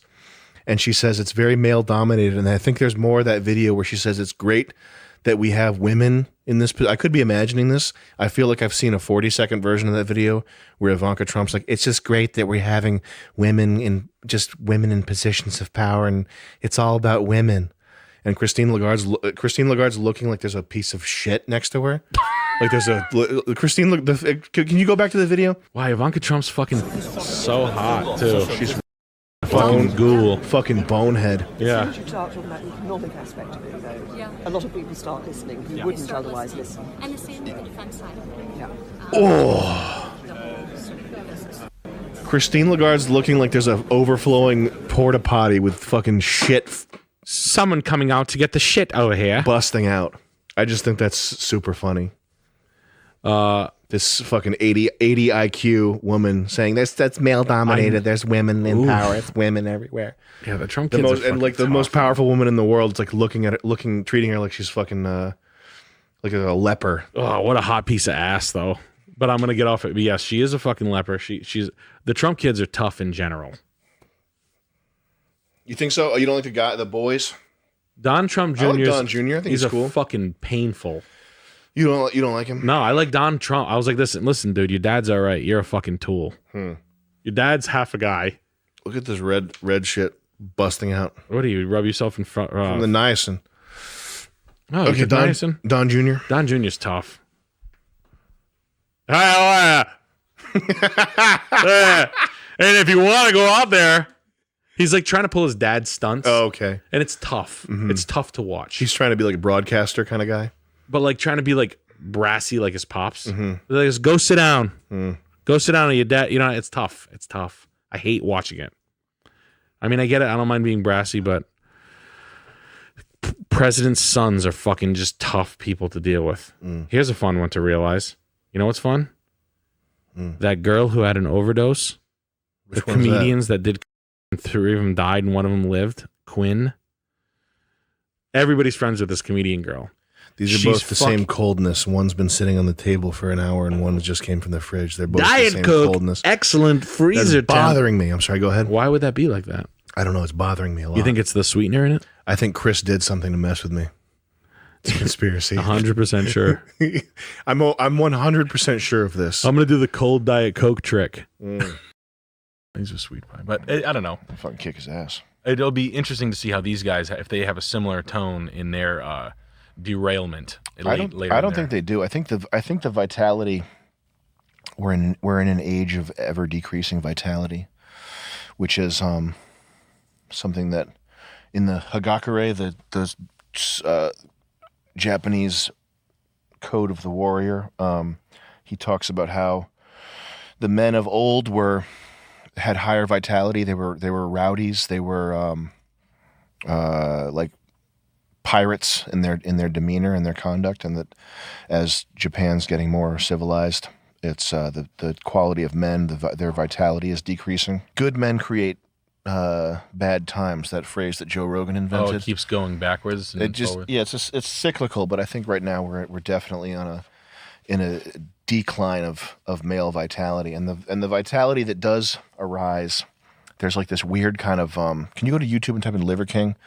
There's like this weird kind of like toxic like tranny vitality that like like it's, you know, and I'm like 1987 bodybuilder brains. Not even that. Not even Like that. Not even that good. Like this guy is. This guy Liver is. King here. I'm hungry. Send something up. What? Vegetable? Why would I eat vegetables when I can have testicles? Send me Dude. up all the primal food and all that other shit that you have. 30 minutes? Liver King doesn't have 30 minutes. That was fast. Good afternoon, Liver King. Your beef liver. I didn't know what what this guy does. More! Your bison liver.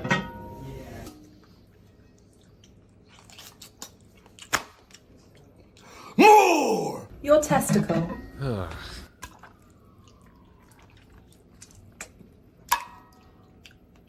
More! Your bone marrow. He claims to sleep on wood. You know, Wrecking Ball. Yeah. Wrecking Ball called this guy out, and he like shut up immediately. Like he, Donnig, the Irish guy. Donnig rolled up on Liver King and asked him if he was going to reply to Wrecking Ball. And Liver King was like, the number one ancestral tenet is to fight, but we fight in a different way. We fight for logical, moral values. Wrecking Ball, I don't know who he is. But he just totally like... He audibly shits his pants. Yeah. And this guy's got more, he's buffer looking than Wrecking Ball is. It's like, why is one of these guys with muscles for nothing, you know? Yeah, Weck would fucking flatten this dude. Yeah, he'd just hit him so fucking hard. He wouldn't. This guy would go get a surfboard. Yeah. He'd put his rusty hat on and then go home. But there's See that we sleep on the ground. We have just a little... Pause. But it's, so I think, like, and I'm guilty of this too. I mean, obviously. I brought you some Diana Ball. Uh-huh. All right. Just take 50 tablets, Some right? Nandrolone. Okay. But it's, some of these guys, they see that's missing. They see the lack of masculinity of father figures, et cetera, and they turn it into a grift. They turn it into a, they do the same thing that they're just promising results too. They're basically fitness influencers. Yeah, and they take it to the end of the world. Supplements and everything, and then you have to hear it's just like a new earful of shit you got to hear about at a bar. In my, as a non-performing gimmick, that type of like, oh, you eating? It was like when Bulletproof Coffee came out. Remember? Yeah. Oh God. Remember? And it was like, oh, you got to put butter in your coffee, and then kind of like, Dude. if you were in the scene, you'd hear about it a lot. Like that's crazy to think about. Like that when that happened. Like everybody you talk to, there was a mandatory butter in the coffee conversation. There's 8 minutes where I hear about the I'm like, yeah. Oh, yeah. Primally, we eat nuts. We suck horse cocks. Oh, that's right. That's right. The jacked fucking retard California guy, we have a modern day thigh master, and everybody's like, it'd be like if in the 1980s, like, and it probably did, your wife would come home and be like, did you fucking see Sally Struthers' results? Yeah. From pressing her thighs together with it's the coil in the inside of the red ball that thins out the legs. Joey, pull up Thigh Master because people might not know. People at like restaurants being like, she must use the thigh master. It's like kind of like a running bit. Now this is the version of it. Yeah, exactly. This is Suzanne Summers. He must eat beef test. It's called. Look at that guy. He must suck dog nuts. How do you get him? I used to do aerobics till I dropped. Then I found Thigh Master. Every single time you squeeze Thigh Master, you strengthen and tone right where you need it. So it's easy to squeeze your way to shapely hips and thighs. I thought I'd never fit into these jeans again. Thank you, Thigh Master. And thank you. it and use it. The secret to shapely thighs is exercising Look at the these thigh muscles gap with on this just the chick. right resistance. Jesus Christ. This balanced resistance coil is designed to give you results quickly and comfortably. Want to tone your upper chest and arms? Thigh Master will give you excellent results. Thigh There you go. Master. We may not have been born with great legs, but now we can look like we were. Oh, man. 1991. Your pops is at a place having a nice dirty martini. Anybody, that's the topic of the talk of the town, which is fucking incredible.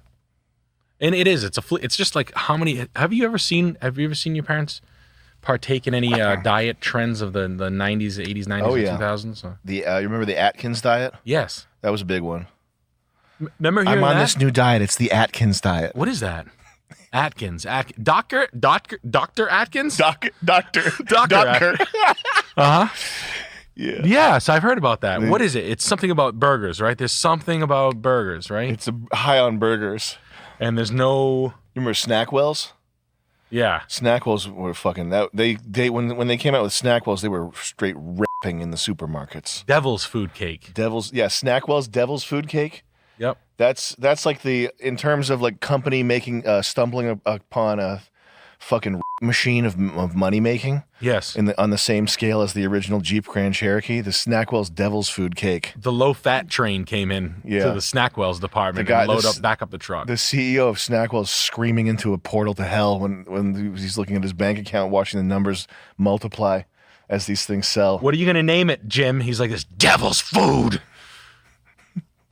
But yeah, my mom used to have these hidden under the couch. I think my best friend's mom had them in a similar spot. I think they were in the couch.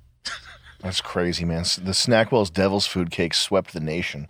And they came in and they left, so something must have happened with them. They must have a class action lawsuit. Well, I think people, at least people paying attention, realize that fat-free does not mean it's not going to make you fat.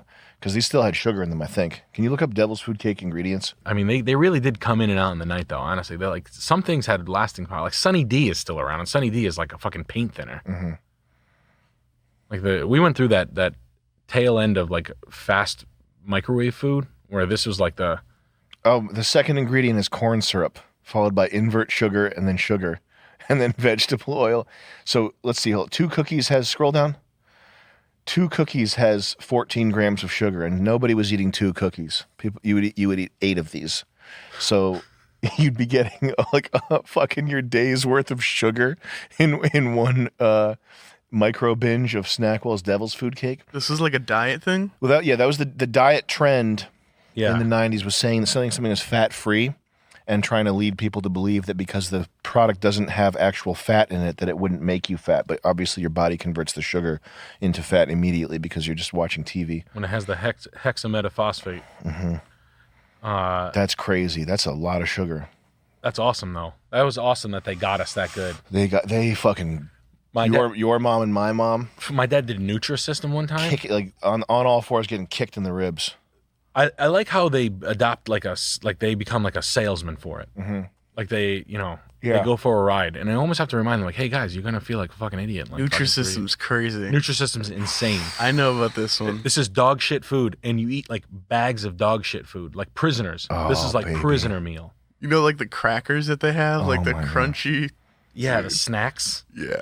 So this is your whole meal. Yep. Everything you eat all day comes in bags and bins. Oh yeah. Can you imagine the demented motherfucker in engineering that? The warden. Yeah. A warden was like this. I got an my idea. God. Let's keep my prisoners thin. Yeah. Like, holy shit. Let's get what's her name?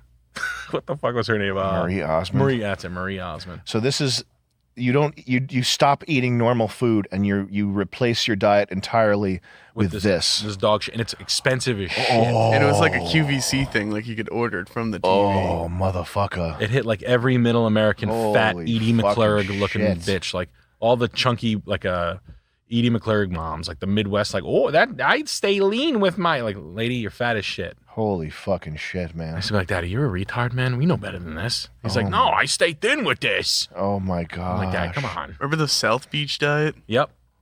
Now hold on. Can we go to YouTube and type in Nutrisystem experience? I think you might be able to pyramid this up and gain. Well, I'm going to push it to our followers here. I want them all to Nutrisystem. take Well, the new one is Herbalife. Well, Herbalife is Herbalife, just yeah. supplements, though, right? No, it's like it's a weight loss shake. Oh, Yeah. man. And they have like stores where you think it's like a shake store, and you go in there and they sell you like Herbalife That's shakes that they put like syrup and shit in. If it has nutrition, it has to have the word nutrition in it. Mm-hmm. That's how they fool you. If it's a shake shop with the word nutrition, that's a multi-level market pyramid queen. Damn. And Josie, you inspect that side over, I'll inspect this. All right.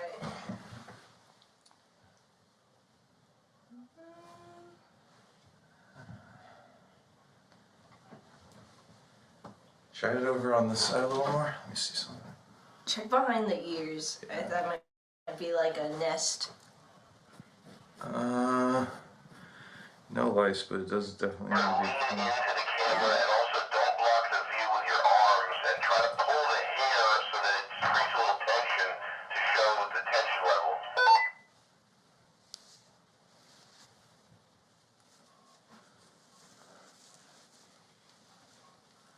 It's about like a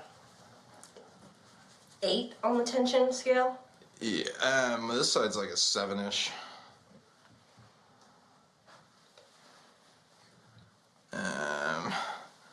Let's check that. Okay. Let's see the face. These are my real eyebrows.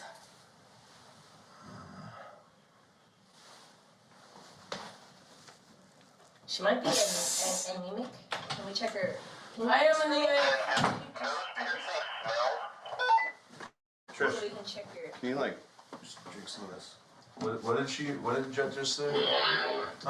If the piercing Are the facial smell. piercings necessary? Haven't your parents suffered enough? Maybe move them around just to like get the. Yeah. Here, Trish.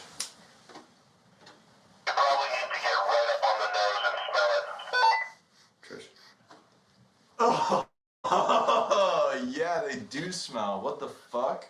You smell, Josie. Smell. Smell a little bit. At least the right one does. You.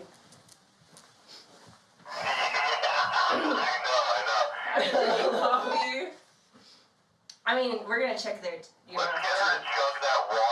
Chug it. Can you start? Chug it. Head back. Further. There's something going on with her face, too. I can't put my finger on it. Can you shine the flashlight in her eyes? Hey, Trish.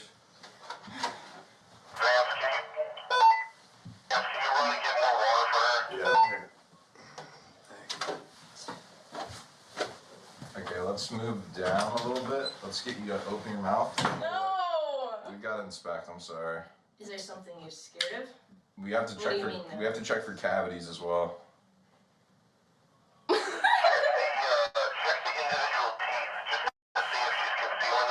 I've been eating. We gotta check teeth. Sorry. You wanna run that, Josie? I'll help you out a little bit. Ooh, yeah. Don't bite. Don't bite. Don't bite. Yep. Careful. We gotta inspect. Stop fucking around. I've been eating, guys.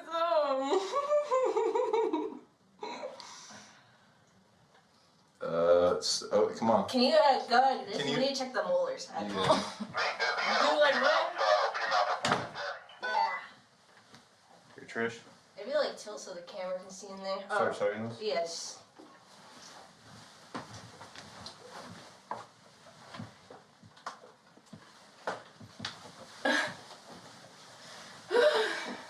Fuck.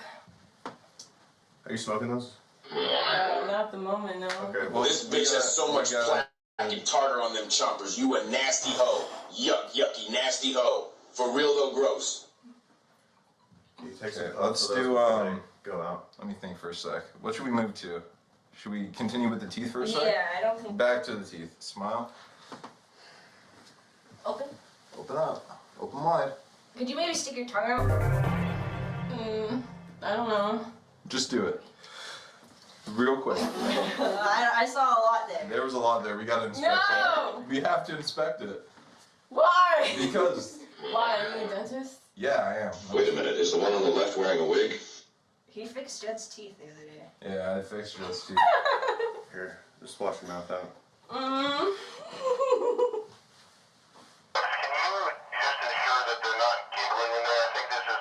Yeah. We're losing sight of how serious this is. Yeah, just try not to giggle. Keep it. Trish, leave it out, please. You gotta open up wide. You gotta open up wider. I was drinking coffee. You gotta open up wider. Judge told me to drink coffee. Is coffee orange? We need to backtrace what this happened from. So you started with the coffee. Did you eat anything orange today? Probably. Like what? Think. What could have made your tongue that color? You said coffee, so. Candy? Candy? What kind of candy did you eat? I don't even know. It was like, I had some peach candy. Look up at the camera. Open your mouth. The audience has to see this. You gotta show them. Why? Show them one more time. Okay. I think it's from the coffee. What do you think? I think it's from Don't the worry, peach. Brian already inspected you her had peach cabinet. candy? Is that what it is? Oh, wait, different. Never mind. Yeah, that'll do. Josie, we love you. Vance is great too. More of that. Ben.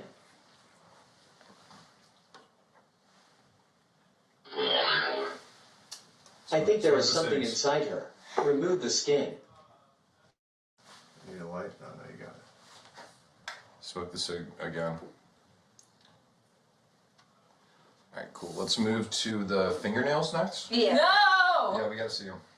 I don't know. You gotta hold the, put everything in one hand and we'll inspect them one at a time since you got stuff in your hands right now. Okay, let's see. You gotta I have acrylic nails on. hold it up to the camera. Get close. Show the camera your nails. I have acrylic This is the nails weirdest on. porno set I've ever seen. Fuck you, They gold need a Crack fill. gang stacks more And my gold hands than are a little smokes more dry. crack. Sure thing. I Let's see need, 'em. yeah. We gotta inspect. Can you flip it over? She might need to have some hairs trimmed in her ear canals, honestly. He'd be weary of the wax in there first, though. Show the tip, like, so get point the end so we can see inside of the fingernails, in between the fingernail and the skin. Check for like discoloration. Yeah, that's what we're doing. Me! I was stinky poopy, I funny poopy, funny poopy, funny hopper, funny poopy, funny wee. Like this, we have to look. Okay, let's see. You see that right That's there? like a The dame is hiding something. Check under the tongue some more. Could be some contraband there. Dope, cocaine, I name it. got these done like, Look at right there, Josie. yeah, that's a nail fill. Josie, our records indicate that we need a reflex test. I Can you got them please done tickle like Trish? 2 weeks ago. It's sexist if Ben does it. It's Yeah, you can see the growth. It's drying out. Yeah, show the it's camera dry. how they're drying out real quick. Just point them up. And you might want to start smoking those too. Yeah, smoke them. What are you doing? Talking to you guys, shit. Well, you can do both. You can talk to us and smoke. That jug's looking a little full if you want to drink some more. Can you get more water? Okay, I on accident asked on the floor. Oh my gosh.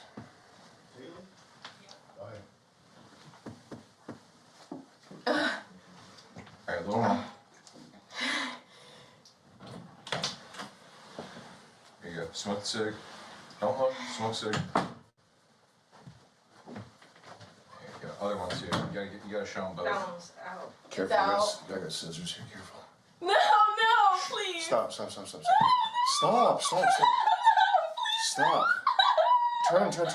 Stop giggling. Relax. Stop giggling. Stop giggling. Chillax. This is part of the process here. That's a wig that's literally a fucking wig. Do you think we're stupid? Trish, chill out.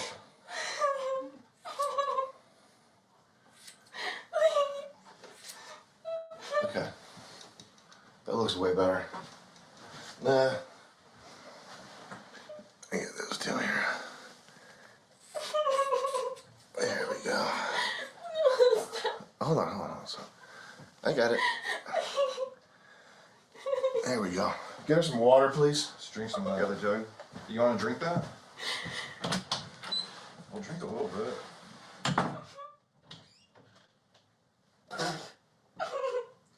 What the fuck? It doesn't look bad. Alright, water. Drink. We have cigs going. Yeah, we got 2 cigs. She's still got 2 cigs. Lit. Good. All right. Trish, you're fine. You're fine. I'm trying to grow my hair out, Brian. Well, now it's a done Josie, deal. don't get her cooties on You don't you. have to worry about it anymore. You're such a bitch.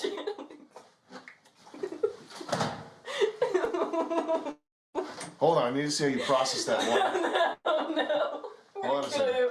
I'm gonna kill you, all of you. This is drinking water. It's not pouring water, it's drinking water.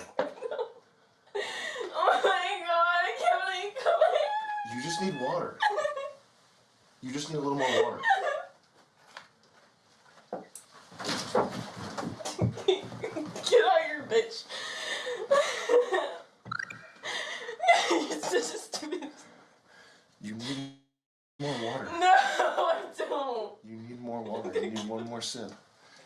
sip of water. No. You need the water. You need to drink a gallon of water. Can you just drink that? Can you drink it? No, I'm not. Can you drink that? No. No. I'd rather stay in here and make you pee. Can you drink it? No. Water will make you feel better. You're dehydrated right now. Cigarettes. You're dehydrated. You're not thinking straight because you haven't been drinking enough water. Hey! That's not very nice. Do something about it. Do not wet Ben. Why? Trish, Because why? How is he supposed to function if he's wet? I don't know. Now I'm soaking. You want some, Josie? No. Josie didn't do anything to you. Josie? Trish, You did this to yourself. Trish, you did this You to stinky ass bitches. No, You fucking smell so bad. Do you not shower? You better watch out messing around with that kid. You smell. Thing's gonna get you. Like Leo. You're being rude to me. I don't care. You cut my hair off. No, I didn't. I didn't. I didn't cut your hair. You look way better. You look better. No, I don't. Yes, you do. Trust me, I know what looks better. Vance, I'll shave your beard off. Get these flashlights out my face. It's the only lighting we have. Right Oh my God. You look really good. You look way better. You're gonna kill you. You look better. Oh! Don't! Stop! You want some of this, Ben? No! Leave me alone! What's wrong with you? I didn't do it. I'm gonna kill you. Well, don't I'm gonna kill cut me. everyone else's hair off. That's terrifying. You Is can't. that allowed? Is that legal? No. Is it legal? Trish, we have to relight your cigs. Stop. No, I don't want to. Stop. You pissed me the fuck off, Ben. I didn't do anything. No, what the fuck? This was No, fuck off, Vance. This was a routine medical exam. Bro, you let that happen. No. I zoned out until it was too late. By the time I'd come to, it had already happened. Oh my God, I'm gonna fucking. No, Trish. You have to drink. Don't forget to drink water. Trish, I can't believe you wet me. Hey, I got a good vape, Trish. Now I'm so I don't care wet. about your vape. You're going to die, all of you. You just ruined my brand new vape that I got today. I'm gonna make your fucking bald spot bigger, bitch. That's not appropriate, Trish. Please. This is not appropriate. The flashlight is flickering. Look what you've done. You've gotten water in the flashlight. Bro. Trish, I can't This believe is not okay. You just poured water all over I me. don't care. That's also not okay. Can you keep drinking, please? You need Bruh. You need to finish that gallon. That's drinking water, as well as the cigarettes. Ow! But Don't they're burn not. cigarettes. They're not even lit. Nice haircut, Trish. You look like. Come in here. Are you scared? How do you expect us to take you seriously if you're throwing water Bro, everywhere? my fucking hair. I'm telling you, you can't even tell. This is broken. Not on the wall, Trish. You look hella fine, not gonna lie. You're sexy when you're mad. You look hella fine, not gonna lie. You're sexy when you're mad. Hit me. Come up. in Science here. facts. Sam, come in here. I'm injured. Sam, get in here. I'm injured. No, get in here. I gotta I'll fuck. You stupid. Oh my I God. gotta go to my other reality show that Sam, I gotta get go to my in other here. show. I can't. No, this is, bro. I'm gonna cut other people's hair now because No. I'm so fucking pissed. That's a serious violation of the rules. You cannot. Really? Yeah. Really? Yeah. I didn't agree for you to cut my hair off. You told me privately I could do that. No, I did not. You did. No, get in here. Are you did. scared? I'm not scared. Get at all. in here. This is not the face of a scared man. Get in here. I'm not scared. of you. I'll be calm. I'll be calm. It doesn't matter. I have to go to my other reality show. No, you're stuck here. No. No, get in here. Just go on acting as if I'm not even here. No, I don't want to. Can we continue our medical exam now? What the fuck do you need to look at? We haven't gotten to Everything. the lower part of your body. What's to look at? Well, we have to check your leg pores, the growth of the hair, as well as the circumference of the calves. Oh my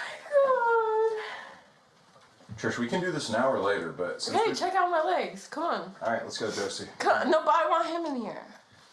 I'll only do it if he's in here. Judge, will you come back in? All right. I'm seriously pissed you. I'm seriously pissed at you. No, you fucked up my vape that I just got today. Can I smoke it? Hell no. Just say hell no. I'm literally shaking. Trish, it's fine. We have to look at the legs. Alright, Josie, let's get a look here. Freckle, or is that, that's a freckle. I just want your hat. There's slight growth. There's slight growth, but not very much. And there's an old burn marker. See that? That's from a move over.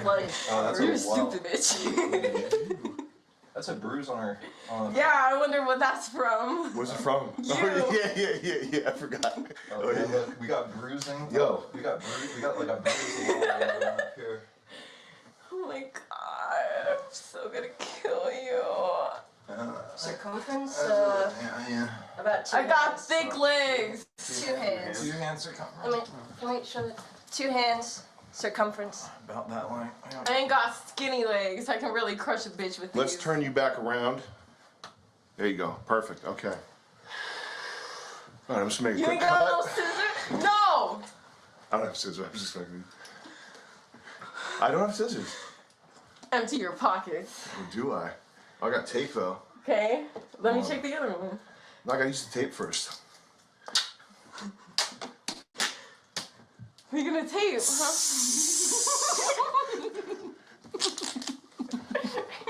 Show the camera, There we Trish. go. Turn around. I like you. Actually, that made me like you way. Brian's been cutting.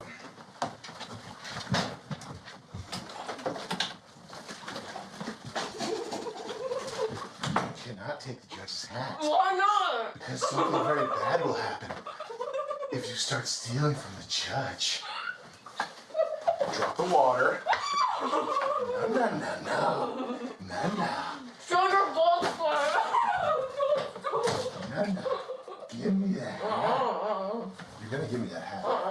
No. I already have it. Oh, that's a quick one, huh? Okay. Okay, I know you're upset about your hair. Yeah, I'm really upset. It's not a big deal. Yes, it is. No, you it's want to not. go bald? I already am. Well, I want you extra bald. You're gonna look like me when you grow up. You better be scared next time you show your face around me. No.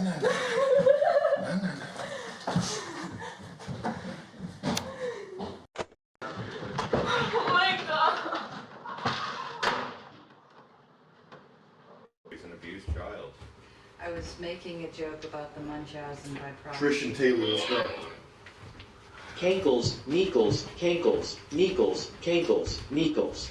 Built like a fat pear. Deadbeat tree trunk. Autistic boys clan.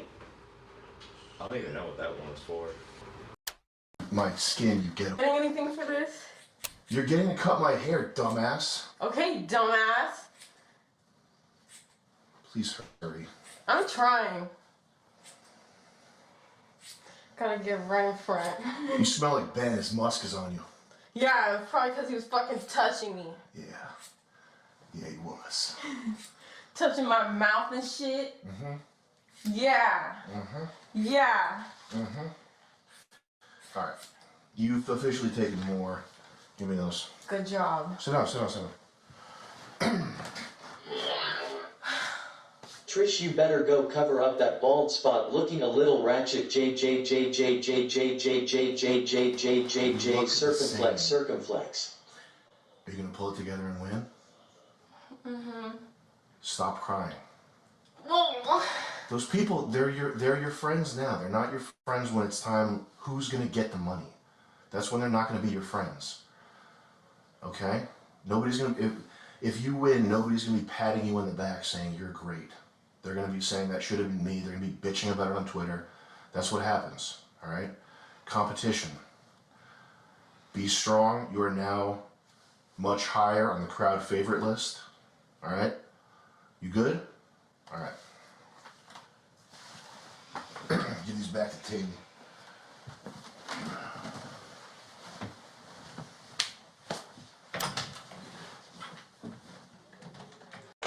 Yeah, good and straight to me, choke, in judgment, TV. I'm gonna keep these.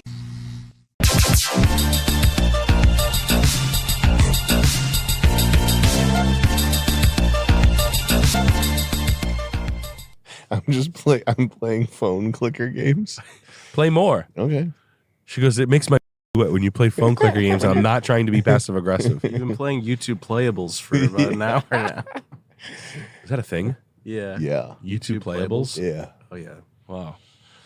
I haven't done that yet. Is there anything? Is any of it fun? Is it on the YouTube app? You just go on YouTube. I can go on YouTube now and just do playables. So I was looking at a recipe for traditional. Yeah. Can you get it on your phone? How do I get playables on my phone?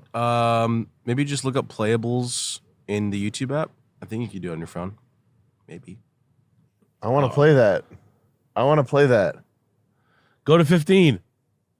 Now go to 15 again. Go to 50. Yay! It's making him chunky. It's making him chunky. He's getting yanked.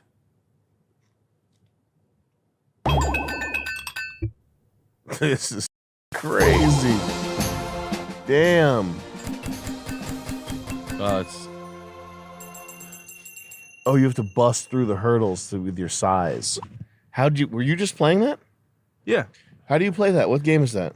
This one is Tall Man. Tall Man? This one's called Sky Molester. You can't do playables on your phone? Tall Man Run. It's like totally Chinese. How do you do playables on your phone? Let me see.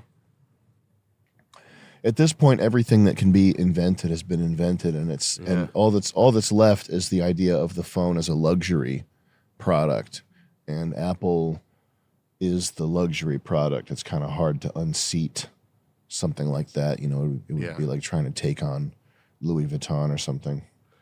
Well, Tesla Motors did do some pretty big damage by way of automobile out of nowhere, so to speak. Yeah. I mean, I know electric. Well, Tesla's kind of like the. I mean, not that this is the reason why, but they're like the iPhone. Like it is signaling that you are into tech luxury. Yeah. It's the same bracket of thing, and I think what it's really about is escaping death. Something that's aesthetic, minimal, high tech.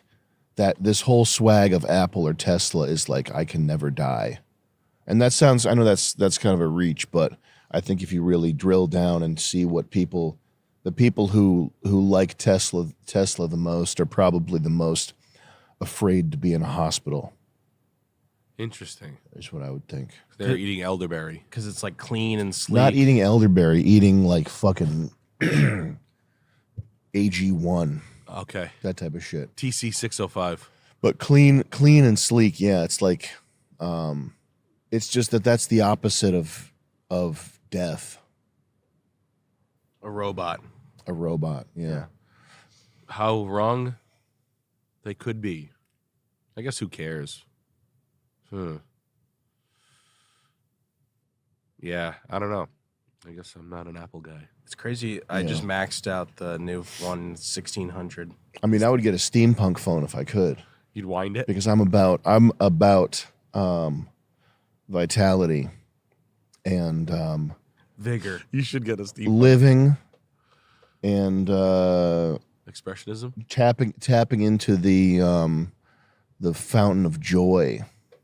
This is you. That's at the heart of creation, which is why I would have a steampunk phone. It makes like click, click, click, like it has noises and shit. Yeah, absolutely. I mean, that's cool. That is something, bro. No, I'm just kidding. I wouldn't get a steampunk phone. Doctor Who over here. But I would get a Ferrari F50. And if they made a phone version of that, I'd use that. It's just a Ferrari F50 that has a phone on top, like taped to an iPhone. It's between that and like the offshore windmill thing that they're trying to like say is so great. Mm-hmm. I'm so fucking sick of windmills. And now these hippies in my neighborhood have this thing. It's like, say yes. Mm-hmm. And it's like a picture of windmills. Yeah. Oh, for voting on it? Yeah. Very nice.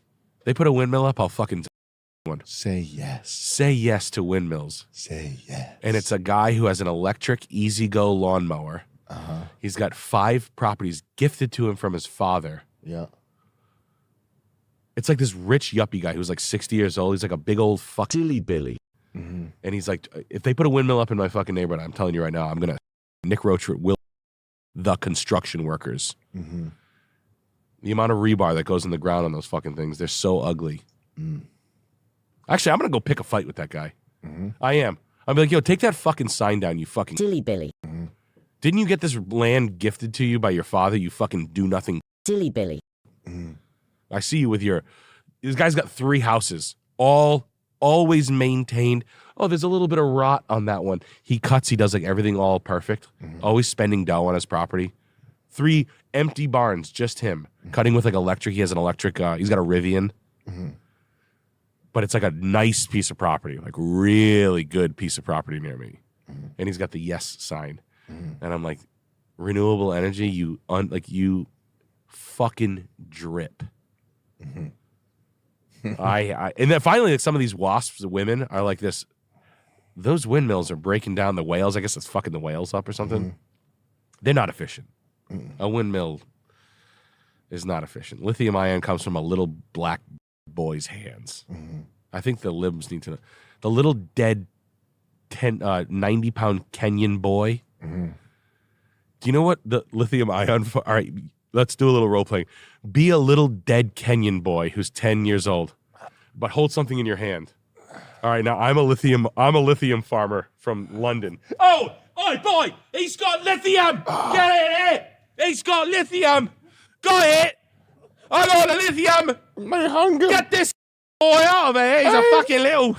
I've got the lithium. My hunger. Yeah, he's alive. Him. Feed me, please. Tell him to find his friends and get more lithium. Cobalt. That's. When are we gonna like realize that that's how lithium gets mined? Do you think it's not, you fucking idiot? Then tell me how it is. Show me the nice, smooth process of extracting rare earth metals from the earth, like in that mine. Just show me the nice day of work on this. Yay! You know, the kid wearing a soccer jersey to work that day. Ugh. The OSHA certified soccer jersey. Y'all some slaves down there. Right, it's my fault though. Y'all making some slaves making them phones. Man, y'all got some funny looking uniforms. I want to buy a new phone now. It's wisdom. I wish I understood Scientology. It's a fun organization. Now you understand it. Oh, okay. I bought a bunch of books. On Scientology? A ton. I bought a ton of L. Ron Hubbard books. Did you read them? No. But did you know he's one of the most prolific authors? No. Like of all time? He's written thousands and thousands of pages. If you're a big bullshit artist. He's written so much that it's hard to fathom. But I got probably like 20 of his books here. Pistol marksmanship? Yeah, he's good with that. Really? I don't know, probably. I just saw pistol marksmanship. You could probably do anything. You can use Scientology to do anything. Probably should get into this. I wonder if this there's on Twitter when they post about productivity hacks and like the 10 things you need to be doing to awaken your productivity. We should just start posting Scientology as a reply to that, I think. You know? Yeah. It's like that's a cure-all. Yeah. Just next time, like Naval Ravikant puts on Twitter, just reply with Scientology shit. Pistol marksmanship by L. Ron Hubbard. I agree. Here's something you might want to take a look at. Wow. But he's got so many books. Are you sick? Yeah. Not acutely sick, though. You just have a nose? Yeah. You got a nose for it. I have a big Shylock nose for it. I was able to sniff out all the money. You found the money. Little children like money. Not as much as I do, youngster. I found all the money. Oh, you dropped a penny. Did you see that clip I posted to Instagram of the Brazilian kid? Yes. The phone one? Yeah. What is that? I can't watch it. I can't even watch it. I want it because I'm going. I swear, I promise. I think the phone. It's a wonderful invention of humankind, but I think it's a Yetzer Haram trap. I think it is. It's a Yetzer Haram trap. A Yetzer Haram trap. I hate the phone. I really hate. Holy shit! Who knows why? What's Gemara? Gemara is like it's like dice. It's like craps. When they play craps. Oh, like when they're like when they're throwing dice on the cardboard. It's basically just behavior, but for Brazilian. They do dice. They do fried chicken. They do all the same shit. Come on, get yours, player. Throw them bones. Yeah. Oh yeah, hot six. Mm-hmm. But yeah, this thing's a Yetzer. Yetzer Hara trap. I would say gotta work sucking it. moil must be a Yetzer Hara trap. Sucking moil and draining blood. That's a Yetzer of Hara goy trap. blood. That's definitely a Yetzer Hara trap. Yeah, I would say. Well, that's actually it's a good thing. It's a Yetzer Hara gimme. Yeah. Oh yeah. It's a gimme. Freebie.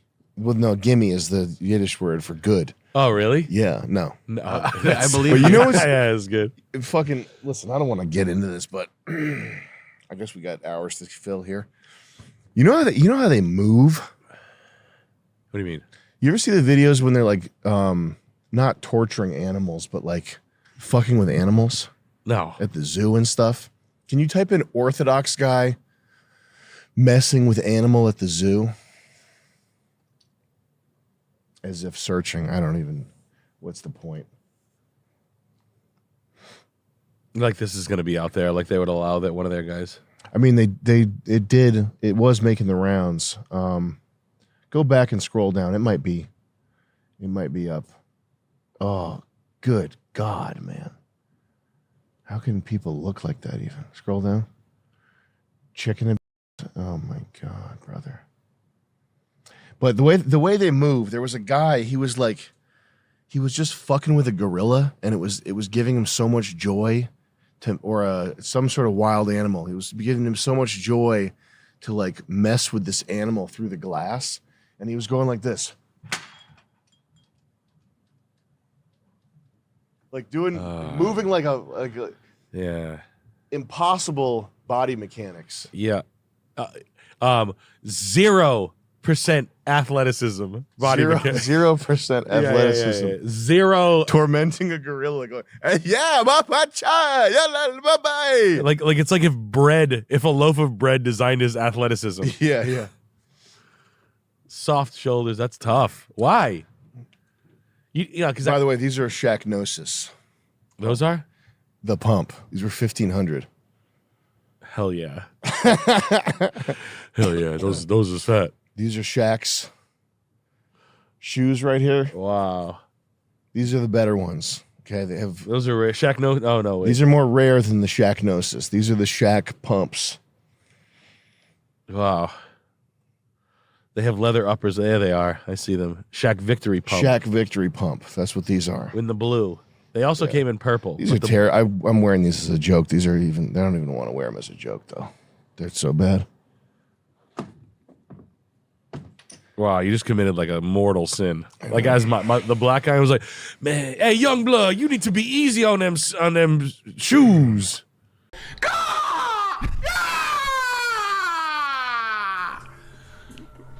That's a human eagle. Okay. That's a new kind of variety of eagle. Guys, how are we? Doing a little bit of bone smashing. I know my 40-year-old body will regenerate it easily. Yep. Easily the same as a 20-year-old kid or a 12-year-old kid doing it. I'm sure I won't look retarded after this. I'm just a couple months away from that dream bod you were talking about. The ascension has begun. Here. How are you? Good? How's your week going? Good? Your week sucks? It can't. It just can't. I shaved my beard off at the gym this week in the shower because my middle of my goatee grew really long and I felt like I was in a Stone Sour video for a second. So yeah. Van Halen EVH saying, Nick, my dad is addicted to painkillers from all the abuse on the rink, and mom's moving in with the guy who owns 10 local vape shops. I'm sorry that's happening to you, buddy. Hey, your rich dad stepdad? Yeah, rich stepdad. Bright side. Yeah, look, I don't really have any mercy for people who have families and decide to not hem it up. I mean, I get it, but on the rink, like think about that, my man. First of all, you took your high school sports so seriously that you don't give a fuck about that, man. Maybe he was in the NHL. Too. What? Maybe he was in the NHL. Cool. I got it. I honestly I have no mercy for homeless or wrangle your fucking dick or wrangle your fucking drug addictions. I'm sorry, you're not going to get any mercy from your dad. I don't give a fuck about it. Painkillers, we know they're addictive. To take them in 2012, I knew painkillers were addictive in 2004. You know, like you couldn't see it. You know what I mean? You couldn't lay off the fucking sport because you're addicted to the game. Just love the ice. You have a family. Yeah. Look, I like fucking. I don't know what the. I like playing pool. I'm not gonna like disappear and go to a pool league and a card game and this and that when you have a family. I'm sorry your fucking pops failed you. Be a better guy than that. Look and notice what the fuck happened there. I don't give a fuck. I hate that shit. I hate sportos, and I hate like runners and like people who train for marathons while they neglect their family and stuff like that. Like, go fuck yourself, you self-centered fucking. I hate that. But it's my time. Yeah, grow up. Shave my mile down by 30 seconds. Oh, did you? Cool. I hope you get hit by a fucking truck. I think that the entitlement and the self-centeredness of like personal achievement. Like, don't get me wrong. Go to the gym, take care of yourself, take care of health, do your thing. I got you. But once families come on, sorry, all that shit goes away. And for people to like, I need them. Give me a fucking break. Oh, you have the worst pain in the world? Oh, my back! Oh, you don't understand. No, I understand what it is. Trust me, I get it. I probably played a higher sport level than you did. Oh, God. Oh, I'm 83 pounds overweight. Oh, shit! It's my back. I threw it out. You don't stretch. You drink all day. You eat fucking grinders for lunch. I got a bad knee. I'm 112 pounds overweight. I'll complain about it for 15 years. I have a bad knee, though. Yeah. My knee's bad. Did I mention I'm 115 pounds overweight? Over a normal, and I still skate normal on BMI? It. And I wrap it up when I skate, but I twisted it when I was playing hockey. Back. Fucking thing's killing me. I'm 93 pounds overweight. My darn back's killing me. Like, and I'm sorry, man. Like, I'm sorry. Like the giving it up for sport and all this stuff, and for like hobbying and shit like this, where it's like, hey, you're fucking. I don't give a shit. I'm sorry. Responsibility for your actions. You deserve to be walked away on. Sorry, you fucking loser. Yeah, get ready to look at the backs of your own children as they walk away from you. And this poor guy's dad. Turns out he was driving the Zamboni and he fell off. Yeah, get up. No. I wrap it up when I skate, and like the people who continue to like aggravate it. Mm-hmm. You know what I mean? Like you hurt something, you stay off it. You rehab, or you make a turn in life. You know. Mm-hmm. And then and then the pills, like, just to neglect that and be like, you know it, and you can't wrangle your addictions. Overdose. I don't give a fuck. Get out of your life as fast. Get a huge life insurance policy and croak. I don't care. I'm sorry. That's the way addictions need to be treated. I'm sorry. People backdiving into therapy and addiction and leaning on it as a crutch, like the world shoved the pills down their throat for years and years and years. Get the fuck away from me, man. Go fuck yourself. I played ball with the kids. Who gives a shit? I sucked. I'm not gonna fucking. Oh, we were so good. We were so good. You don't understand. And then I went to the Patriots game that year. Yeah. Like, get the fuck out of here, man. I knew a guy that went to the league. Gives a shit. And honestly, like that's the, and like opioid addictions are really close to me, and I hear the same story all the time. It's like, dude, you're a drunk drug addict. I get it. Now, I'm no fucking saint. I get it. But you're not gonna hear me fucking complaining about it. Like that'll be the day where I'd have a kid on a stream being like, hey, my dad's losing my mom and my family to that shit. That just drives me fucking crazy.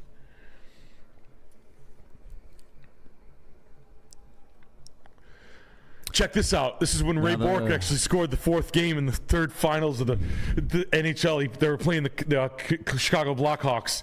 That year was the first year that Bert Crosby was actually coaching, and he made a big difference in the way that team played power plays. And that was a big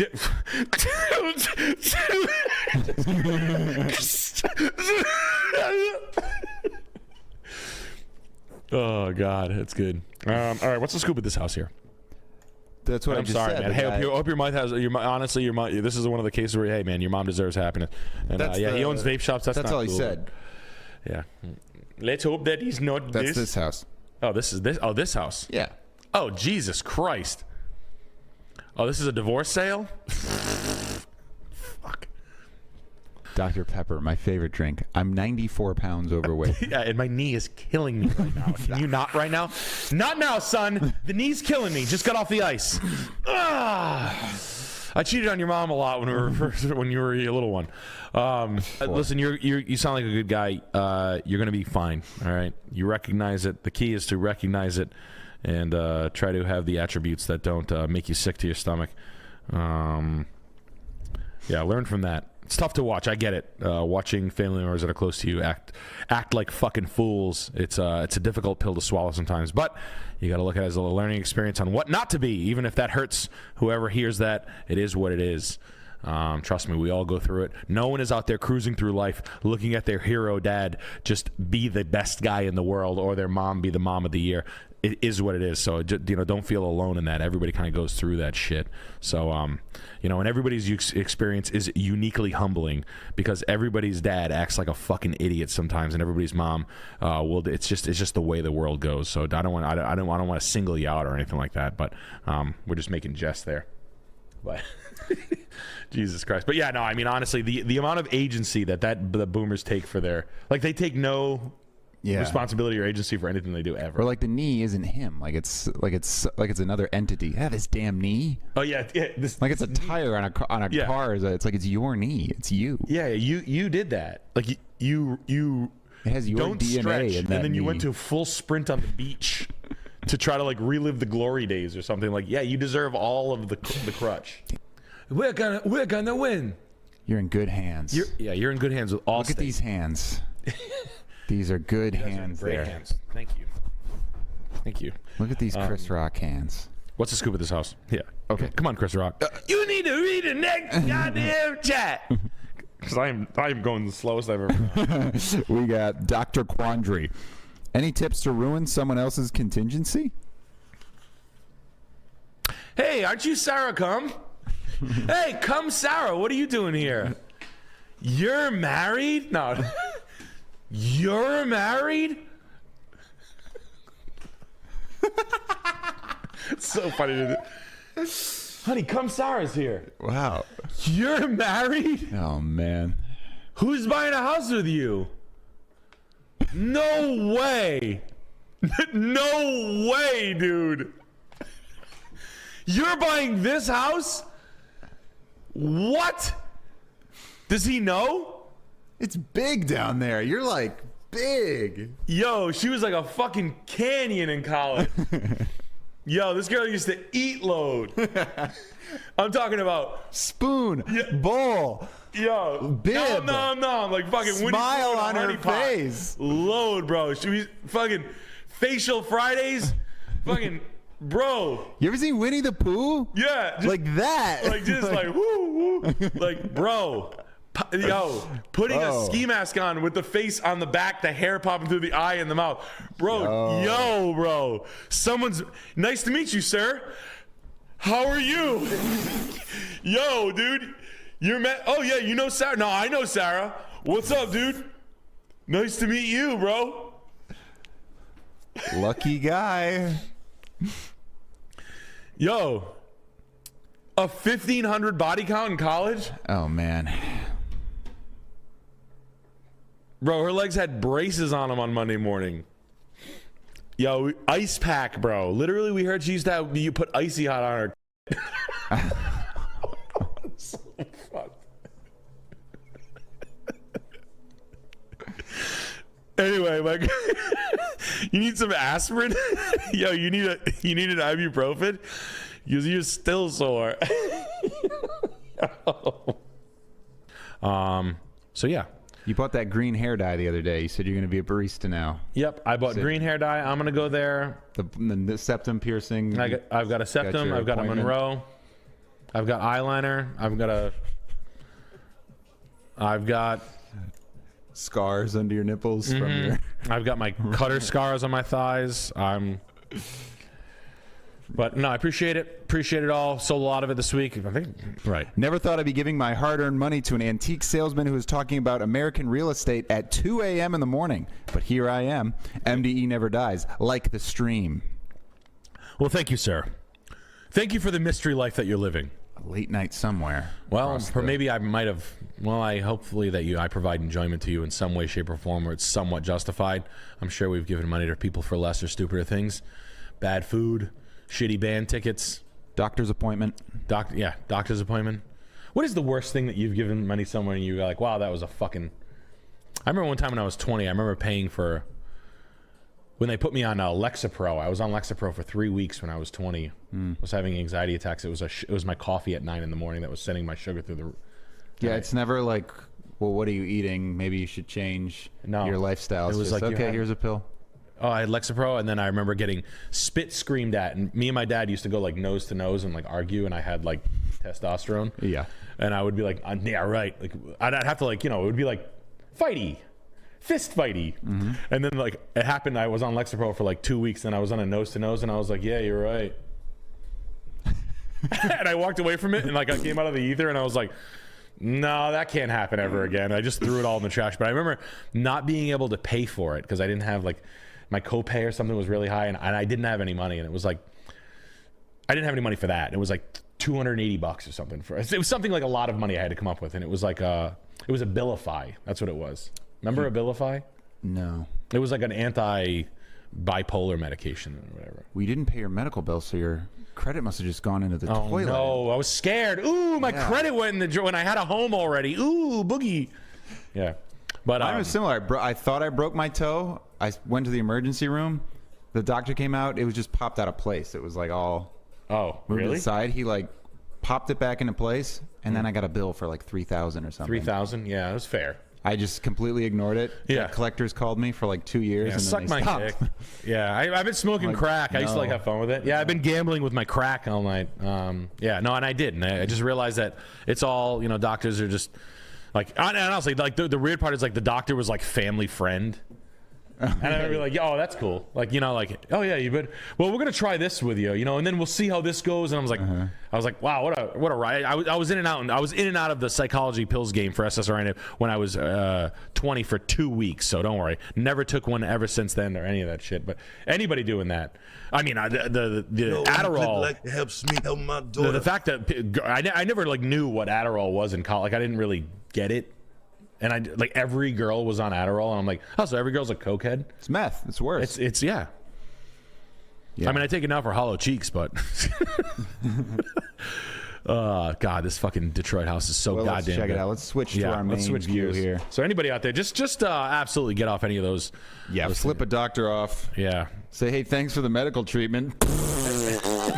I ain't paying you. Yeah, dude, watch out. I don't have insurance. Yo, you ever run into me at a restaurant, I'm gonna fucking out you, dude. Oh, wait, let me get the... Okay. Oh, these fucking Monaco posters are fucking corny.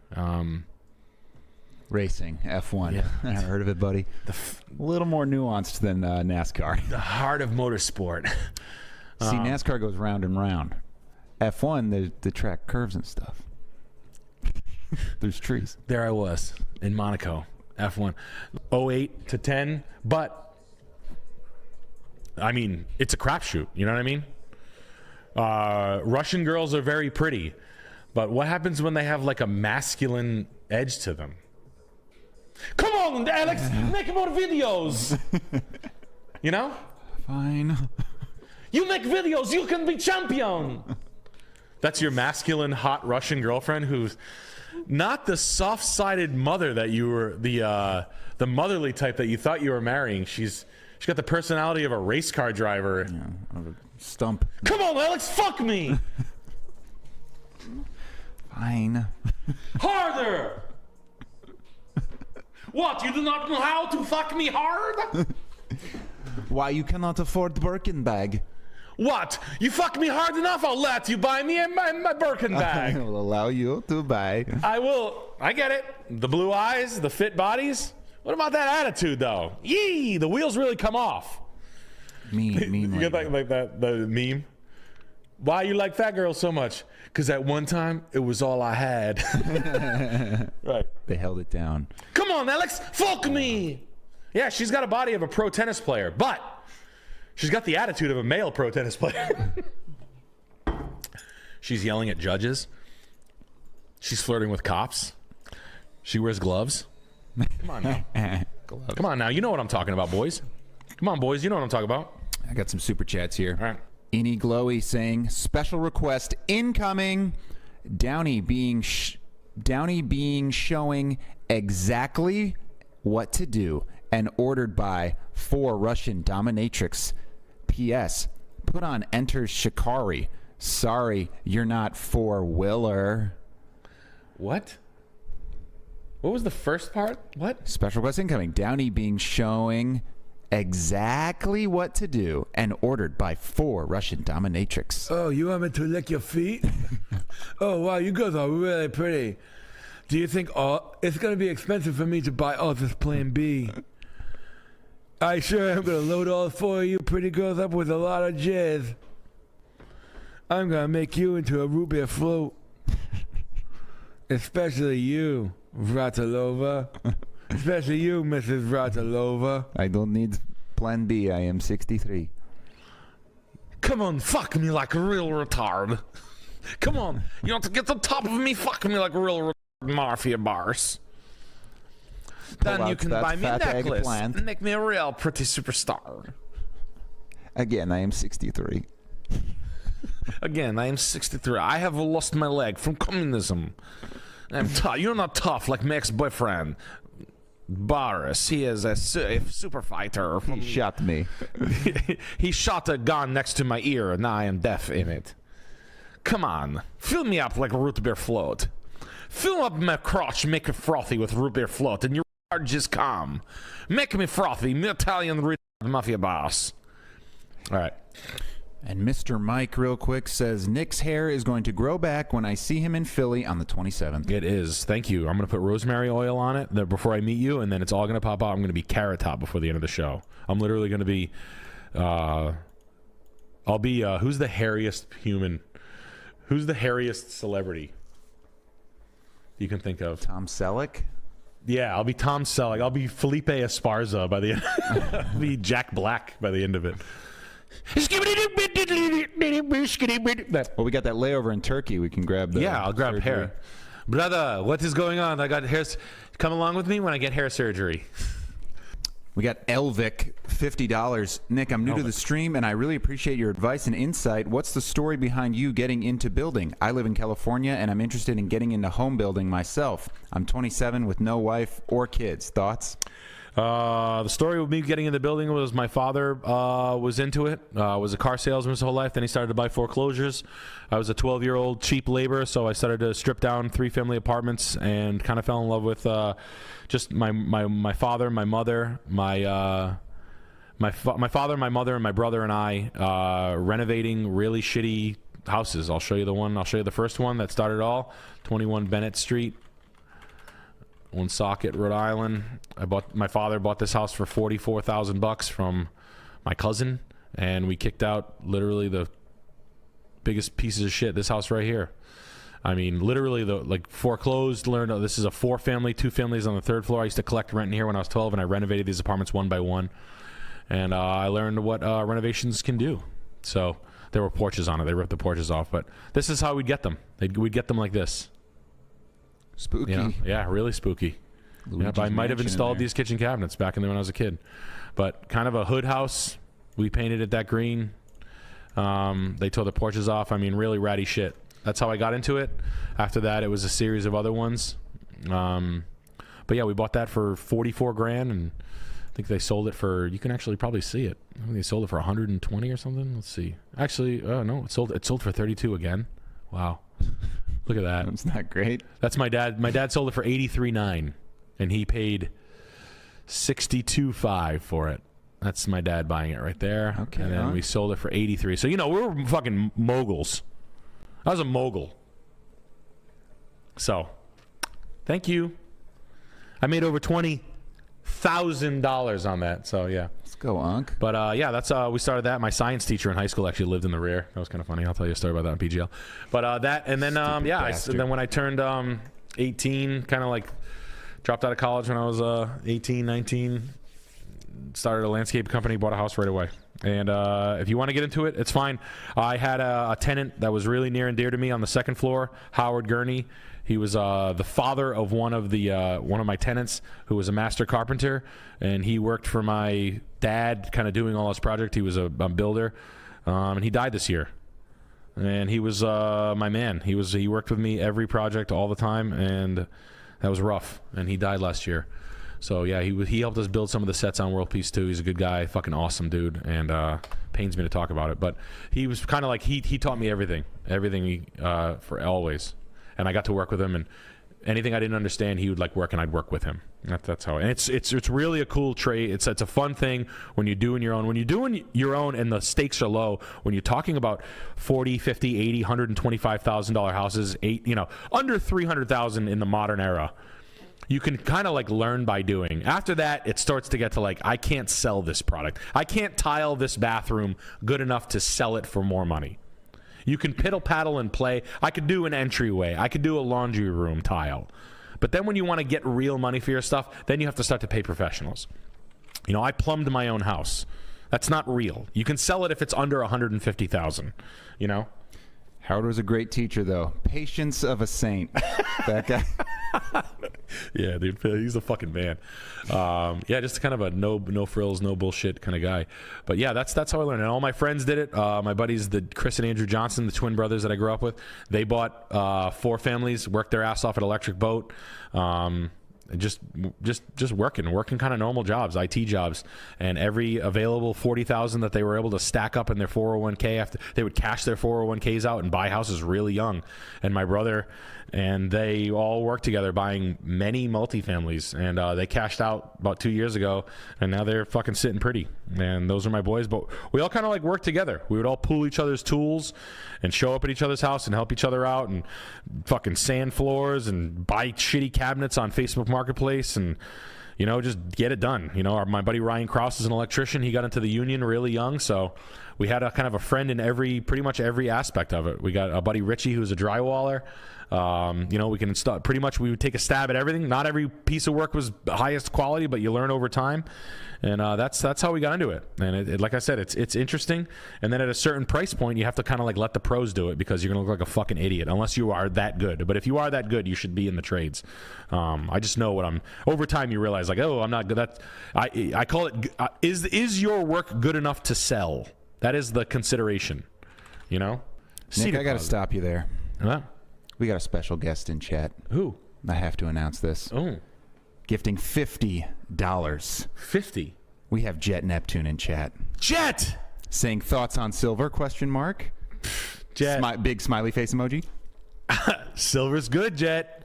You must be happy. Silver is great. We got 95. I'm calling 230. I hear 170. I'm calling 230. What are you calling it? It's at what? What's silver today? 95? Did it hit 100 yet? Silver price today. 95? I didn't listen. Hardhead Alex years ago, Jet was telling me. Yeah, he did. He told the stream years ago, silver. He was telling me in 2020. He's saying, you got to buy a silver, dude. You actually, Jet. Jet knew. Silver guys were hot. I still have what I have. I've got my, I don't know, 2-3 pounds. I don't know what I have. I'm happy about it. I got I actually asked my brother to go. There were silver bars. I could have bought them a couple weeks ago. I was getting my mom was dropping some jewelry off to be cleaned at a pawn shop, and they had some 50-ounce silver bars maybe, and they were at $60 an ounce. And I was like, and I'm doing the house. I don't have enough money to salt and silver right now. But yeah, I mean, the beginning of the stream, Jet was silver maxing. Yeah. I've been drinking colloidal silver, so. Yeah, so that turning works. your skin I'm gonna turn blue. I'm turning blue. Guys, let's get some likes on this stream. Hey, this is a pretty goated stream. Jet, we miss you. So I hope you're well, pretty buddy. epic. I do. I think about you all the time. Say what's up to Ben for me. I know you're working your ass off somewhere. Like you can't buy units do nothing, raise rent, and then collect it, and everything's hunky dory. Something epic is going to happen. Yeah, something epic's going to happen. Like you get stiffed, cement gets flushed down your toilet, people get shot and whatnot. I just think I just think that it's going to be a fun little time where we toil around and pretend like the reality of it's truly just inventory, supply and demand. You can't build houses anymore. There's not an investor in the world in the Northeast, New York, that would build a suitable first-time home for anyone. That's what's disappearing in this world. Those mass market homes that are built in the South, you guys can see this. It's a really interesting thing to see, where you got places like Nashville, where, and if you're in Nashville, I'm going to give you a tip right now. If you're in the Nashville area, write a bad lease. There are guys who built 70-story buildings, 70-unit buildings, 100-unit buildings, 200-unit apartment buildings. No one's taken them. They thought they could build them, rent them out for $2,500 a piece, and that would work. Right now, you can go into Nashville and you can rent that $2,500 unit. If you were like, listen, I'll pay you $1,250 a month, will you take me? The answer is going to be yes. If you're in a market where they built high rises and they didn't work, go do that. That is a non-buy time. Right now, if I lived in Nashville, I would do that. And skip the living in the outskirts. Live right downtown, right in the brand new shit, on a bad lease for the owner. Good lease for you. It's happening. Check it out. It's not fake. Go look into that. But up here, you can't build a house because contractors drive Denali's and go to country clubs. Okay? It's just my cost. Well, your costs are high. Okay, you used to be a pill addict. Now you've got 2 Denali's and your wife has an aloe hat. All right. Now your wife is thin again because she's on Monjourno, and she's got a trainer she's cheating on you with because you smell like body odor and cigarettes. And yeah, your costs. You bring it. It's a time where plumbers are making $170 an hour, and you're gonna be. It's gonna be a fun in 24 months from now. It's gonna be a rough spot to be, because if you're a real money guy and you sold your fence company and you sold your HVAC company for $7 million, and you're truly a worthless piece of shit now because you were a blue collar guy that made a bunch of money and then you got an unjust amount of money for your highly regulated blue collar business from a silver tsunami thing from a venture capital firm, where basically you were unjustly paid $10 million or $7 million for a business that you thought you were going to hand down to your kids, but your kids fucking hate you because you were a workaholic. You realize that you really only had one skill. So now you jump into these like VC funds and these pension funds that you found, or these funds based on money guys that you met from your accounting and whatnot, hard money lenders, etc., that you met at the country club. And you thought you were going to do X, Y, and Z. If you have that much money, the last fucking thing you want to do is build a house for profit. The last thing you want to do is build a development. I'm serious about that. Up here, I built a house thinking I want to do this for a living. I would fucking never do this for a living. I would never build houses. Because the house that... There's no more cheap options. I would rather fucking eat dog shit than build an ugly fucking house. Yummy. Pieces of shit builders that are scum, not friends that I'm friends with, but like other builders that are just fucking retard graduated deck builders, framers that were like that would hire they'd hire a fucking child that would fall into a cement mixer and they would go about their day. They would build raised ranches that fucking suck, that only retard baseball players would buy, and sell it to you for top rate for $350 a fucking square foot, when I would literally rather eat every lighter and every fucking ounce of butane inside those things than do that. Fuck that. That's kind of what's happening up here. So you've got the uber rich that are hiring the good contractors for so long, they're basically just paying them to be slaves. Guys that are my friends, that are talented, they're hanging out with people that have more money than God, where a house can't break them, or a house would break me, and a house is nothing to them. So all the good contractors are all sopped up with the hyper rich. So the middle class and the people that just want a custom, a home that suits their needs, forget it. You cannot do it. There's no $600,000, $700,000, $800,000 house that doesn't suck shit. It's literally like a hot girl with a missing arm of a house. Literally. Like, she's hot, she's got great tit and a half, but she's got an arm missing. And that's what a house is up here. That's the truth. I want you to know that. This is some of the realities that I'm coming to as building my own house. I'm finished. I've spent the money. I'll get into all of it. I don't want to blow my load on this stream, but it's just the truth. Please don't. So keep it PG. With all due respect to everybody out there looking, buy fixer-uppers. Still do, original plan. Nothing, no crazy news. But as far as where the market's going, no money guys are going to go into home building. So inventory, as far as nice shit, is going to stay stagnant. And there is going to be a class divide, in my opinion. It's just the truth. And I don't care how preachy or whatever the sound, it's the truth. It's going to be shithole houses where you're fooled to think that it's brand new. It fucking sucks. The guy who built it's a fucking piggish who doesn't know and wouldn't know a nice piece of fucking molding if it was fucking his slut daughter. And he hired every cheap fucking slut in the market to plumb it, to build it, to frame it, to floor it, to stair it, to window it, to insulate it, to paint it. It's just the truth. Yeah. All right? So, inventory, So where the areas are fun, they're going to continue to go up to me. The areas where you can still buy, where people, I think the value and the quality of a quality home has gone up in the eyes of the consumer, you, me, etc. Detroit, Pittsburgh, Rochester, Syracuse, places that have those old growth, old built houses where the house is actually dope. I think the world is going to become in style again. I think that's just going to be the shit. I mean, I've been saying that. It's just the truth. Up around here to build the stuff that you like, I'm not living in that. I'm not living in this fucking shit for $750,000. Blow me. I'll move. I'll move to Detroit. It doesn't even bother me. I'll pull my kids out of school. I don't care. I'm not living in a fucking fake-ass modern farmhouse built by Joanna Gaines' slut cousin Crystal Gaines that has 4-inch molding and a half of a waterfall with cheap-ass fucking Home Depot Dalmatian granite and builder-grade cabinets and ratty-ass 9 bathrooms with shitty hollow doors and shit vinyl siding on it with black windows on it that are made in fucking, they're Genvex windows that have no guarantees, no warranty, no nothing, built with shit Goodman boilers and air handlers and whatnot. Get the fuck out of here with that shit. Sure. Focus breathing was driving me crazy. Yeah. So if you're, young and the shell fell off his head. That's supposed to happen. Yeah, Lennar. No, they're fucked. And this is just the truth. I want to look through the lens of that little rant because that's if it was really really nice and the builder spent money and time and stuff like that, they're gonna want their money. The house that I built to sell it to make money to be like I'm a builder and I would.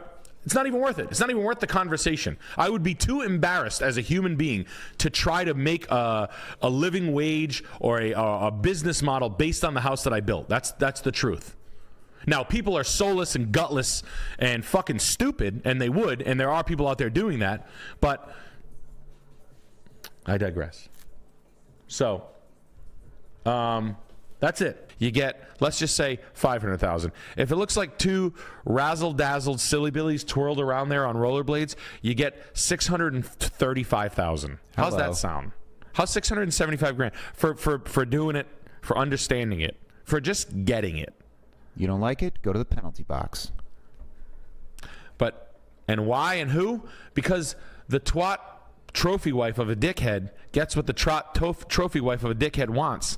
And when she comes in your house, it's an auto yes. It's not long-term price reductions. It's selling it right away. That's why.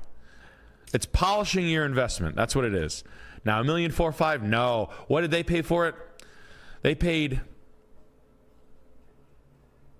$670,000 2 years ago, a year ago. They couldn't rent it for $4,000. It's wild.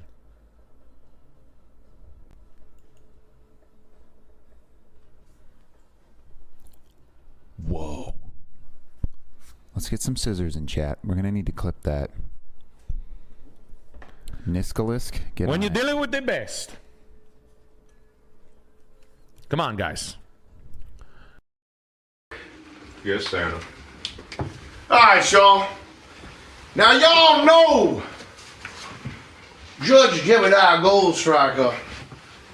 I done told you I'm an oil man. I told you I own multiple tracts of land. I even own me a slaughterhouse. You don't want to see what goes on in there, girl, trust me. Uh-oh. I own a plantation. Don't worry.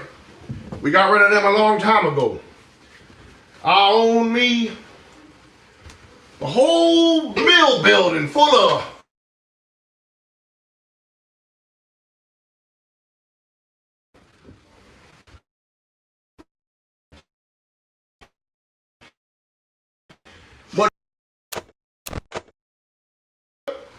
and then originally, I'm a swamp man.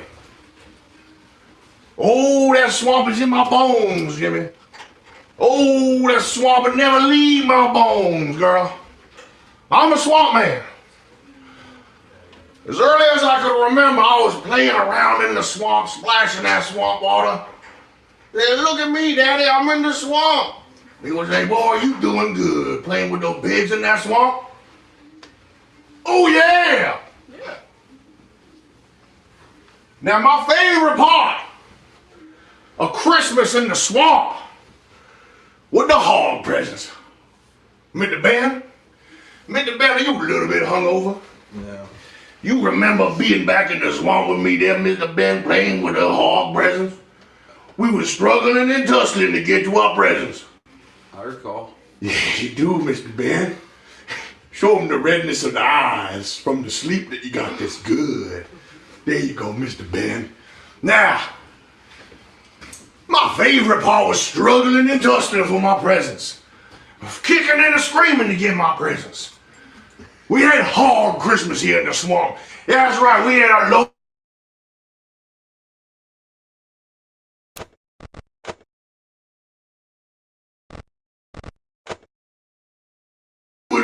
We would be struggling and fighting with those Christmas presents. We'd be kicking and squealing like pigs for those Christmas presents. Kicking and squealing and tussling and reeling for those Christmas presents. Now, what we gonna do, Mr. Ben here, he's a cattle rustler by nature.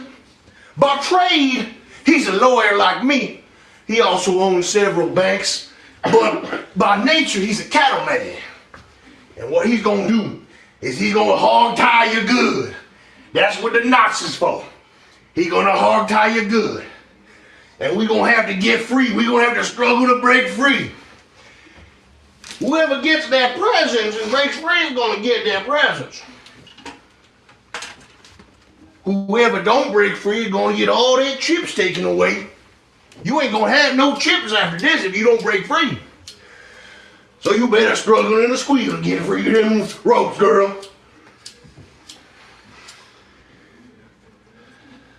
I believe she's having a malfunction. That's what it looks like there, Santa Claus. Maybe that's why she has no lighter. How we doing with these ropes here, Mr. Ben? What's this gonna take, about 50 minutes? Nope, just maybe one more minute. One more minute, damn it, hog time. What's that, Jimmy?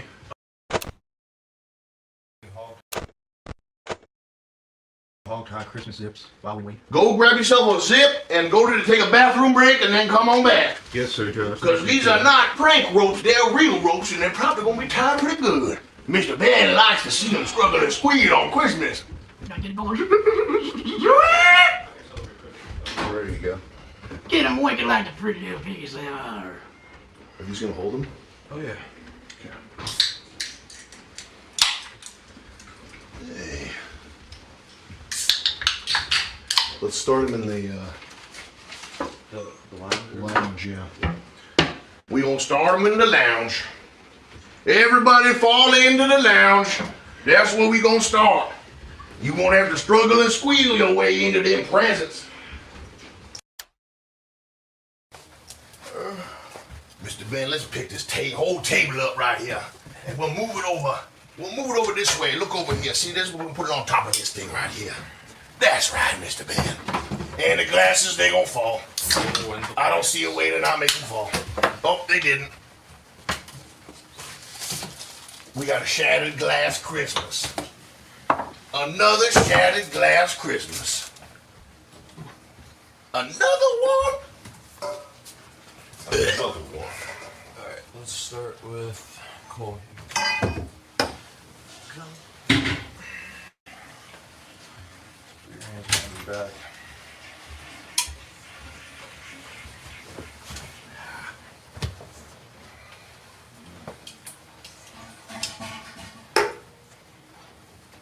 Now, trust me, this is the festive way to celebrate Christmas.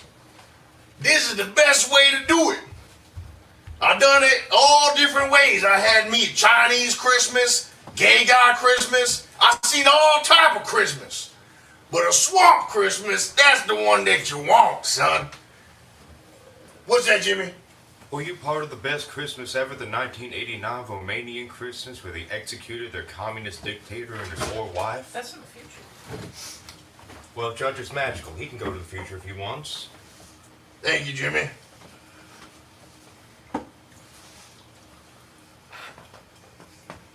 Can we get a fireplace going?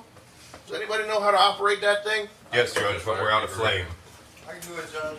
Yeah, we're out of I think we might be Out of flame. Are the presents marked? Yeah. They are? Yeah. All right. You First, want me to bring them over? first 3 people to get out and get to your present get $500. The last person stuck loses all their chips. Or if you can't break free, you lose all your chips. We start? No. Trish, what are you fidgeting with? What are you doing? I thought we could start. You cannot start. Okay. We're gonna need to double check Trish's knots there. Probably tape her up good. Thanks, No. Trish. Here's it's gonna hurt so bad. Push your hands back towards me. Yeah.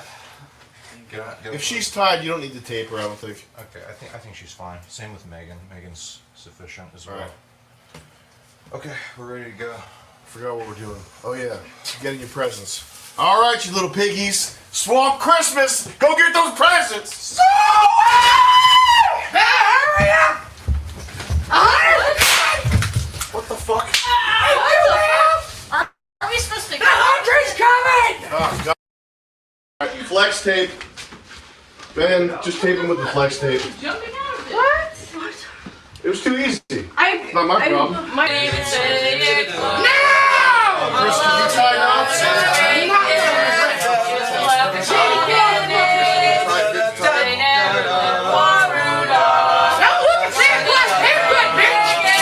Stop rubbing up against like a goddamn fake hat! Christmas Eve, Santa came to say,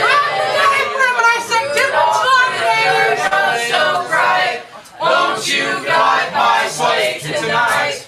And all the other reindeers used to laugh and call him names. Poor Rudolph, joining any reindeer games. Then one foggy Christmas Eve, Santa came to say, Hold on a second. Josie, can you run a hole and see if you don't want Jimmy's mouth right? Shut. The reindeers used to laugh and call him names. They never let poor Rudolph join in any reindeer games. Then one foggy Christmas Eve, Santa came to say, Rudolph, with your nose so bright, won't you? I don't want you guys running off those tracks. I didn't do nothing. Can everyone be quiet and Trish look up at camera innocently and say, "Punish me harder, Daddy"?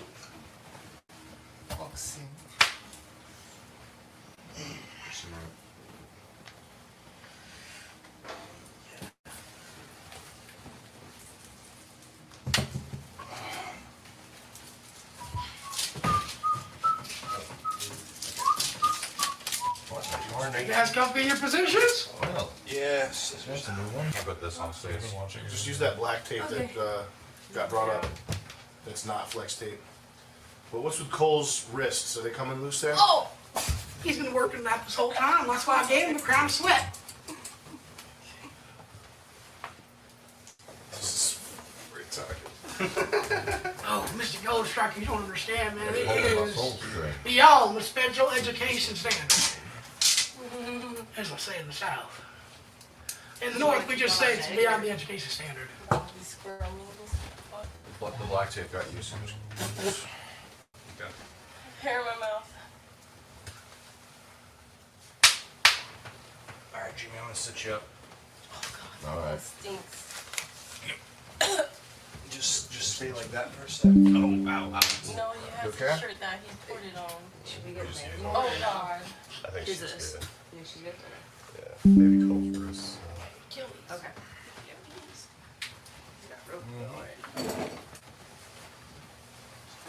One little, two little, three little fish We heels. have this on Do Not Speak.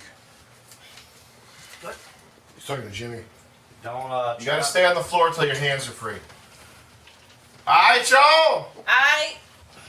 Alright, get to struggling and fight for a whole Yeah! Alright, we're gonna stop. We can break. That's okay. All set. Now last chance.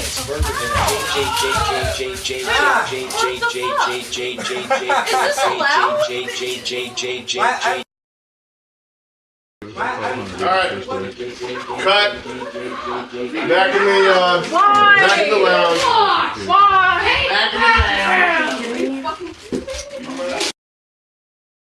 Oh, we got another round? Oh, yeah. Okay. Zip tie, bruh. We're doing a zip tie Christmas just like we used to on the swamp. We gotta do this style. Restraints are gone this last round. I don't know if you saw this, Mr. Goldstriker, a good friend of mine. I don't want you to get cheated out. Are these motherfuckers not doing the town proper? Oh, no. I've seen them walk off with their hands still bound. Now they can't do that in Payday 2. You can't do that in Payday 3. So quit playing with me and my man. You stay on the floor until you get your hands free. Otherwise, you ain't gonna have Christmas. I'm gonna take it away from you.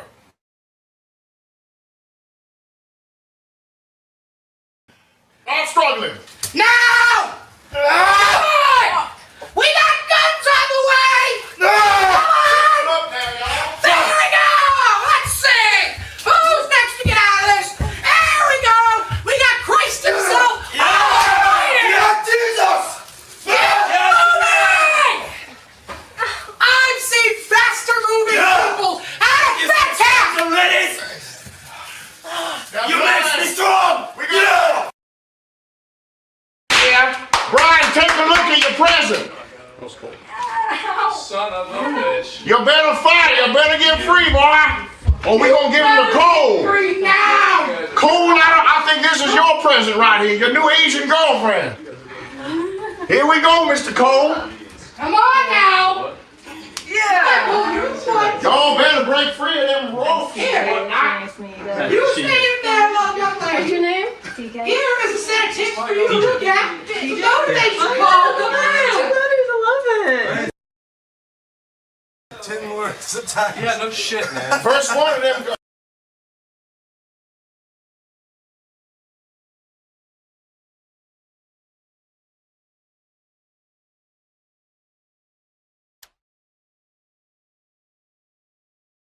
Come on! Like I said, fat can't have faster cakes! Think it's on one, Cole. Cole, you gotta Tyler! Think of the breaking down! Breaking Benjamins! Oh, I broke free. Wow. Hey, Cole. Oh. Where'd she go? We love you too. Yeah. Where'd you want? Have I think she went to the kitchen. Okay. so tired. You're so tired. No, it's not. This one is too. I can't. This one works. Oh, man. Come on! You're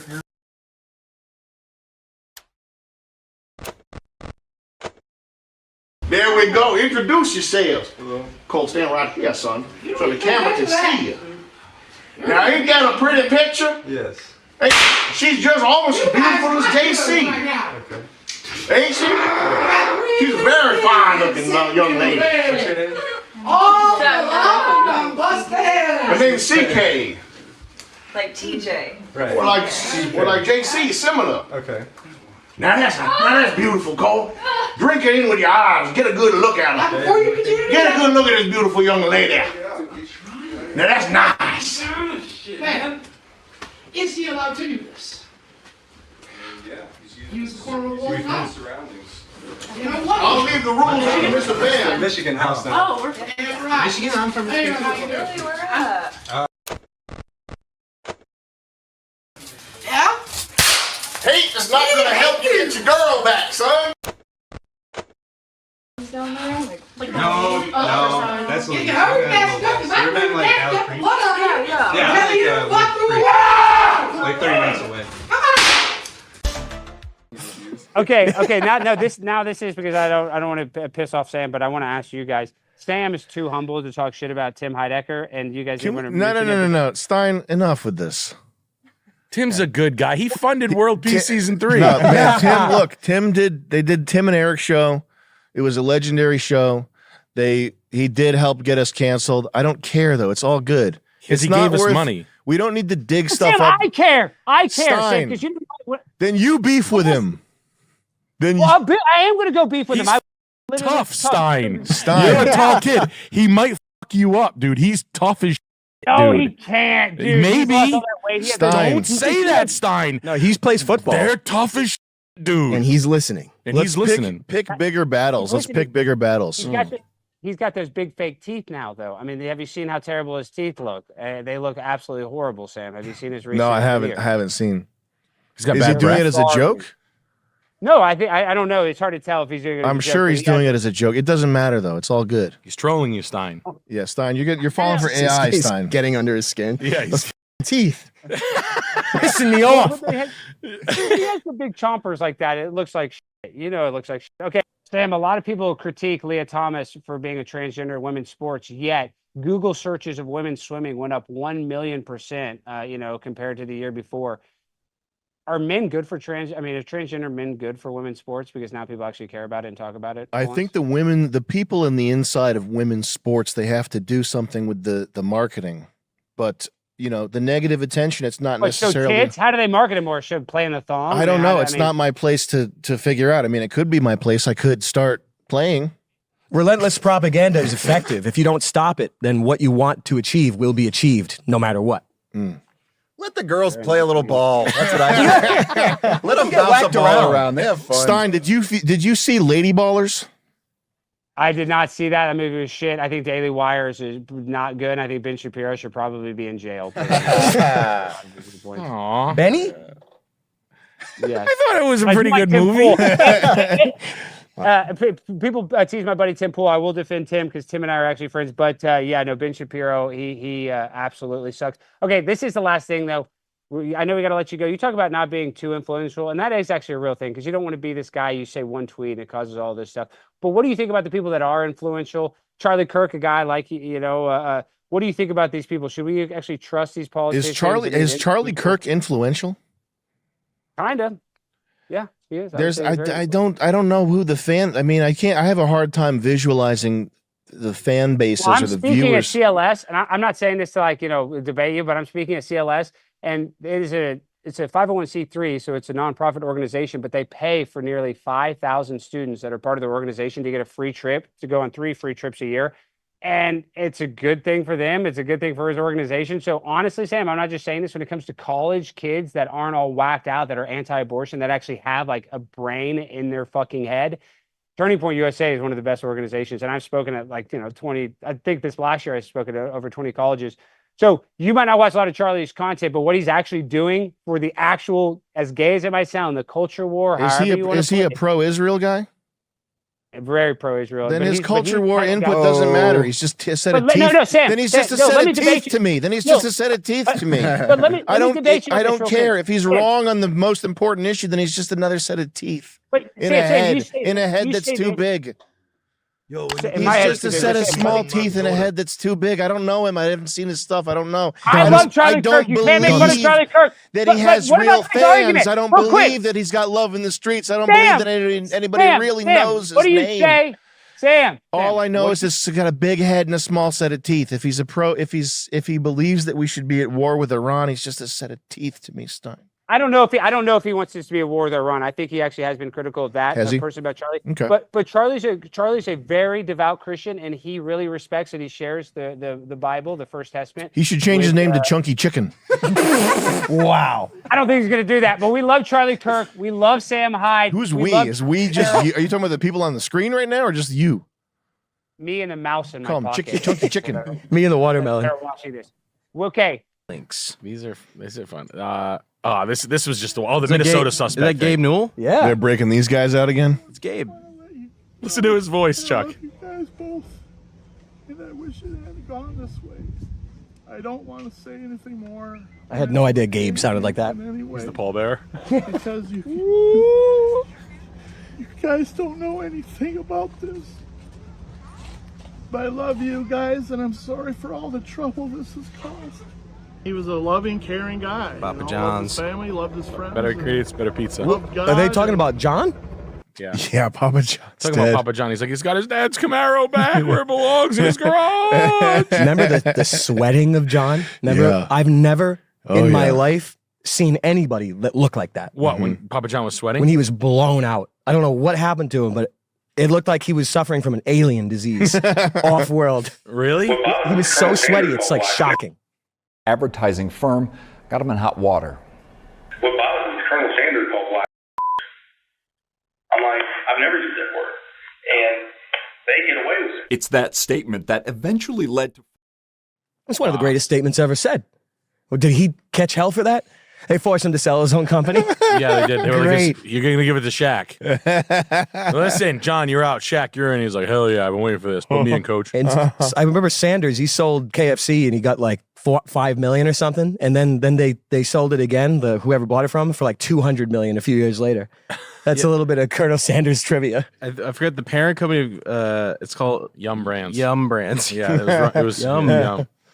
Though the parent company for Pornhub and all that what's their Mind Geek. Yeah, Mind Geek. Wow. Or Mind is it Mind Geek? Mind Geek, yeah. A geek is a guy in a circus act that would bite the heads off of animals and shit like that on stage. Like the freakish looking, that's a geek. And I'm Really? sure it's got a bunch of different other meanings too. Really? Yep. Interesting. Oh, now it's ALO? Can't believe they're still in operation. ALO. Where's ALO located? It later launched Brazzers. With the popularity of Kimbo Slice, Brazzers really went skyrocketed. They own men.com. Wow. That's a good domain. Oh shit. Damn. Like, what does any politics matter if this company is still allowed to operate this warfare in this country? Like, what does it matter? What does racism matter, or anti, whatever the hell? Like, that's the only thing that matters. And immigration, all that stuff too. But Sure, yeah. No, it's true. ALO. ALO. Sad. It sounds like a fucking, like a lotion for like your fucking.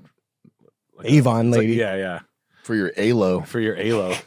My ALO needs Belly lotion. button lotion. My ALO's dry. Yeah, no, that did you hear about that shooting though? I mean, you guys looking at that a little bit? No.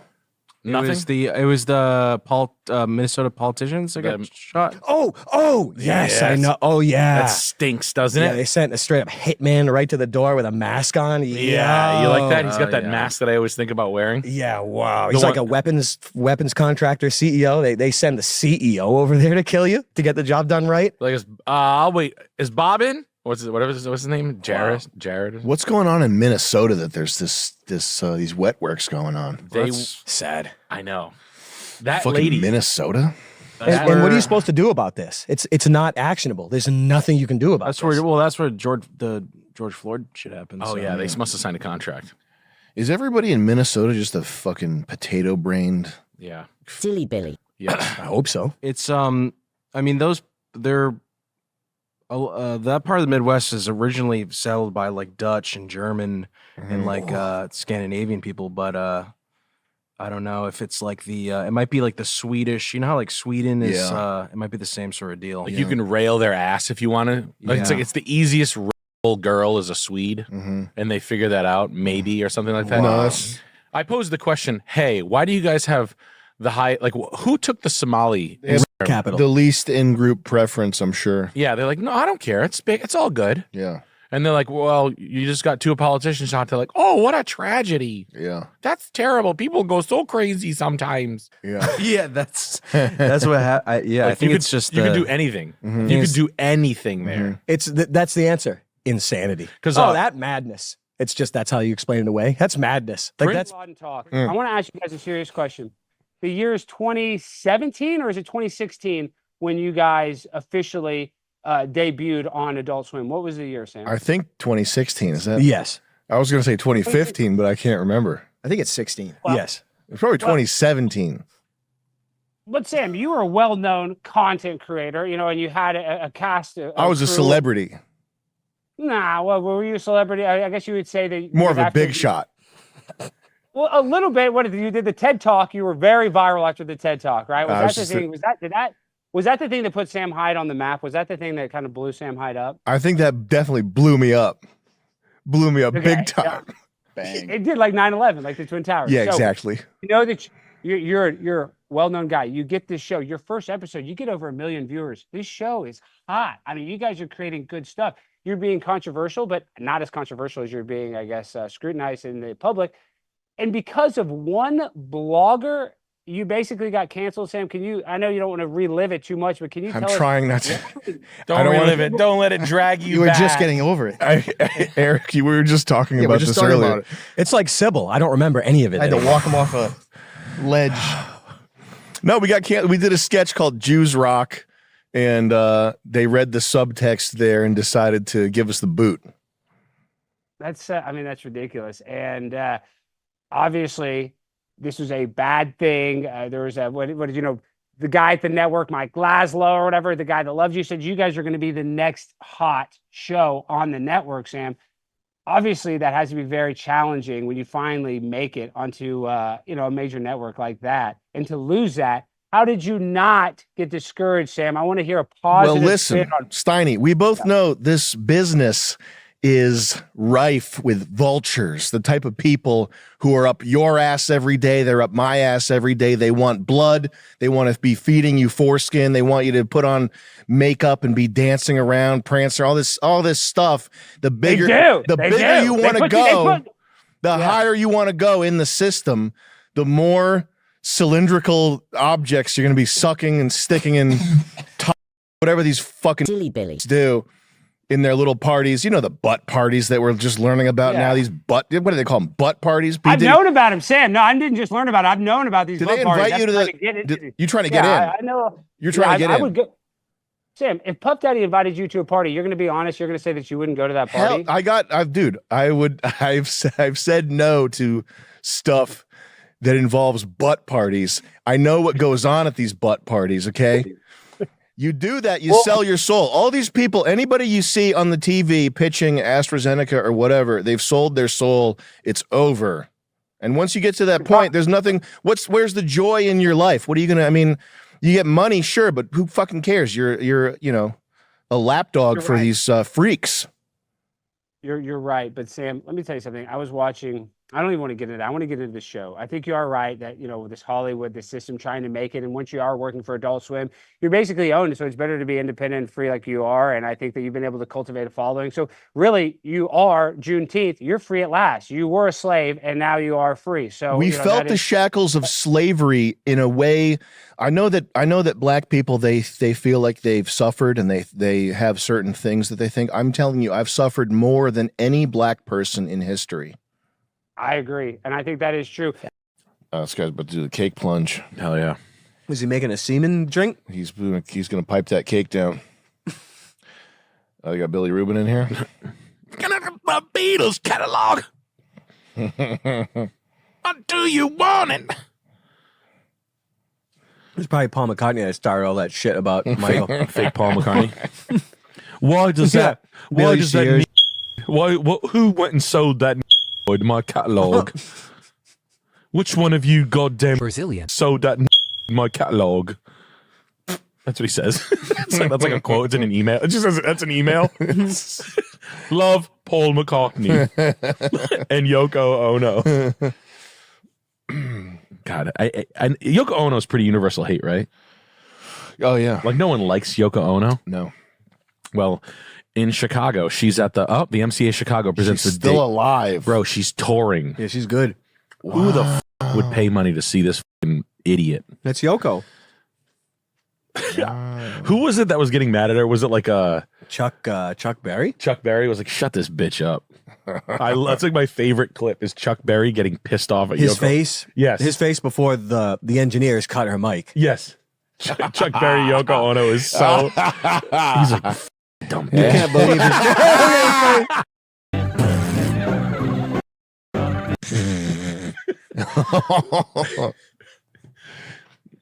Like putting up with that, like someone's girl, like, yeah, man, let my girlfriend jump on the mic. You hear how fucking bad shit the music they're playing to begin with is anyway? I know. It's like fucking there. I rather see guys drinking fucking diarrhea. I know. I hate that shit. Fucking. He looks like John Lennon looks like Sean Penn in Carlito's Way.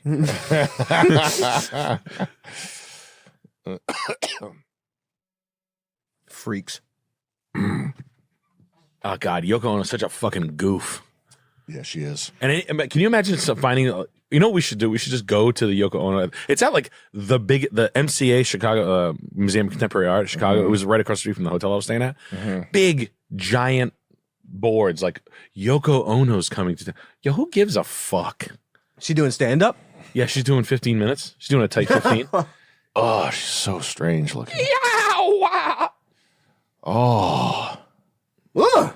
God, they look like they should be in prison or something. Yeah. They look like they're from that movie Come and See. Yeah. Looks like they should be in front of a firing squad. They should have a tank barrel in their fucking faces. They do. Is that movie from 1985? Yeah. Wow. I thought that was like an A24 film. That's crazy. This movie sucked so bad I thought it had to be new. Yeah, it's probably probably more damaging than enjoyable to watch. What is it about how the Nazis are bad? What is Come and See? Let's check that out. It's a Soviet. It's a coming of age film. German occupation. Oh. Belarus. Nazi atrocities. Yeah, right. Nazi atrocities. Didn't they find out the Soviets committed all those? Open a new tab on the director, Elim Klimov, and who wrote it. Screenplay by Adamovich. Oh. All right, what's this guy? Is a screenplay. Oh. I like his picture. That's the guy who gave he was a child soldier. What a nightmare. What a nightmare. So I guess it was based on his experience and not some hallucination. What is I think I prefer Cross of Iron. Close this. Yeah. Yeah, but like imagine like an intellectual Chicagoan going and seeing Yoko Ono and thinking she's like making remarkable moves in her growth. She's growing. She's 92 years old. Yeah, come watch this ghoul. She's still growing. It's husk. Armed man wearing non-offending pedophile sign storms stage at NYC Wikipedia conference. Holy shit. I wrote out a tweet and then deleted it. It was one of those. I was gonna ever do that. I was like, that guy sounds like he's saying the truth. Just like, I just gave that guy $9,000. Oh my god! Like starting to like prop those people up and be like, "Yo, that guy's the man. He used to buy a lot of antiques for me. Cool guy." Oh my! Saying crazy shit. I've like never that. seen him wrong about anything. Yeah. Can you call people in prison? In jail? Probably. I think you can, yeah. I think you can contact some certain people in Hey, prison. what did you mean by Hey, what's going on? PGL podcast. You're live, by the way. We sent you a sandwich. we put some core links in your JPay. One of those videos that I always try to reference and bring up to people is the David Spade Chrysler Aspen unveiling debut. Yes. Did you watch this with me? I think when we first met, you showed me that. Yeah. I think like that was like one of the first like 30 videos you ever showed me. It was It's like been that one. scrubbed from the. It's not available anymore. I mean, let's Chris type in Chrysler Aspen. This is one of the wildest videos, and it's nuts that they were able to scrape this from the internet. They got it off somehow. I don't look at images. I don't think you can find this video. But this is the Chrysler Aspen, which is what is that, a Durango? Durango, yeah. So it's a worst SUV in the world. the worst thing you can buy. And when they unveiled this thing, they had like a huge thing, and it was snow themed. And I think they had like snow dancers, and like they tried to make it the real high end, like Cirque du Soleil type thing. Yes, like, yes. Avant-garde, like elephants. Like Halo 3 reveal. Snow dancers, like real as much as far as you can go, like avant-garde, like almost like the South Park. You remember the South Park Cirque du Soleil parody kind of thing, like that sort of deal. Snowflakes coming down, like big money, big presentation. Korean investors and like new blood money. Crystal Palace themed. It's good. And then David Spade comes out, and he's the MC for this event, and it's some of the most bone chilling, like out of all the open mics I've ever been to, with the worst material, like, and then I got a hand job from my mom, like, the worst, the hardest hitting, like gut, like, Like, cringy, where you're 3 inches shorter after you're done. You don't want your back snaps. You want to quit. You want to quit comedy. You want to quit comedy. You hear. Look, here's the product. That's a real thing. They were going hardcore on the winter theme product placement. That was it right there. That was the frame. The Chrysler steals the show business. Is that it right there? Yeah, they stole the show. They stole the show, guys. They stole the show. Video? The stuff that David Spade's saying is he'll say a joke and he's like, oh! Like that's what you feel like. He's only like, practical maneuver. It's the craziest material I've ever heard. He's like, so I guess they pulled out all the stops for the Chrysler Aspen. I guess it's colder than I can't even come close to doing it. It's colder than Arnold Schwarzenegger as Mr. Freeze, and it's stuff. Is this a screen grab from It's it? like stuff he thought of. Yes. I think that's look at the homeless clowns. They got the like. Yes. Those are the Cirque du Soleil homeless clowns right there. It's like they were like. Oh auditioning yeah, for baby. Yeah. Look at that. Look at that. I want to see the fucking video though, because I remember you showing it to me. I remember being like, it galvanized showbiz for me. Yeah. And it's funny that you bring that up because Jay Leno was talking about having 30 million and getting 15 million. And then he said he always he put those checks from the Tonight Show, the 15 million in his bank account, just sits in his bank account. He'd used the road touring money as his spending money. And he's like, you do that. And then he's like, in Adam Carolla was talking about, you get a few corporate gigs there in the middle and it really makes a year. Yeah. And I was thinking like, what the fuck kind of corporate gigs are they doing? They talk about this kind of Chrysler. shit. Yeah, doing Chrysler Aspen videos. Fuck. How the fuck do you get that scrubbed? I don't know. I would, if I were him, I would pay all the money that I had to get rid of it. Wow. I would have paid every dollar I had to get rid of that. What year was it? The 2007? Probably. I'm sure. Yeah, probably. When it 2006. 2006. There. Yeah. Jeez. Anybody watching this, please find the video. Wow. What a year. It's like the stuff that he's saying. It's like stuff that he wrote as he's walking up to the stage or something. Like it's so hard. It's really hard. How am I gonna do? I mean, I don't even know how you'd make a joke that gets that. I don't know how to do an impression of it because it was so like twisted. That was when he I think he admits that he likes pills. That would make sense. Did he do that during the Chrysler? Yeah. He should have. He's like, shit, shoes up 10. That would if I was him, I would tell that. Then I'd be like, oh yeah, I was on so bad I couldn't even see straight. I was chewing them like Tic Tacs. Fuck, I was on fucking. I think it was 40. I was. I fell into a trash can. I stayed there for a month after that. What the fuck is it? I can't believe it's gone. Because you can't get rid of anything. No. How did he get rid of that? I know. How? Like what the fuck? It's somewhere. It's somewhere. It's got to be somewhere. That's good. But the really big news is that Dodge Caliber is very affordable. That's it? That's how you're going to sell it to us? It's affordable? Yeah. Hey. Yeah, and what would be wrong with that exactly? Well, because you might as well say it comes with 4 wheels and paint, dude. It's boring. It's vague. There, I said it.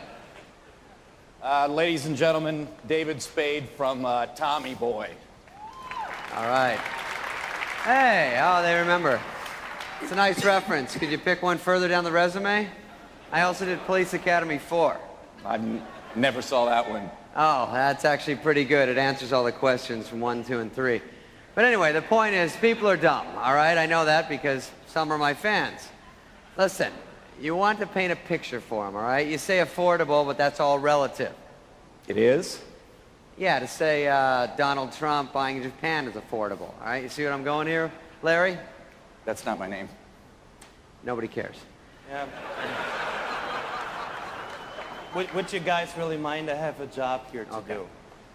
The all-new 2007 Dodge Caliber will enter the U.S. market price $410 below the outgoing Neon, and that is with more content. How's that? Oh, sorry, you lost me. I kind of dozed off there for a second. But good stuff. Keep it up. You think you can do better? Sir, I'm a professional entertainer with 3 People's Choice Award nominations. What do you people think? Could I do better? All right. Okay, I'm going to say the price is so low, and you guys say, how low is it? You got that? You know the drill. You've seen it before. All right, the price of the new Dodge Caliber is so... Low, how low is it? I got to get to the end, dude. Slow Sorry. down. Let me get the whole thing out. Sorry. All right, the price of the new Dodge Caliber is so low. It's lower than Joe Dirt's SAT scores. All right? That's pretty low. That is actually pretty low. Exactly. That's low. That's down All right, now. guys, I told you I have a job to do, Right, so got it. if you don't mind. Sure. The base U.S. MSRP for the new Dodge Caliber is $13,985. What? And that is for the Caliber SE, including destination charges. Wow. I spent more on my dates at Bennigan's. L.A. chicks are expensive, Larry. That's not my name. Again, not sure it matters. AM/FM radio and a higher output engine. Dude, anything looks good when you compare it to a Neon, sorry to say. All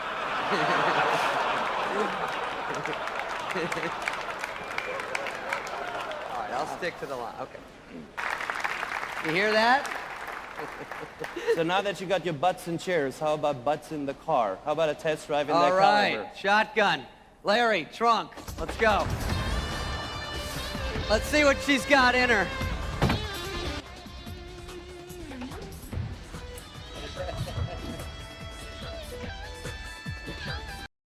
What kind of a house? Why you take this? Why you put this on, Chris? Chris, why you put this video on? This one's for you, Nick. This guy with the glasses. What's you? Wait, first, before we go into this, let's go over here and talk about what Sam got from the camera store. Ciao, Chinois. A dinky little handle. This does not feel like a dinky handle. This feels like a good handle. What do you call this, Sam? That's the XLR input handle. It looks like there are some micro adjustments for things you can do to the camera. Cool. That is what is that? That's where you plug the microphone into. Oh, really? Yeah. That's cool. This is the part you touch with greasy fingers. I could put some spittle on it. Yeah. Chinese spittle. Ciao Chinois. I've heard that voice before. Like a Chinese, like a younger Chinese guy that's trying to like really practice the American accent, but it just sounds like a Swedish guy almost. Yeah. He sounds like a DJ. Yeah. I think it's me fucking up my DJ impression, and then the guy that's been on this pod that we had to show videos of all the time on the podcast, like, learn Chinese. Oh yeah, that guy. That's what he sounds like. Yeah. There's another good example of that. It's a nice camera. Yeah, it's pretty sweet. I like the aesthetics of it. Like, I like the way the body is kind of solid. Mm-hmm. This guy does that exact voice.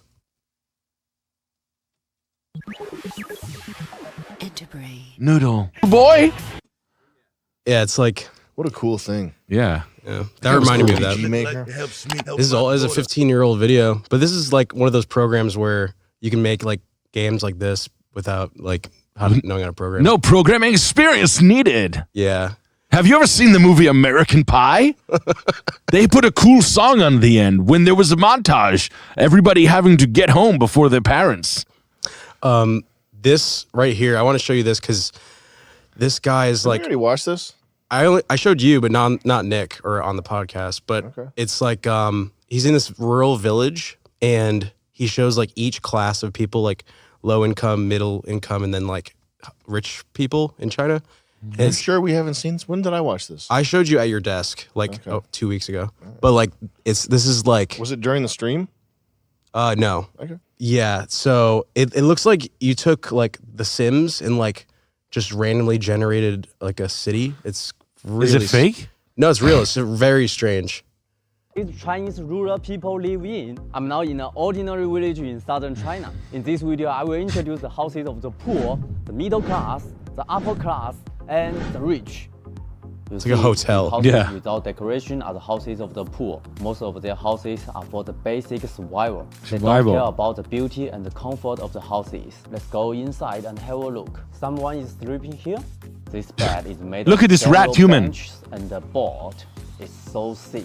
The owner of this family told me that he had tried to make money in the doll business, but so far nothing has been achieved. He told me his annual income is about $10,000 a year. Good luck to him. Next, let's take a look at the middle-class families in rural China. The middle-class families have become comfortable. Let's go inside and have a look. You can see the television is bigger than the last one. I guess it's 70 inches.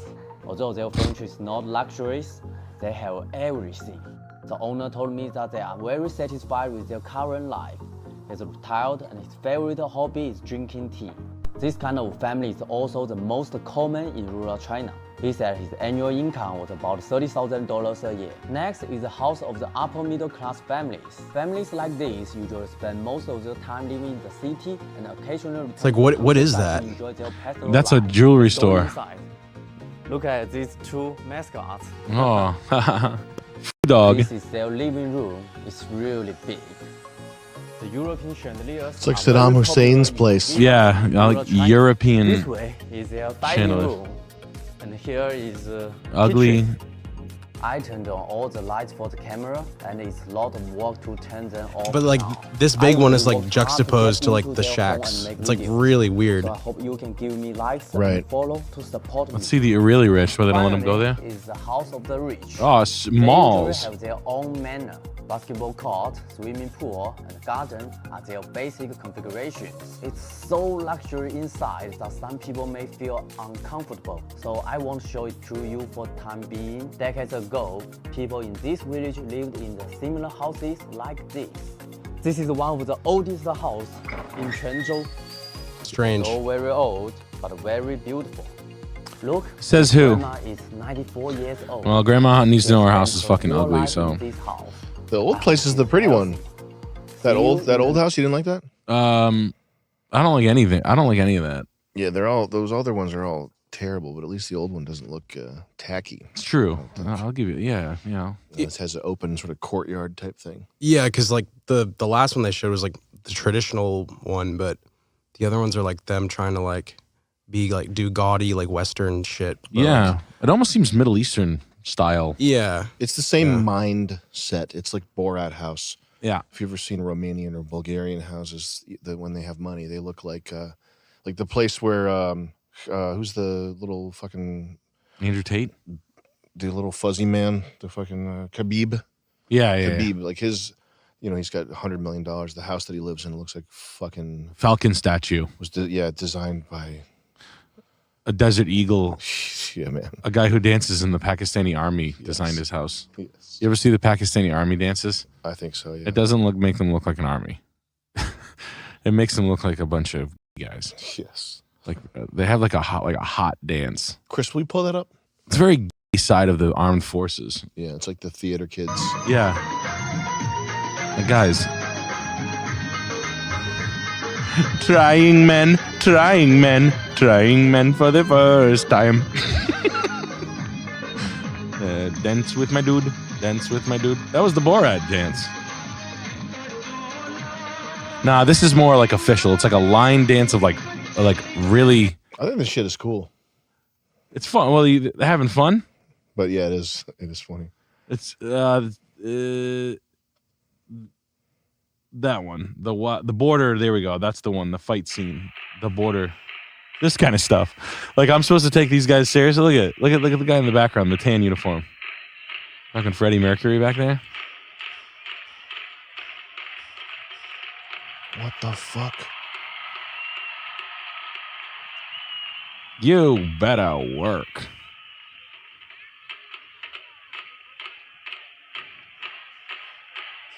He's doing his mustache. This is nuts. Mm.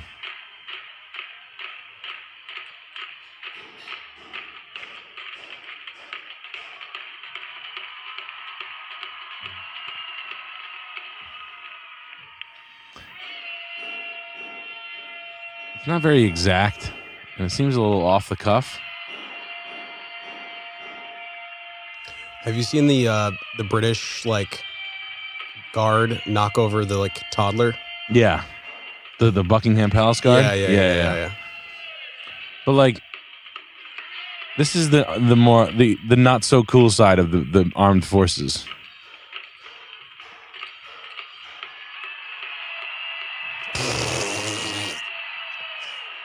Have you ever seen British Army videos? Not like dances, but drill sergeant, British drill No. sergeant. It's strange. Really? Yeah. I would like to see a British drill. Yeah. Is it like Richard Branson? Yeah, kind of. Yeah. You want to be a dog like your mother? Ha! Make you a dog. It's just like, all right. Oh yeah. Tough luck for last in line, Ross Barrett. Barrett, what on earth do you think that looks like? Look at the top shelf. What is that on your top shelf? It's toilet paper, sir. Only got one roll left. This locker looks like a complete shambles. Sonra, this is really not on. Barrett, I have a message for you that you will relay to the Provost Sergeant when you go down and see him this morning. You will go down there and quite clearly state, Provost Sergeant, I have not met the standard of the platoon commander's inspection. This is good acting. And when he asks you why, you say, mind your own business. Don't laugh, this is not a funny matter. What will you say? Mind your business, Sergeant. Don't even say Sergeant. Ordering recruits to relay rude messages is a traditional army punishment. Speak to me, what are you doing here? I'm here because my locker did not meet the expectations of the platoon officer. What was that? Mind your business. But if Barrett thinks it's a joke, guys are... the sergeant fails to see the funny side. Say that again, say it loud. This is stranger than I could have thought. I don't even want to watch this. Is that right? Call large! I can't Oh, even. that's so good. Dude. Thank you for showing me that. That is so I good. love British shit. Is so funny to me. That is so. Yeah. Like I couldn't even have thought of that. Like, like the joke is like that you send one of the dudes to give like a fucked up message.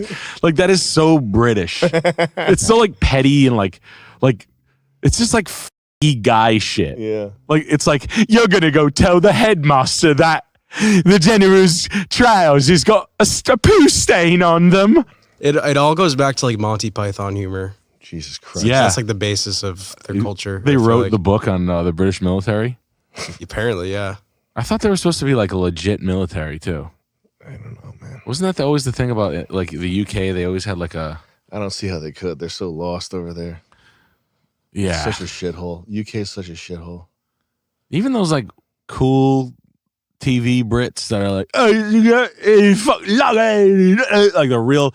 Those guys got to be cool. Those are like our type of dudes. I don't know. No, I think that the whole place is just lost. Yeah. I think the UK. I think the GDP of the UK is the same as like Mississippi. Jesus Christ! Like it's not even like a. What can you look up? Yeah. Look up UK GDP. Yeah, that's a good number. I'm sure it's very humbling. Well, we still control the world, Sam Hyde. 3 trillion. Okay, and then look up US GDP by state. That's a great graph data. This will really humble up some of these fucking Brits trying to chomp at me in downtown Providence. All right, so I'm mistaken. So nominal GDP, millions of dollars. So California is So California is the only state with a bigger GDP than Yeah. the UK. But let's put it in fun terms. Pennsylvania, Illinois, and Florida have a bigger GDP than the UK. Mm-hmm. How's Rhode Island looking? Vermont. I didn't expect Vermont to be Rhode on. Island's down there. Yeah. Vermont, the 51st state. Still higher than Alaska, Montana. Hell yeah. Just kind of fighting above their weight. I think so. Oh yeah. Rhode Island just fighting. Well, that's above not their- per capita. That's scroll up. What's per total. capita? Per capita is nominal GDP per capita. So it's the far right, the two from the right. So scroll down. So Rhode Island is 65. Hey, not bad. I like to think I contributed to that quite a bit. Okay, higher than Maine, higher than West Virginia, almost on tier with Hawaii. Oh yeah. Hey, we're better than New Mexico. Hell yeah. There Hey, you and go. that counts for something. That's got to count for something. I don't see how it couldn't. I mean, look at this little tiny state. It's such a powerhouse. Yeah. New Mexico, that big fucking state, all that land they have. What are they doing over there? What are they making? Turquoise pottery? Yeah, well, I think they're probably spending a lot of time in the wampum huts, if you know what I mean. Yeah. You go to like the city office where they're supposed to be like building sidewalks, Yeah. and it's like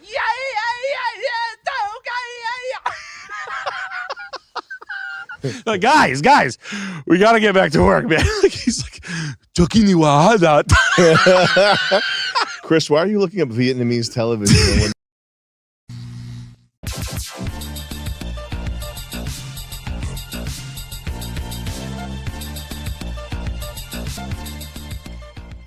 Well, I did it so I didn't sound like a little kid. Bad news. You need more violet news. eel. Ah. Now, what other flavors do you have on your person at the moment? Chain pop. Chain pop? Is that a flavor? It's in the fridge. It's a raspberry lemon. It's Will one of my you favorites. grab me a chain pop? Yeah. Thank you. What are the flavors that apparent? Yeah. Yeah. Yeah. And the difference is they're wet. They're wetter. Actually, Chris, would you just grab one off my desk? Coffee? The coffee one, yeah. These are big. Sam Talon hit me up to get him an antique spittoon. I said, I'll find you one. Very he said, for my nice. zins. I Very said, nice. really? Yeah. I was like, you've got the right man on the job. And then I wrote in parentheses, Silly Billy. shaking his head, writing chicken scratch into a notepad that means nothing. You've got the right man on the job. It's just that is. I mean, this stuff has hit the world hard right now. This Zin world. Yeah, they're good. They are. That's a good. nice movement. This, I think, might be the best choice right here. Yeah, I think I think Theo Von has those. He has these? Yeah. Yeah, he got those, man. Mm-hmm. The guy that I bought them from, I thought he was living in a cloud. He made me pay with raindrops. I said, I only got lightning bolts and thunder. I'm gonna have to come back. He gave me a coupon written on a trash can lid.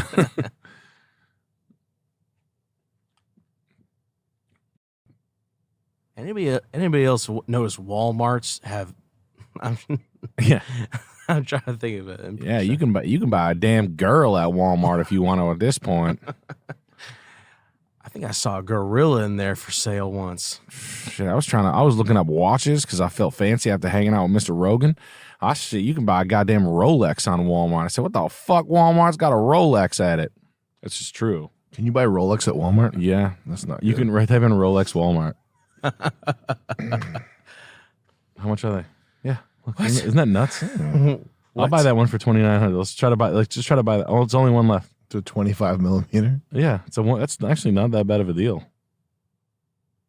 All right, where is it? It's 100% guaranteed. Pickup not available.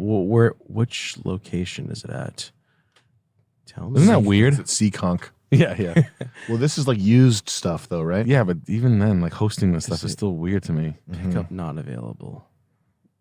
Arrives tomorrow, free. Like, is no one else a little weirded out by that?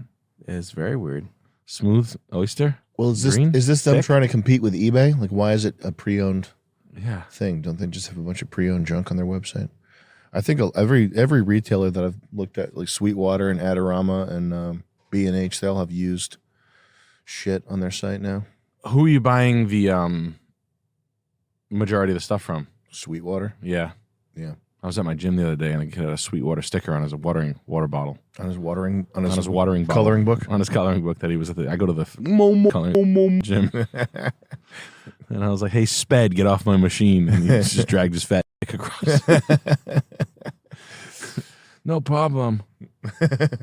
You want me to take some plates off for you? I was like, "No, you can leave the plates on." Drops them on your head. Yeah, it drops them on my foot and then uppercuts me as hard as it can. What's not a hook and not an uppercut? What's that one called? A smash punch. If you're going with Riddick bow. I think that it Can was you type in Riddick bow smash punch? Might be thinking of a shovel hook. A shovel. That's what it is. A shovel. So, what else is new? So I thought of something interesting with ChatGPT. If you had your location services off, but you were online and talking to ChatGPT, it would assume you're in Saudi Arabia. And if you said and it would act appropriately. and you said, "Help, I'm in trouble. I only have access to ChatGPT. I need that the would be police cool. now." Would it override location services? That would be cool. I'm wondering about. Is that like calling 911? I don't think it could do that. But you know what might be able to do that? Go to YouTube and look up UI TARS, UI-TARS. And this is something you might not want to have on your computer. TARS. Yeah. Yeah, baby. What's that? It's gonna scare me. Scroll down. Scary. Try the one with the AI lady. That one right there, the top one. Oh, okay. Hopefully she shows Or up this sucking one. on. Yeah, that one right there. Hell yeah.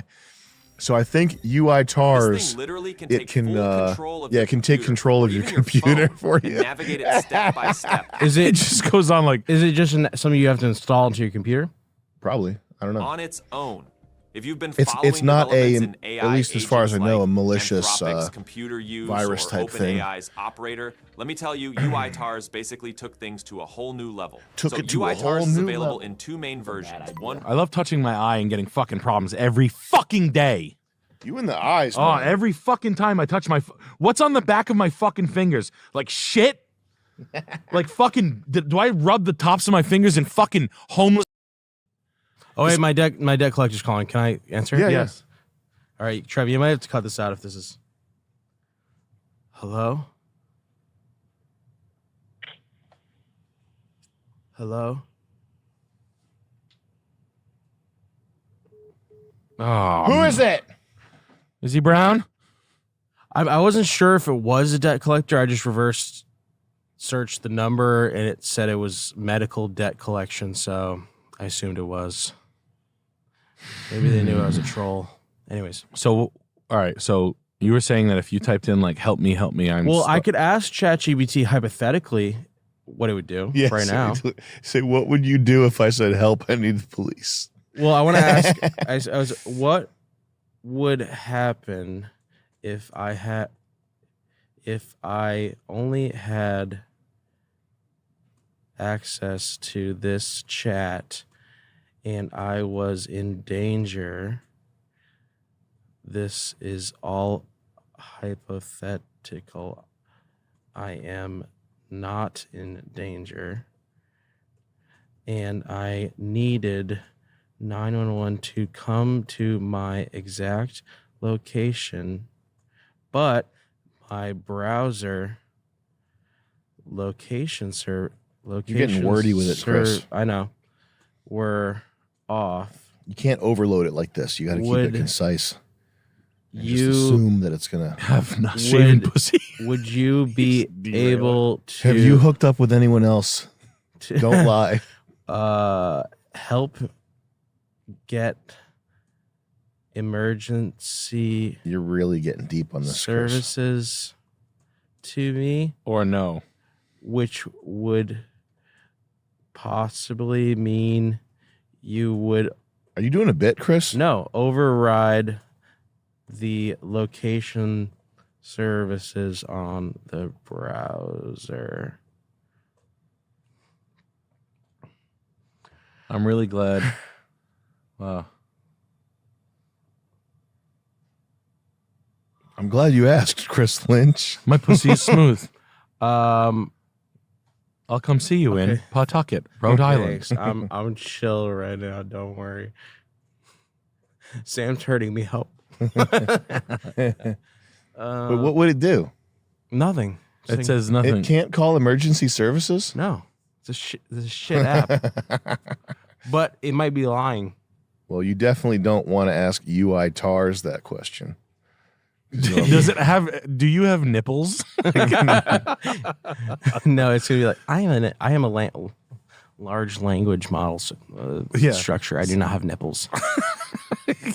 That is quite the quirky question, though. You got the weather tech. You got the weather tech. Nice. Yeah, Yep. Got the weather tech. There we go. I gotta go steal floor mats out of another E-Class. I go there, like my car wash ripped off my rear wiper on my wagon. I went to Mercedes, just ripped one off a car, put it right on mine, just drove away. Are floor mats? Oh my God, Nick. I was like, fuck you. I just grabbed one, like, click, click. Like, I know they don't have cameras because I used to. Mad funny. Yeah, fuck that. I'm not waiting around. This is my last car question, but the let's say my truck, the floor mats. Let's say I for whatever reason. So you're a floor mat guy. Well, I have the weather tech in there now, but if I for whatever reason I wanted to get identical floor mats, are those? Is that a third party thing? OEM? You would want to get them from Ford, and they would not be negligibly cheap. They'd be $175. That's how much they are. And what you would do is, if you're smart and fun, you take a test drive in one, and you say, I want to trade mine in. You throw. This, Chris. They're in a bag. They're in a bag in the back. They're in like a plastic bag wrapped up. Make sure you do this, Chris. And you look at one to make sure they're in there, and then you throw them underneath a truck. You pull over. I'm not kidding you. You pull over. You take the truck on a test drive, and you're like, let me look at it. And then you throw them underneath the car, and then you steal them later on in the afternoon. I used to do it all the time. I would steal floor mats from my customers, and they're like, I want the weather mats. I'm like, do we have a deal if you get the other mats? I was like, you're asking me for $250, and we're like all in. Like, I would literally say, stop fucking negotiating. They're like, we're done if you get me the mats. I'm like, I'm going to steal them, right? And they're like, I don't care how you get them. I was like, I'm going to steal them in a weird way. So you're going to have to pick them up in the back of the dealership, and we're going to steal them together. Do you understand that? And they're like, awesome. I'm like, so I'd go get the car, and I'm like, meet me in the back of the delership and roll the window down. I'm going to throw them in the back of the car quickly. Yeah. And it would be like grown men be like, all right, throw it in. Hell yeah. Throw it in and it would be brand new. I'd steal them out of another car. I'd open up all the trunks and find them. That's so it funny, was bro. So much, because it was like, I'm doing a little crime too. Yeah, and it was stealing. Like it would just be kicking the ball down the road. Yeah. And my managers would always be like, what the fuck, bro?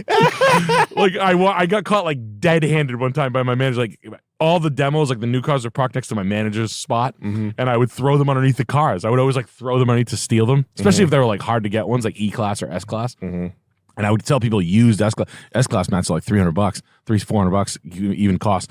So I would throw them underneath the car, and then I'd be like, I'd grab them, and I'd be like, pull the car around, pop the trunk, wham! I'd throw them in the trunk, shut them, I'd be like, all right, you're good to go. It's awesome. It's so much. So, but we all know how to do it. Like we would all do it. Yeah. That's perfect. One more question. Your customers probably loved you after that. Oh, they love you. They're like this. He fucking stole it's like the fun story. Yeah. We stole something. Yeah. I'm like, and I'll get you the ashtray. They should do that. They should introduce that to car dealerships as like a mechanic to make you feel better about your purchase. 100%. They should give like, you want an ashtray? Do you smoke? Yeah. I'm like, do you smoke weed? And they're like, yeah. I'm like, do you want a Mercedes ashtray for your weed smoking? They're like, they're $100. Do you want one? Yes. I'd be like this. I'd open the cars right in the showroom. There's always one in a bag. And they're like this. I'm like, take that, put that in your purse. Everybody loves stealing. Yeah. It's like a fun thing to do. That's funny. It's great. Yeah. Who doesn't want that? You'd be souped. I'd be psyched if I was like, the guy stole me the Raptor ashtray. Yeah. This is awesome. Or if there's a thing, it's like, and you can get the extra dongle for $60. You know what? Yeah, just take it. Yeah, here you go. That. Here you go. Just take this shit. Just take it. Anything Mercedes, I would always grab. Like if they had like a Mercedes event, I'd always grab them and be like, "Do you want a Mercedes Polo?" And they're like, "What?" I'm like, "What size are you?" And I just like start pulling shit out of my desk. Like it'd be like the Mercedes-Benz of Warwick like uniform polo, and I would be like, I'd give like some people would fall for that. Yeah. And they'd be like, "Okay, it's like my work shirt." It's so like pens and shit, like That's Mercedes funny. pens. Yeah, it was a good one. Hi, Sam. My name is Sullivan. That's problem number one. Your parents named you to be on a fucking pirate ship or something. Sullivan. It's Huck Finn. My name's Huck Finn. What's another Sullivan type name? Hogarth. My parents named me Hogarth. Morgan. This is literally the root of your problem is that when you were 7 years old, you heard Sullivan, time to come in, Sullivan, and it sounds like a man's name from like the 40s, and so you're just like thinking that you're a man from the 40s. I've got a couple questions for you. Is postmodern art / avant-garde art worthwhile? So here's the first thing. People think that like the human brain is wired in such a way to get enjoyment, satisfaction from like good stories, for example. Like a story where there's tension and all the classical things that make a story good, like a hero who has conflict with whose outward conflict and inward conflict are at odds. So their outward conflict leads them to a greater clarity of their inward conflict, like Star Wars. And so because everything's been done, first of all. Second of all, because it's easier to just make a pile of shit instead of be good at something. There's this temptation among gifted people with no work ethic, gifted people with poor work ethic, to go, oh, I don't need to follow the rules. I can just break all the rules and make something that's so cutting edge and crazy, and I'll make the real art. I'll make the real true novel. I'll make the real true film. And it's good because, first of all, I'm bucking all the trends. I'm doing something nobody else has done. And the real benefit here is that I don't need to study fundamentally what makes a film or a painting or a story a good thing. I don't have to have any craft. You're leaving out one second of art, though, that's you got to get back into, is installation. Installation art. Happenings. Forgive me. I knew this was important. You say writing, which I totally get. I know this is important to you. Film and art and paintings, creative medium. And then you said with writing, musical. Writing, paintings, film. Writing, music paintings, too, film. all of it. Right. But I forgot. The one, I forgot the one. The masterpiece with the girl dumping the SpaghettiOs over her tits. Yeah. So this is the first thing, and I know this just from reading you saying, is postmodern art / avant-garde art worthwhile? I don't even know what those things mean. I just know that it's a shortcut so that instead of taking the years of time that it would take for you to learn how to make a beautiful still life or paint something realistic or use chiaroscuro and paint with light and make a painting that is like transcendental, that transcends, transcends. I don't know if I have the brain power to go off on that tangent right now, but to make something that's really good, okay? I know that because you use these words, you just want to skip that. I don't even know what the fuck that shit means. Postmodern art. How about this? Try to make your shit good. First of all. You've made fun of it and stuff like the Rutgers talk, yet your art seems very much inspired by it in a lot of ways. It's not. I don't even know what I'd be looking at if I was looking at postmodern art or avant-garde art. How about this? I'm trying to make money. Second question, are you trying to make it back onto TV? What's the long-term look like for you? Will you be making online vids for the foreseeable future? That's it. No, we're not. I think TV is not in the possibilities cards for me. You should never say never. I know. That's my rule. I know. I want a little poster that I would make out of art where it would say, never say never. Oops. Never say never. Because you might get picked up on ABC's MacGruber this fall on Peacock. I could do the host thing. I could become a host. You could become a host. You could be Billy Bush. Cut out some of the filler, would you? No, don't have time. You're a big influence on my friends and me. Love your sense of humor. We still show moms. Excited for Joyride too. All right. Well, thank you for writing in. This is and I'm not trying to bust the balls of whoever wrote in here, but this is like a very big problem this is a very huge problem. This can't be overstated. People who are making, everybody's trying to do something creative, and that's fine. I mean, what else are you going to do? You're going to get a real job? You're going to work at a AutoZone or something? Like, I don't think so. That's like hell. So you have to be on Instagram. You have to be swagged out. You have to be building your following and your fan base and all that stuff. You have to do that. You have to make music. You have to make your films. You have to get repped by Gagosian. You got to do something. You got to do something to avoid getting a real job. But the problem is just that the roadmap. The roadmap is there, and people are always thinking that they can reinvent the roadmap, and that idea is reinforced by the fact that reinventing the roadmap is easier when you have no rules, when you get to break all the rules, and you get to have a creative playpen where you can just make garbage, and somehow in your mind you rationalize it and make it like this garbage is actually good. Oh, I like what's going on there. I like the glare on that. I like that this piece is doing this. Hey, this is a successful piece now. And it's successful because you're doing a bunch of mental gymnastics to go around the fact that you don't know how to set type on a page, or how to, you literally don't know what kerning is, or you don't know how to, compose, like very simple stuff, like composing basic shapes in a pleasing way in a, like 4x3 rectangle or whatever. Like you just don't have no understanding. You don't even know what proportion is. Like, you don't know why it would be important, and you're making some fucking gobbledygook. And it's the same with music. Do you have any thoughts on this? On other people, on the way people go about the creative process?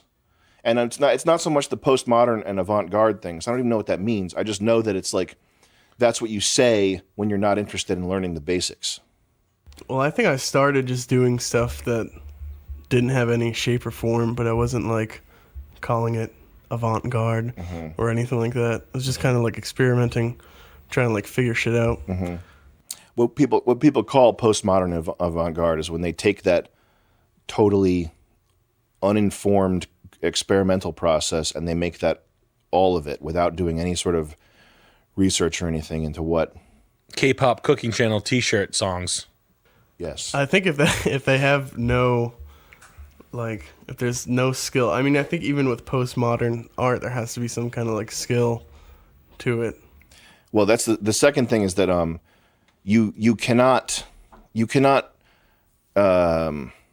get around what the brain is wired for. You can't like the brain is looking for very specific things when there's a story. It's looking for like basically a roadmap to avoid danger. To put you when you're writing a story, you're putting the reader's mind in a novel situation to show them what types of things can come about and what.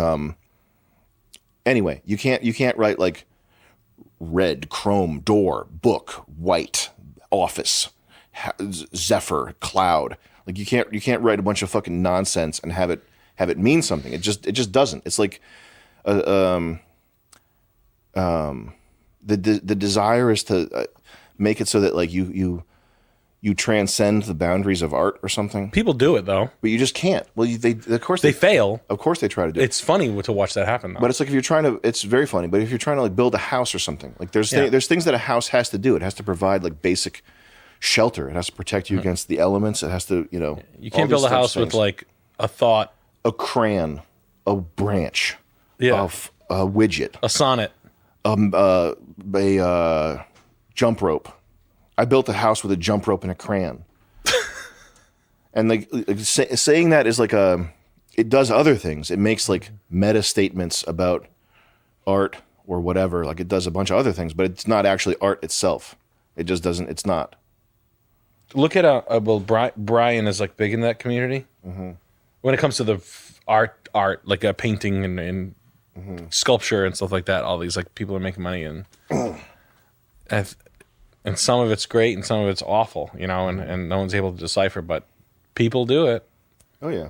People go right down there. The big hawk flies down and picks you make the best scribbly painting, even in especially specifically abstract painting. Mm-hmm. Or it would probably be noise music. Mm-hmm. But noise music never makes like big money. Yeah, like big bucks. I don't know. Do they? No, I don't think so. No one's like, this is the speak and spell. But that's it's not. And I'm not saying that every good painting has to be like a picture of a bowl of fruit or something like that. And it's of course it's possible to have abstract paintings that are beautiful and like operate along the same like principles as a good art that are good art. But it's just so much of it is people trying to reinvent the wheel, and it's something that can't be done. I like the story about Larry David chewing out Alan Dershowitz in a Westwood grocery store. What the hell does that mean? That's kind of funny. Did they play the music over the PA? Yeah. In Martha's Vineyard. In Martha's Vineyard, that's what it was. Yeah. What the hell are they even doing in Martha's Vineyard? I think the story goes, I think Larry David walked up to Alan Dershowitz and called him a silly Billy. That's interesting, coming from him. He was like this, you're a fucking pervert, and I hate you. And he was like this, oh, come on, Larry. Oh, come on. You're disgusting. Wow, it's disgusting. Your whole enclave is disgusting. Good for Larry David. What is going on? Kind of good for Larry David. That's like, is he the savior? Should he be?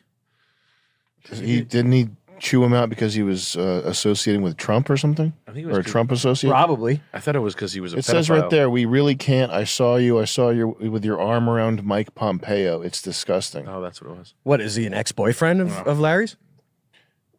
I thought Alan Dershowitz is like the worst. He's like devil incarnate, isn't he? Oh, I don't know. I don't know why. Why is he practicing law in the United States? Should practice it somewhere else. That's all. 86. He lives in Williamsburg. Oh, he was born in Williamsburg. Wow, Brooklyn College. Look at that. Doesn't look too great. Not looking good. I don't understand these people. You know you can't shake a Hasidic Brazilian woman's hand. Why is it too gross? No, like the husband will cut her off her hand if she touches another man that's not her family. Did they fuck? They fuck through the holes in the sheets. They fuck through the holes in the awesome. sheets. You know what's even funnier? Putting 10 Brazilian Abercrombie-looking models on the streets of Williamsburg, hitting on Hasidic Brazilian wives. Now Hasidic are those? I don't. Are those Orthodox, whatever. Are they ultra Orthodox? Is that them? Hasidic? What's that? Yeah, I don't. Orthodox is the ones that can't.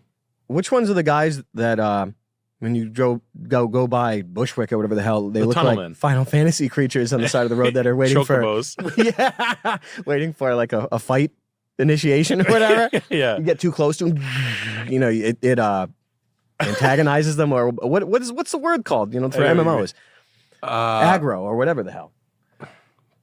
These guys, you can aggro these guys real easy. Yeah, they're ready. Aggro the whole neighborhood. But it would be funny to take like shirtless Abercrombie models and bring them there and like I fuck the wives on the road and be like, yo, what's going on?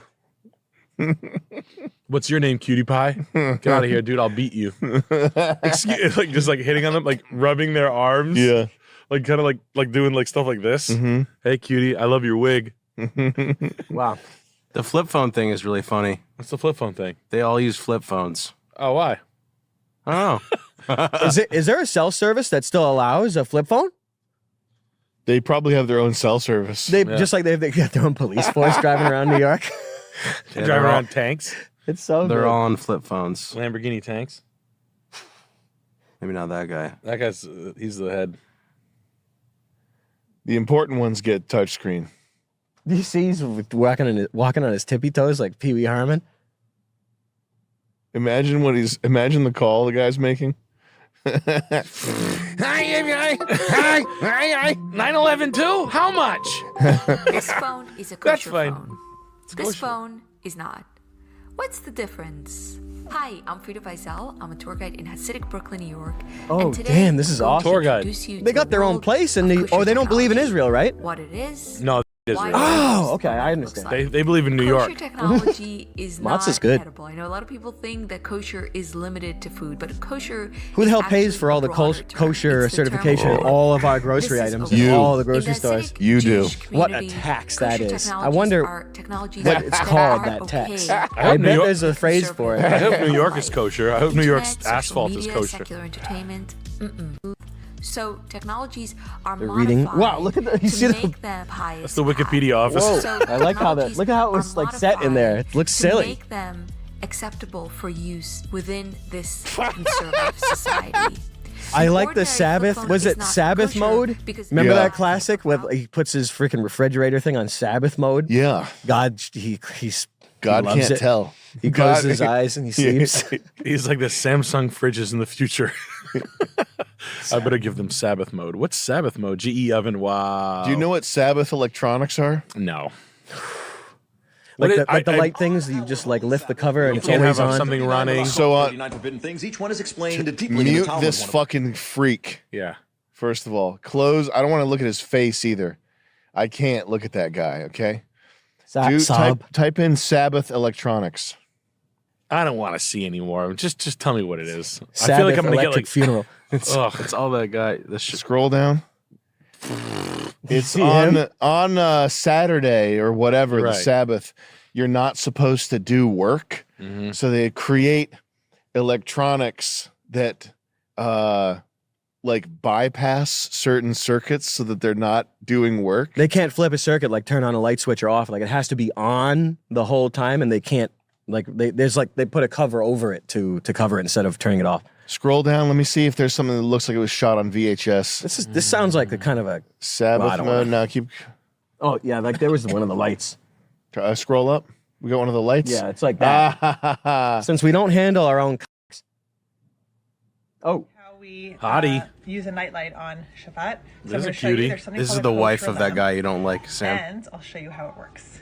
So this is She's gonna get the a kiss kosher on you. lamp, and the way it works is that it is turned on.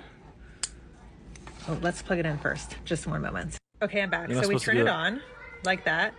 So it stays on, and basically the way it works is on Shabbat, since we don't handle anything electric, when we want the night light on, it stays like this. When we want it off, we'll just turn it like that. So we're not actually turning off any lights. We're just kind of like covering it. And that's basically how it works. Oh. Pretty cool. Scroll Okay. back. So Hot. What how does an oven, a Sabbath oven work? There's a white guy that's explaining it, maybe. Yeah, let's see.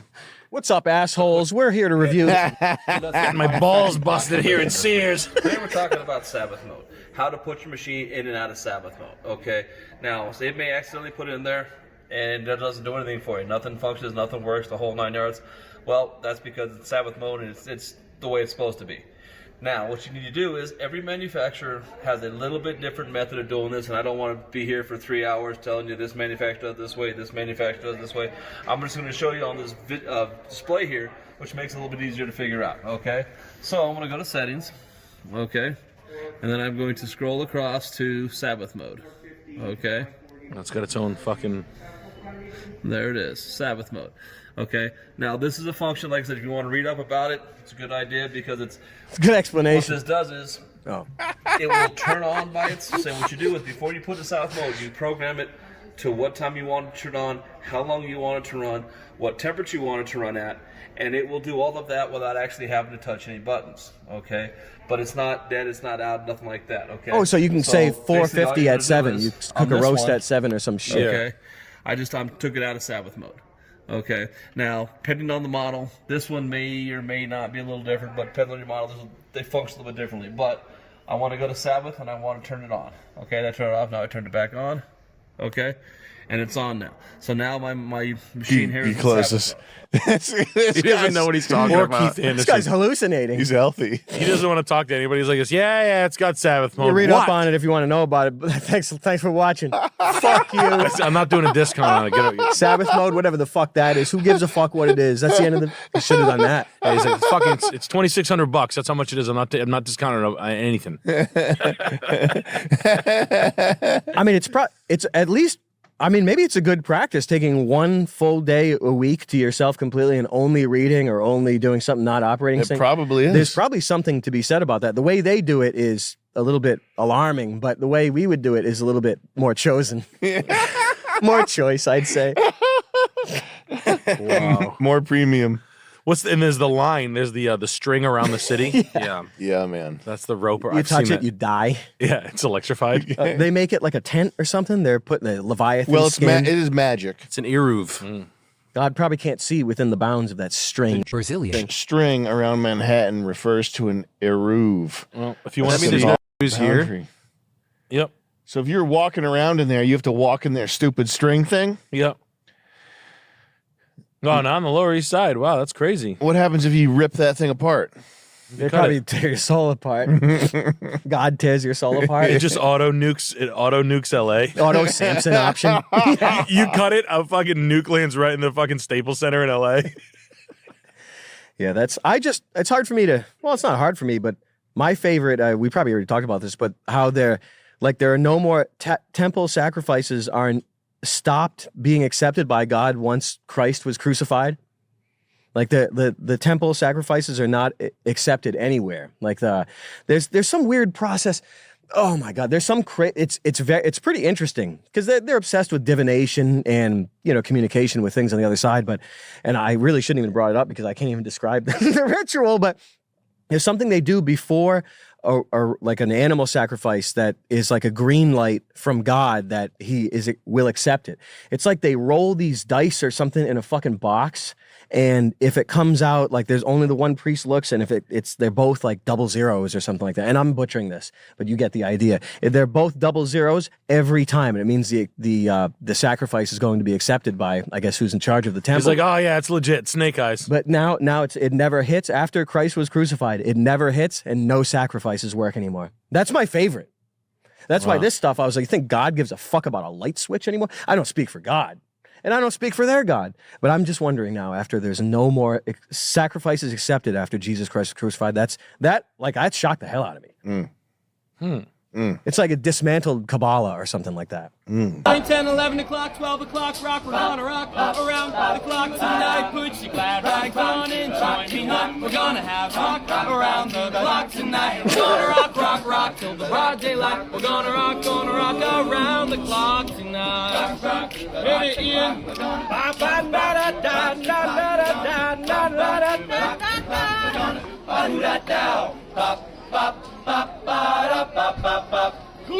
When the chimes ring 5, 6, and 7, we're gonna rock around the clock tonight. We're gonna rock till the broad daylight. We're gonna rock around the clock. We're gonna. What the hell is the front man doing there?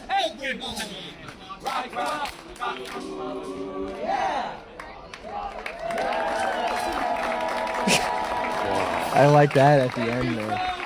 8 o'clock, rock. What's over there in Martha's Vineyard? Is that P-Town? The Obamas. Martha's Vineyard? What's the Vineyard Gazette? If we click this, what do we see here? What a different style of living. Newspaper from Martha's Vineyard since 1846. What else do they have Imagine in their, that. What else do they have in their town here? They've got. This is a type of living that I can't even imagine. Really? I can. What? Yeah. Who's You that like in the front? Yeah. Always. You didn't know that? Now, see, if I lived in Martha's Vineyard and I saw a person, I would immediately Put your house on the market. Can we go to YouTube, Chris, and type in Hinbara? Hinbarra.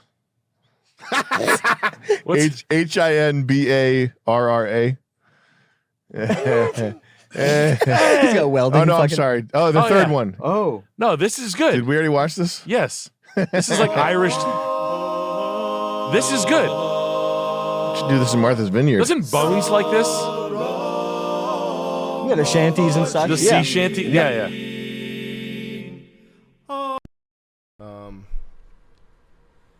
Oh yeah. It's time to start playing our little games.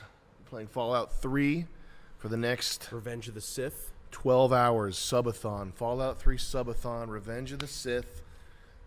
This is my New York shirt. This is what I drove down in. Are you still wearing it? Yeah. Nice.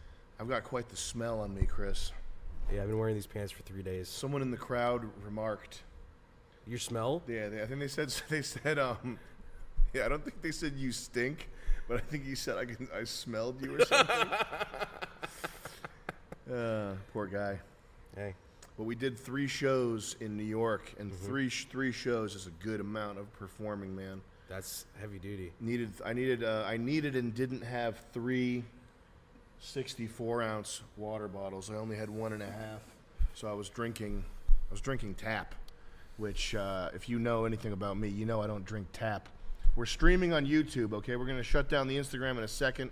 Go to YouTube, Sam and Nick's Perfect Clips. Check it out. Get on there. Get hooked up. Get hooked in. Get hooked out. Guys, I mentioned you in my story, okay? Guys, I mentioned you in my story because I want to follow you. I want to follow you into the abyss. I would follow you into hell. Yeah, the three shows was that was heavy duty. That was heavy duty.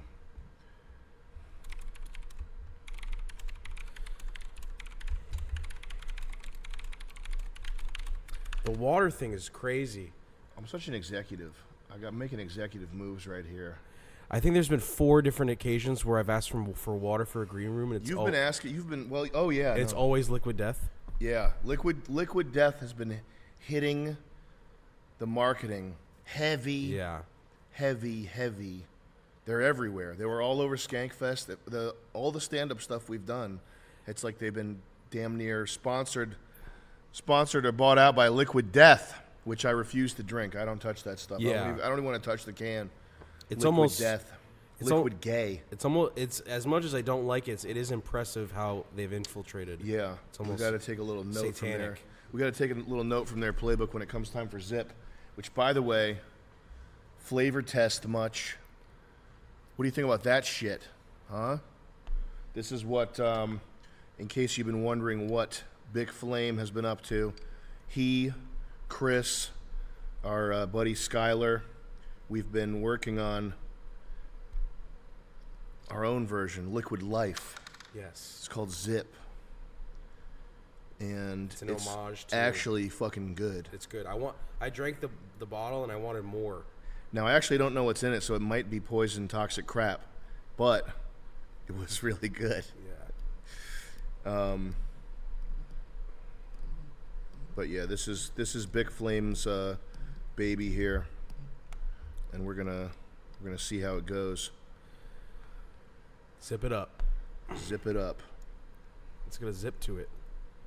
You're so much better at these can openings than I. I can get it though. Yeah. I don't want the internet to know that I'm a fruitcake. That can't. Ah, look at me like a baby. Open sesame. The first time that we had these, we just shattering glass bottles and using screwdrivers. That was cool. Guys on Instagram, go to YouTube, Sam and Nick's Perfect Clips. Go there now. Or I won't mention you in my next story. I won't mention you again. I'm not going to do it. There you go. All right.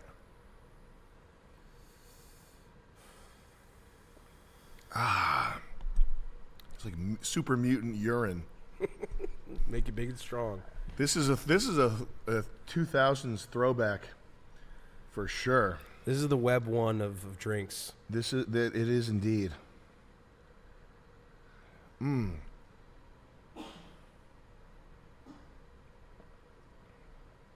Yeah. Yeah. We get a jam-packed weekend. I just saw the super chat from last time. 2 questions. Can I get my $20 back for my previous question? Didn't know about the rule against edgy Jew jokes. Yeah. Well, the thing that the joke that he made, wasn't it something like super stupid? Yeah, it wasn't even a joke. It was just like Like, my bad. Yeah, I think he was at the show too, and he's like, "My bad." We could have given his money back live though. When we saw him at the show. Well, if you got a ticket. He didn't buy a ticket. He was just waiting outside. That is funnier. And by the way, if you were at the show and I was quick or short with you, it was because I was just running around, working, doing some stuff. Yeah, sorry, but same here. I took pictures with the first crowd and the last crowd.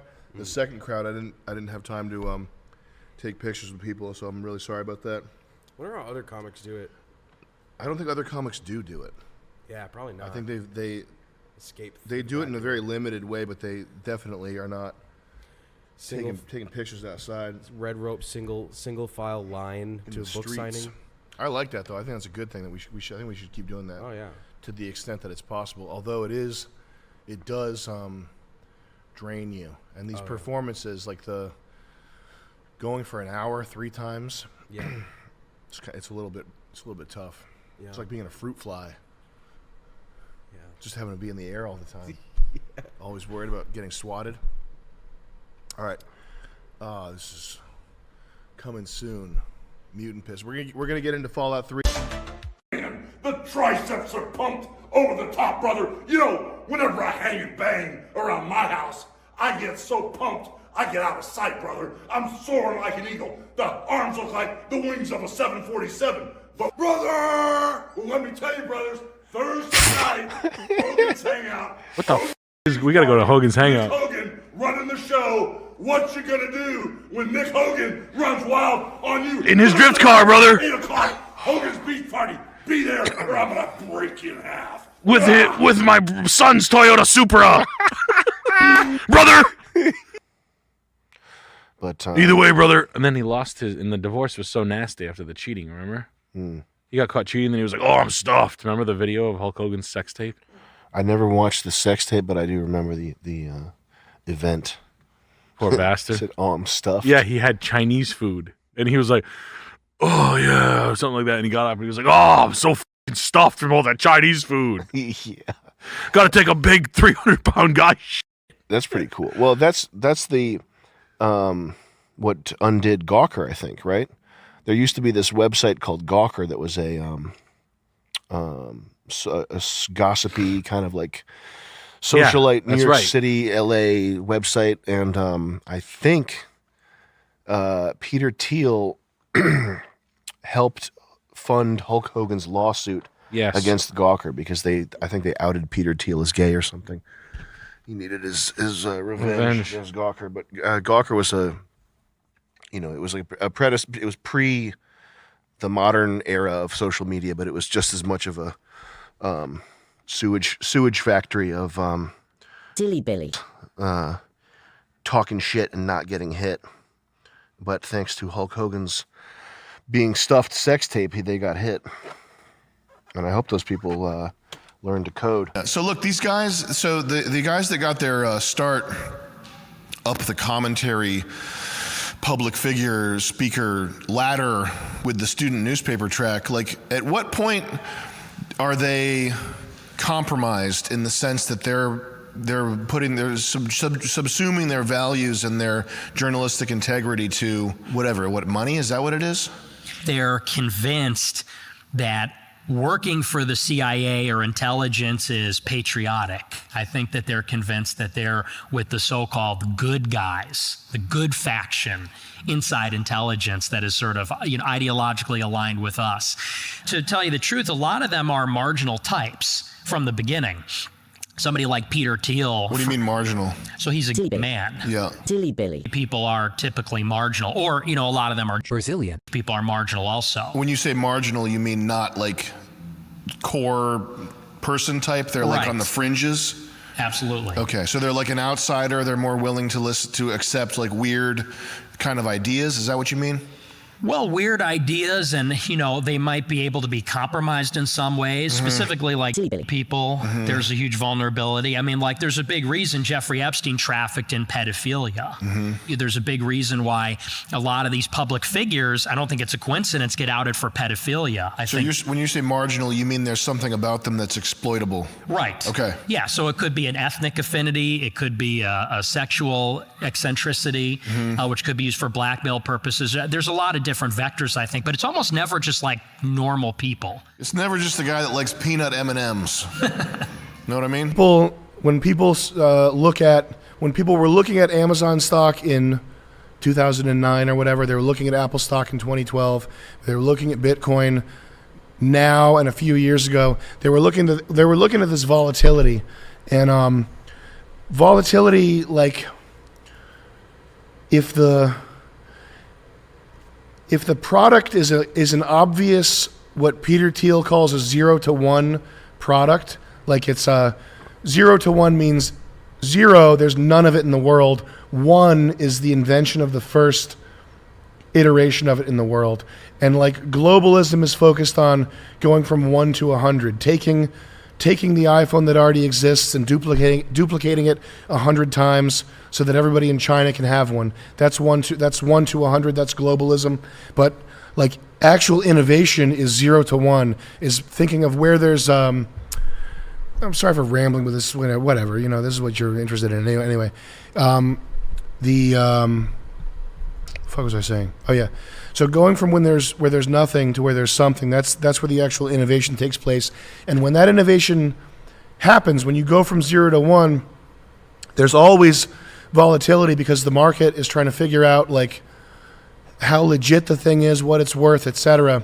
But there's a period where to insiders and even to laymen, even to laymen with enough kind of like layman knowledge in various fields to piece together the truth, there's a period where it's obvious there is a clear category winner, but the market is still fucking around trying to figure out who the clear category winner is. But to anybody who knows how a fucking computer works, it's obvious that the iPod beats the Zune.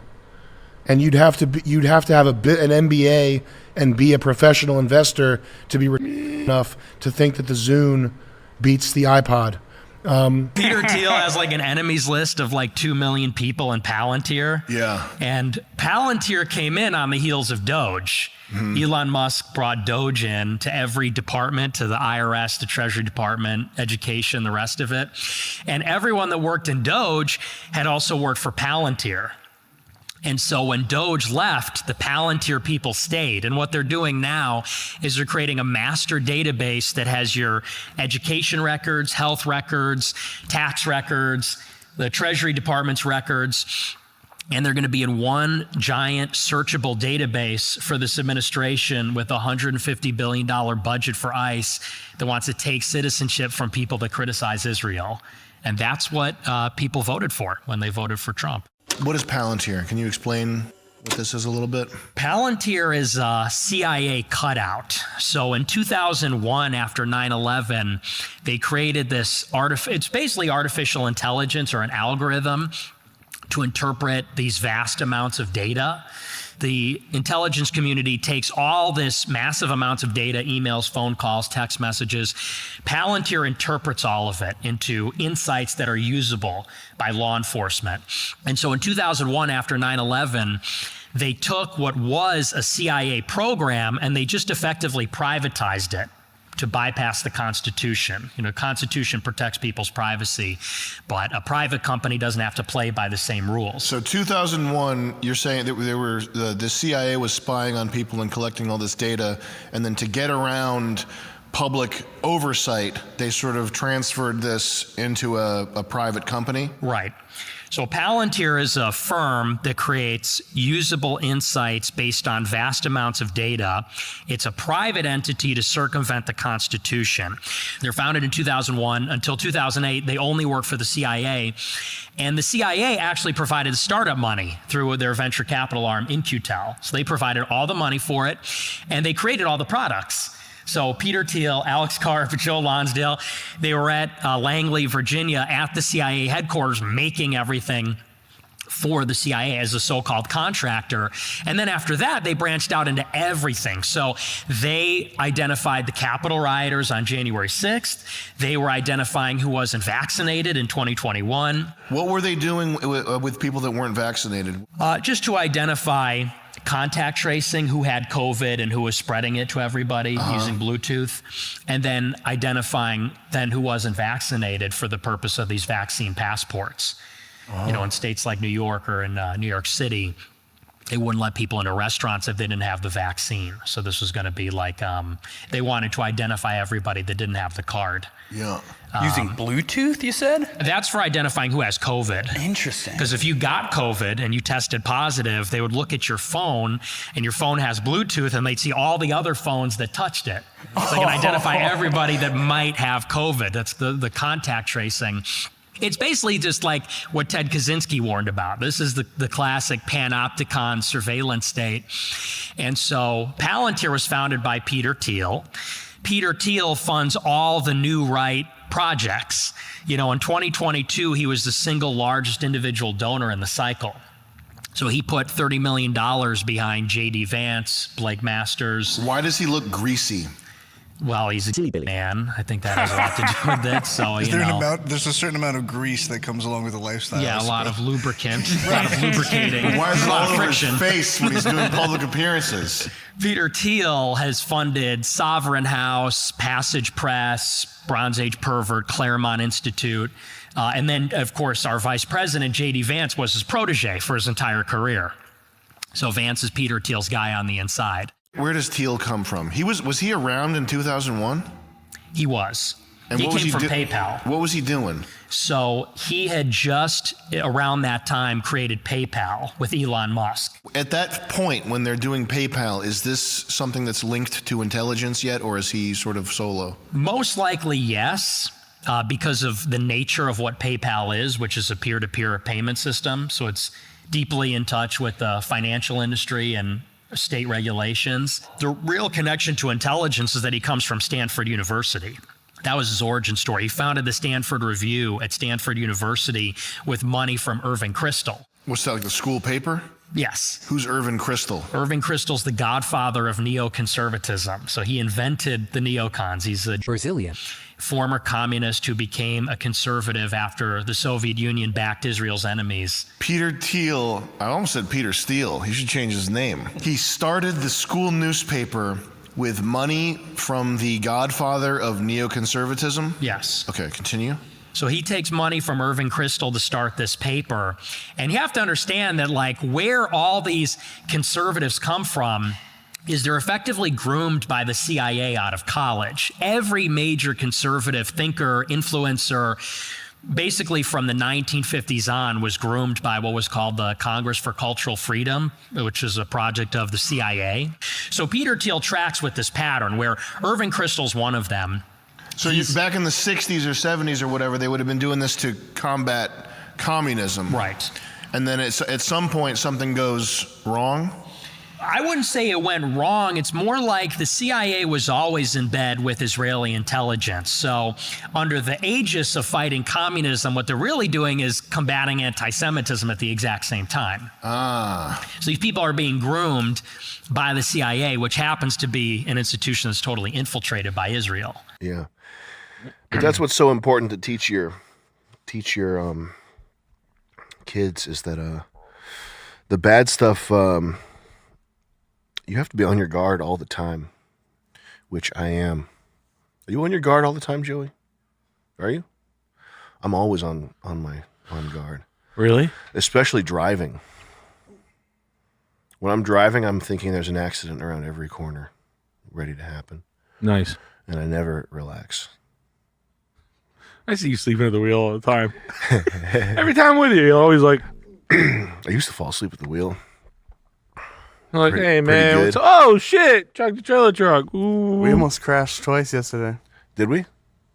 Who, where? Are you and me? Yeah. Oh, what happened? In the Ram. What happened? There was a guy coming like this. And Oh, yeah. Remember then he sped in front of you? Yeah, that guy. We had to watch out for him. But you were sleeping. How are you supposed to watch out when you were sleeping? I was nodding off. I wasn't fully in charge of my faculty. What else? What should we talk about, Joey? You're the pod master. You're the interesting one. Let's see what we have. Oh. Outer wall. I love this theory. Like, I love thinking about this. Ice wall. This is stupid, but I always like the idea of land not on maps. I think about that. Like, I don't know. I don't care if it's like that or if it's around or if they're whatever. It doesn't matter. Whatever you believe, whatever your creed is. But if there was just like non-mapped areas ever in history. I wonder if that's doable. That would be awesome. I mean, this is the idea of this is the thing that's so satisfying in video games to most people is Easter egg. Just a little Easter This is egg. a real life Easter egg here. So the flat Earth, and there is a Antarctica. You can't go there because it's an ice barrier between our sort of nations and the ethereal nations. Yes. The elevated, ascended nations. Yeah, they have good names for them. What are they? I can't think of any of. I can't remember any of them. I would love to know. I want to know what the flat Earth stuff is. Cool, and it's also harmless. Yeah, I mean, this is dumber shit. This guy's like worshiping baseball and thinking like, dude, that's the thing about the '83 Orioles. Cal Ripken wasn't even supposed to be like that's as crazy as this. Cool, you're talking about like a baseball player's like semantics of a baseball team, like bullshit. And like really going hard, talking about it for years. You always say that. You've been saying that for 10 years. You never believe Billy Budd. He used to crack the ball like you wouldn't believe. Sounded like a jackhammer going off in the stadium. Yeah. That was back when you could get a hot dog for 50 cents. And remember, the sodas were only a quarter. So you could get a meal for $1 and the tickets were $2. You know. That shit. Shut up! Yeah. Yeah, like you've been like that's the story. But guys like this, flat Earth's fucking insane. I don't know. It's just like guys like sitting around being like totally. I like all the guys proving, and I'm not even gonna go against them. I don't even. It's care. cool. I think it's funny. And also, ultimately, the point of flat Earth stuff to me is that you can't believe anything. Yeah. There's almost not a single piece of information out there that hasn't been doctored, fucked with, not in some global conspiracy type way, but subtly put there by somebody with an agenda, cherry picked, highlighted against some other piece of data to prove a point, whatever. It's all fucked with subtly. It's not Dr. Evil, change the fact so that a 1 becomes a 2. It's not like that. It's just some academic weasel-faced guy with fucked up genetics, fucked up physiognomy, who looks like a liar, sitting behind the desk at some university, said, well, I think we should spend more time highlighting this versus that. That's how it works. It's just people. It's just people doing what they do. I would fuck with data too if I was in that position. I would fuck with every piece of data, whatever, to fuck with you. Okay? That's just how it works. It's just people being people, doing what they naturally do. You can't believe anything, though. And that's what the flat Earth stuff is ultimately about, is you might as well make up your own fan fiction. You might as well make up your own shit. Why not? I'm invincible. I have 100 lives. This water makes me super powerful. I can jump 1,000 feet high. I might as well believe in some fantasy like that. Yeah. Or make some shit up. There's ghosts and goblins over there. I see them. I see them out there. There's voices in my head. They're talking to me. Right now. You might as well make some fan fiction up that's interesting to you, because everything else is a lie designed to sell you OxyContin. Doesn't it feel better being addicted, fluoridated, circumcised, brainwashed, fucked with on seed oils, with your DNA being changed by some fucking Belgian maniacal genetic invention? Doesn't it feel better, all those things, knowing that the Earth is round? Don't you feel in control? Don't you feel smart? Of course, a shadow cast at this angle doesn't make sense. They knew this going back to ancient Egypt. Who cares? The world's a trapezoid. The world's a trapezoid for all you care. You spend all your time on a fucking computer. You spend all your time on Reddit. You fucking silly Billy. The world could be a cylinder. It wouldn't affect you in one iota, because your world is on Steam. It's $50 on Steam. It's 75% off right now. Time to fap. Oh, I'm stressed out. I have to fap. What shape is the world in that? I like Cylinder World. I like thinking about a Cylinder World. It doesn't even matter. Nice image in my head. The median income. What's the median income for the United States, Joey? Can you pull that up? 67,000, 54,000. I'm gonna guess somewhere in that range. What would you guess? If you're thinking about flat Earth, your income is $27,000 a year. $31,000. What, dude? $31,000. No. That money would evaporate. That money evaporates. And that's in 2019. That's in 2019. What's it at now? We are going down. No, it's going to be higher. We are going down. This country is it's done. It's done. 52,000. It's done, guys. Wrap it up. 44. No, wait, average personal income is 63,000. Median income is 44. I bet you if you're talking about household, you factor it down, count the people who are unemployed and not working, et cetera, it's probably 20. It's probably 22. Oh, God, it's probably disgusting. Oh, there it is. There you go. You got more. Oh, of course, that's fun. That's a fun stat. If you're on this graph, the shape of the world does not affect you at all. So, but it's definitely round. These people think the Earth's flat, like a ship would fall off it if it kept on sailing. If you make $30,000 a year, the world is flat, and you are going to fall off the edge. In fact, you already have. You're way down. You're not even on the map anymore, my dude. You are not on the map. You did. That's what that guy would say to you. He'd be like, tell me that. Tell me that I'm that guy. You're not even on the map anymore, my guy. No, you're not. This guy told me I'm not even on the map. I'm pretty sure I'm in Providence. Yeah. I think I know where I am. I'm in Rhode Island. Joey, can you go to YouTube and look up Coram Siegel? Oh. This is old school right here, what we're about to drag up. We'll watch Innuendos, 28 February 2022, Vlog MN. This guy has been vlogging to the void. This video has 4 views. He does this daily. He is a tried and true hardcore vlogger. You cannot stop him from vlogging. This is strange. This is as strange as it gets. Wait a minute, this guy just does time lapses? No, man, this is the intro. Oh. What do you think, Joey? This guy goes so hard. This is pretty cool so far. This guy goes fucking insanely hard. This is Rhode Island? This is Minnesota. He's living somewhere else. No, it looks like he's off the map, bro. Is he? Because I... What the fuck? He claims he's from Minnesota. If there's a world map, flat or spherical, he's not on it. This is fucking nuts that this is his intro. I like that house. It's a nice house. Wow. This looks like shit. Can you fast forward through this? Holy shit.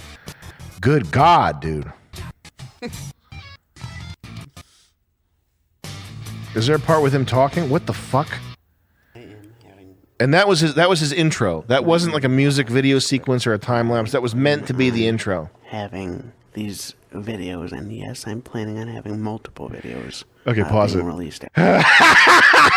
If you're ever looking at a screen like this, you need to. If you ever are looking at a screen like this, you have to activate Protocol Z. All right. Which means do anything. Anything? Plan A failed. Plan B failed. Plan C failed. It's time for Protocol Z. Run away. YouTube headquarters. This is what he's got a Google Doc open. Intro. What are the Jedi's beliefs? What are the Sith's beliefs? Who is Qui-Gon? Who is Qui-Gon Jinn? What are Qui-Gon Jinn's beliefs? Jedi who have become Sith. Count Dooku, Anakin Skywalker, Pong Krell, Revan, Exar Kun, Kreia, the creation of the clones in the Clone Wars. What is going on? Starting Sunday after my next Q&A video. So essentially, this video has 4 views. Who is his Q&A directed towards? Who has a Q? Look at his channel. He's got 180 subscribers, which is crazy to me. By the way, please do not abuse this guy or make any nasty comments on his videos. Okay, we're all in this boat together.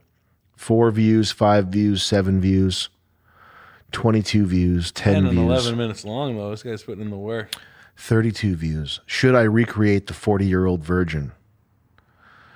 Super Bowl, whatever, and swallowing saline solution? My point is, we're all like this. We are all fighting for our lives, bewildered, beset by enemies that we don't even know how to begin to identify them.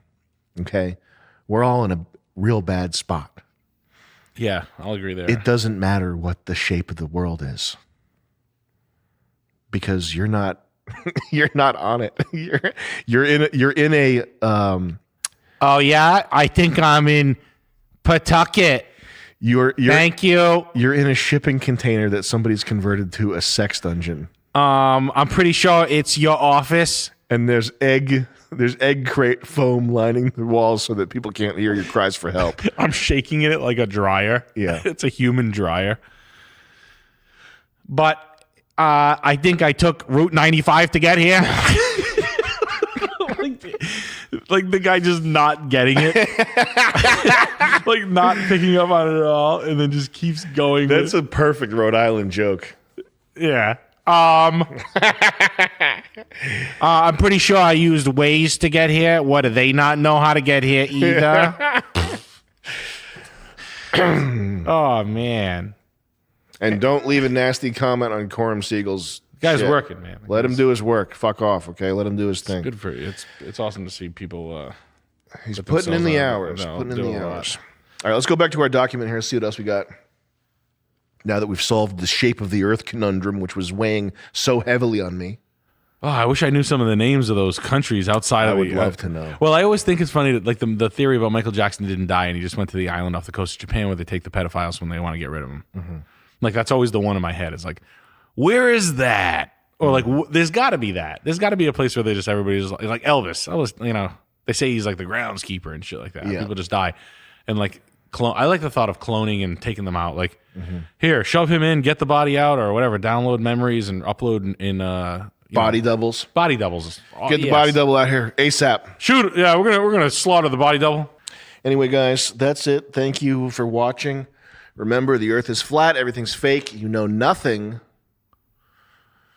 You know nothing that I haven't explicitly told you. Everything else is just a lie. I think they know things. I know my name.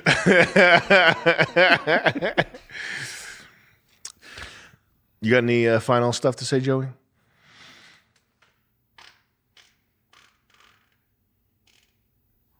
What was that?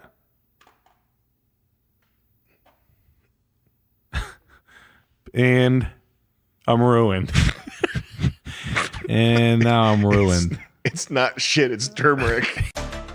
I think definitely waiting to live your best life is a really bad thing. I think you can, and living for other people, even for a short period of time, like going to college because your parents expect you to. Yeah, that sort of thing. Yeah, that's how you. Well, Warren Buffett, the Warren Buffett School of Investing is you find undervalued companies. Oh, thank you. So you just got to find. You open up your newspaper. You find them. You just have to go through the numbers and find undervalued companies. They're behind your refrigerator. Okay. Well, it's the model of finding undervalued company. How would that even work anymore? It's completely impossible. And furthermore, his whole I think type in how much of Warren Buffett's money is from Apple.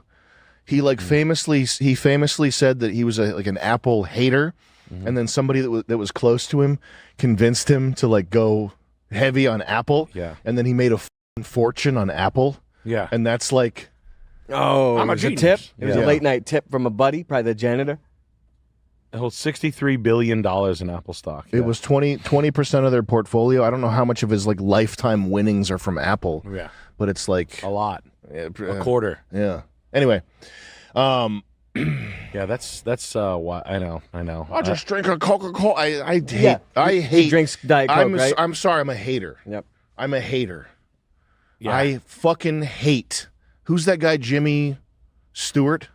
Jimmy Stewart. I just wonder why you like to see in America where you can get an apple pie and a cup of soup. Jimmy Stewart.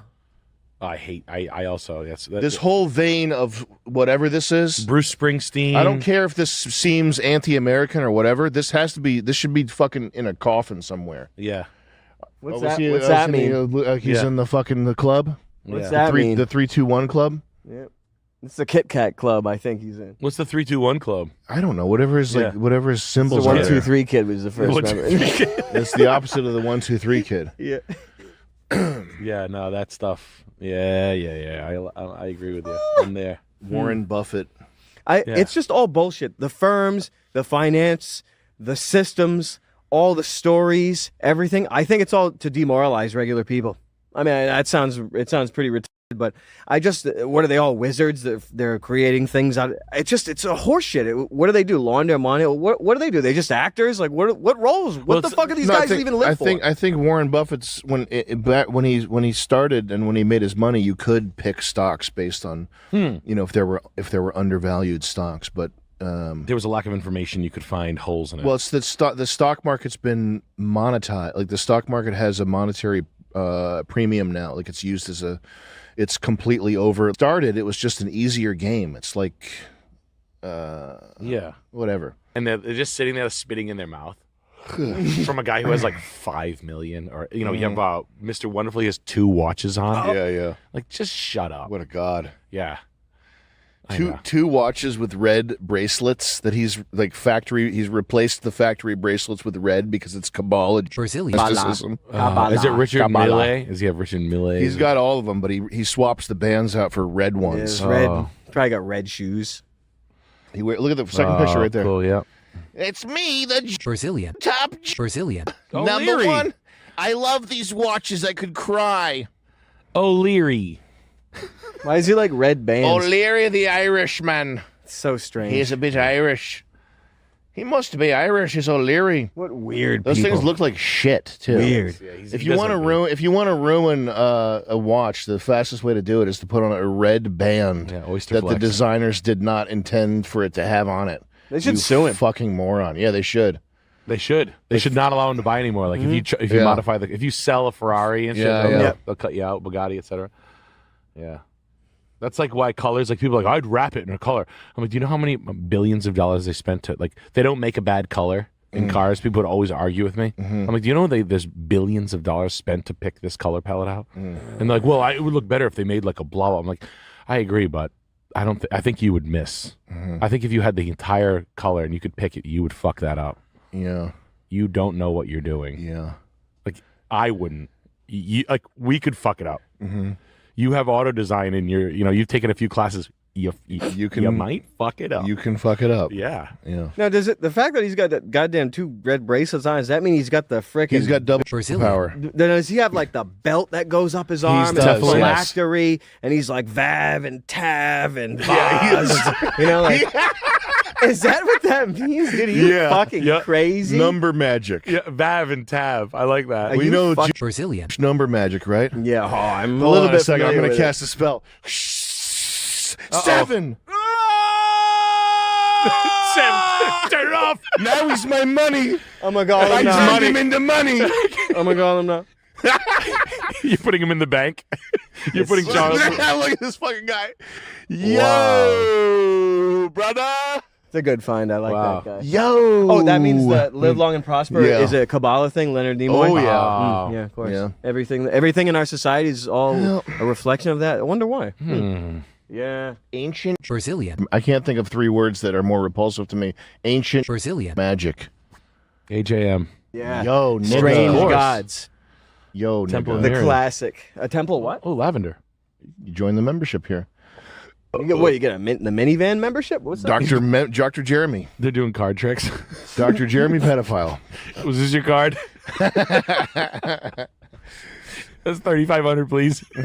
Dude, it's like it's just crazy, man. I don't know. That's weird. I just can't believe that they're all like out. Get the fucking thing off. So weird. Thing's fried. Yuck. Yeah. Mr. Sack. If you were Indian and for some reason you had millions of dollars, Do what you're going to do. yeah, Yeah. it's time to modify. Synthol, height surgery, hair plugs, all that. You got to go for it. You think we're gonna have a billionaire pretty soon that has leg extensions or has huge biceps? We probably already do. Maybe they all Of are. course we have. Of course we do. Of course we do. These guys are getting all the plastic they need. They're getting everything they need. Look at Jeff Bezos. Jeff Bezos is a hunk. Yeah, he's a big hunky guy. He's a hunk. He made himself into a hunk. Don't fuck with me. Yeah. He got ripped up. Yeah. I hope his girl's not like Bill Belichick's. All of them. It's so funny that you say this. I saw this on a cutaway, and the inserts look nuts. Like the shoes, they look like they have club feet. Which thing? I saw literally this. Like De Niro wears them. Robert Downey Jr. wears them. I love those. Fuck yeah. So here are the top 10 celebrities that I bet you didn't know that wear Hyde insoles. Number 10, Tom Cruise, standing at 5'7". Tommy C. With Poor insoles, Tom he's said to be at Orsini. least 5'9" to 5'10". Number 9 on the list is Zac Efron, standing Zachy. at 5'8". With Hyde Zac insoles, he Efron reaches went up to around bananas at with it. least Yeah. 5'10" He had a to good time with 5'11". what happened. Number He 8, looks surprisingly, is Tom Hardy. It's crazy. Batman's Oh, it's Bane. Hip pause. Standing Bane's got heels on. Bane's got heels. He clicks them together. Can you type in Zac Efron now? That guy's a dick. Bane talking about like a tall guy because he's friend zoned. That guy's actually a piece of shit. That's the best voice ever. Man, Zac Efron looks does awesome. look Whoa, yo, he looks smooth. He looks great. He looks like an action figure. Handsome guy. He looks like an actor. I know what I want. That's my style inspo is What- Zac Efron's face. Why would he, like, what's with his lips? Get the shredded picture, the roid man down there, the first one, second one there. It looks awesome, man. It's like Lou. Poor bastard. I think he's living his best life, to be honest with you. Also, what else are you going to do? If you're Zac Efron, what else are you going to do? What would you do if you're Zac Efron? I would do the same exact thing. Yeah, the same exact fucking thing. He They looks wouldn't give awesome. him Batman or anything like that. He's so what the fuck is he fantastic. supposed to do? My name's Nick Rocher. I'm going to change my name legally to Zac Efron and do the same thing. You Let's do- fucking you go. do Batman. Let's You guys go. should change your name to Zac I'm Efron going to too. change my name to Zac Efron. Yeah. Charles Efron, or fuck it, just Charles Zac Efron, and then you can be Sam Zac No, what Efron about- Hyde. Call him Charlie Z. Charlie Chaplin. That's what I think I'm going to go by from now. But Efron, though. But look like Zac Efron. I got to look like Zac Efron. That would be really funny. You Guy's change fucking your, awesome. Change your name to a famous person and then modify like your a body to different look like a different celebrity. That would be the funniest thing ever. Like you change your name legally to Big Bird, and but you legally You look completely like Oscar Mickey, the Grouch. Mickey Rourke. Yeah, you look like the Mario Brothers. Yeah. You were like red pizza pie ass. And then you yell at everybody for fucking it up. Yeah. Yeah, no, and I like how like you get all these. It's like Tom Cruise. It's all like, wow. It's like you get sex symbols and stuff like that. Women telling you that you have like some 900-pound horse telling you that if a man's not 6'3" and makes you Imagine that, and look at these guys, the the best looking guys out of the batch. If Mark Wahlberg walked in here, you'd be upset. You'd be sad. Well, I mean, Mark Wahlberg he's a man of I wouldn't stature. be upset. I'd be honored. Yeah. I would look up at him and I'd say, "Hello, sir. How are you doing? Nice to meet you." He's got the coat hanger out. They call me Little Sam Hyde Zac Efron. It's me, Little Zac. Teeny Zac. Yeah. Wow. Imagine getting shoe lifts to be 5'7". That's so good. Damn. What's with his hair? How these guys? Yo. All right. Fuck is this guy's problem? Let's get these guys out of here. It's too funny. What's that, Sideshow Bob's fucking black son? Unfucking believable, this shit I'm supposed to tolerate in this culture. Like, fuck you. No, you have to take it, Charles. I'm like, yeah, well, I got to use him as a reference, as a point that I'm trying to make. Yeah, were you fucking crazy? It's just insane. The culture, the figures these days, I guess they've been saying it every generation. It degrades until it gets to a point where Milk Boy is in fucking every room. Until Milk Boy's in charge. Yeah, until he's finally the president. All we of the got world. left is Tom Cruise. Yeah. He is the man. The last of them. Should I get some of those heels? I have them. I wear inserts. You've been wearing it for years. I think I honestly, people think I'm joking. I do. I think people should. Why not? I wear shoes that make me shorter because they're barefoot. Mm-hmm. So I do the reduction. So I You have such a good relationship with your cobbler, Sam. The guy's like, you're on a first name basis with you. Like, hey, how's the kids? I'm like probably 30% of my cobbler's business at this point. Tommy, how's Tommy's it going? Big Boy Shoes Incorporated. Yeah, Sammy. I'm the only customer. You want me to make him a foot for you? Oh, and I make you 5'9". You little bastard, you little bastard. He's 9 feet tall. He's swatting my nose. Hey, he's fucking with you, making you little brother. You saw I put you in my bucket. Complete, and the guy's like, "Hey, Nick, really rocked it out there." Yeah. Like that's your cohort. Yeah. Like you worked so hard. Like, hey, Sammy, killer time. Oh, Yeah. in You literature, got to take your work life and your dream life and always be trying to merge them. In my opinion. that's a good way to think about it. Yeah. I've always summed it up as like, what could you do all day and not blow your head off? Yeah. Or feel like you'd want to, like, oh, this is heaven. Does it sound Something fun? like that. But You studying law? everybody, I think everybody has that where your parents want you to do something. It's just different culturally, but none of it's all the same thing, which is they're doing it because, if you're cynical, you'd say it's because they want the ability to set bragging rights, which is true in a lot of cases, but it's also just that the parents, you want your kids to be safe and taken care of. But your parents, first of all, they're not rich, so they couldn't even help themselves. Yeah. First of all, and second of all, they don't have any idea what the world is going to be like in 20 or 30 years when you're, in your 40s and your prime earning years making money. So they don't know where life is going to take you or what you should be doing more than like a random thing is. Where did I start down this? What were we doing? Oh, working with people. It was just setting yourself up for making the video game. Yeah. So time wise, I just try to be as organized as possible. I was saying organization. You think do you think that's like your, like if you like real talk, like me, or like I don't know you, but That's my weakness. I need to know you. That's Like my I'm like weakness. the world's over. I'm general. I'm major pain, and I'm like Corporal Hyde. What's your number one strength? This is a life or death matter. What's your like? What do you think it would be? Like it's not organization. There's a lot of things that I've learned that are like counter. It's not that they're counterintuitive. It's that fully knowing these things is at odds with my own instinct and suspicion that I think I'm right about certain things. It's like if you learned something that all of a sudden you knew that you are a bad driver, like something that you're really good at that's core to your identity. Like driving's pretty. You're a good driver, yeah, right. And it's important to you that you are, right? Right. Like I'm just saying that's because that's what it is for me.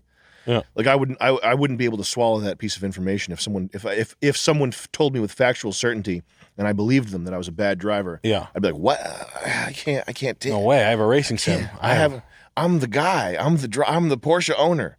Like I wouldn't be able to. I'm clearly a great driver. Yeah. Idiot. So there are things about creation, artwork, the process of doing this stuff that I've learned that are like that. Oh, I was talking about the people I don't like working with. One is where they think that their work is so just awesome, and that's a feminine trait. The feminine is like you're valued for your innate beauty.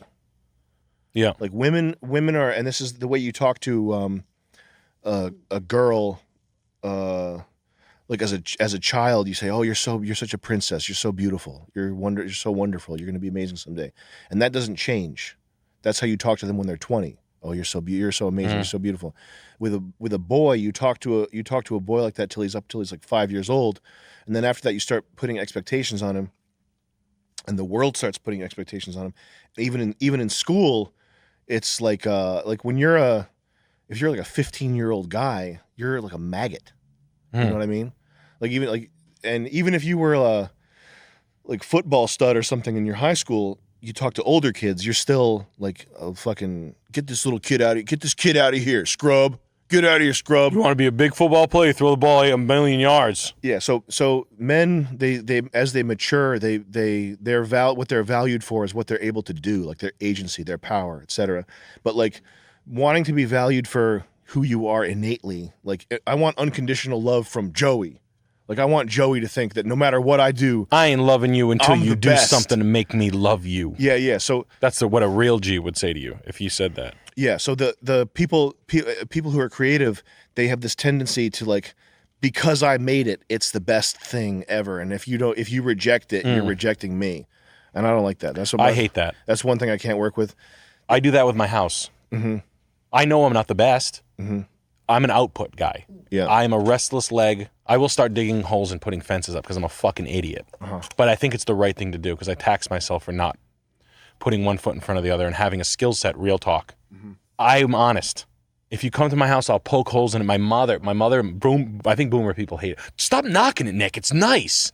And I'm like, yeah, but there's nicer. Yeah. I could have done all wall, and I'll be honest with you. Yeah, I'm the same way. Yeah. Like I'm not, like you don't ever oversell something to me. Like I'll oversell other things to other. Like, I'll point out like where there's like you can see the adjustment layer here. I hate that. Yeah, this Fucking is garbage. this is a bottom. This is pretty good. There's better ones out there. This is a cool one. But I fucking hate when people are like, oh, I did this. This is the best. No, it's not. I know you'd hate that. And people do it all the time. When you went to Italy and there was like the best wine. Yeah. The guy at the beginning of the table. This is the best wine in all of Italy. Like, what? Like just fucking right in front of like 10 people. And everybody will do that. Everybody will do that if you allow them. I'm sure in the art world, guys like, dude, I made this sick as fuck motion graphic. Isn't it the best? Sam Hyde, isn't this the best motion graphic? Yeah. And like, you don't know who the fuck you like. I'm not saying because it's you. But like, you never know who you're talking or sitting in front of saying. Like, what if, oh yeah, my barn's so fat. How do I know that fucking like even my building terms, I don't know them all. Like soffit, ledge board, head, leader, and this. There's all kinds of little terms for every fucking piece. I don't know them all, but I know what I know. It's just that it's always that. I made it, so this is the ass. one. It is a bitch. It's a bitch ass beta male vibes. Yeah, you will rub the outside of her fucking underwear. I knew a kid in high school like you. He was the same fucking way. He was the best fucking graffiti artist, and he used to just be a fucking creep and like touch girls and be like, I'm like, that's not cool. And those people are so they're so fragile too. Yeah. There was this guy talking about how the U.S. Marines hiring, and they have a chart with like ability, and then like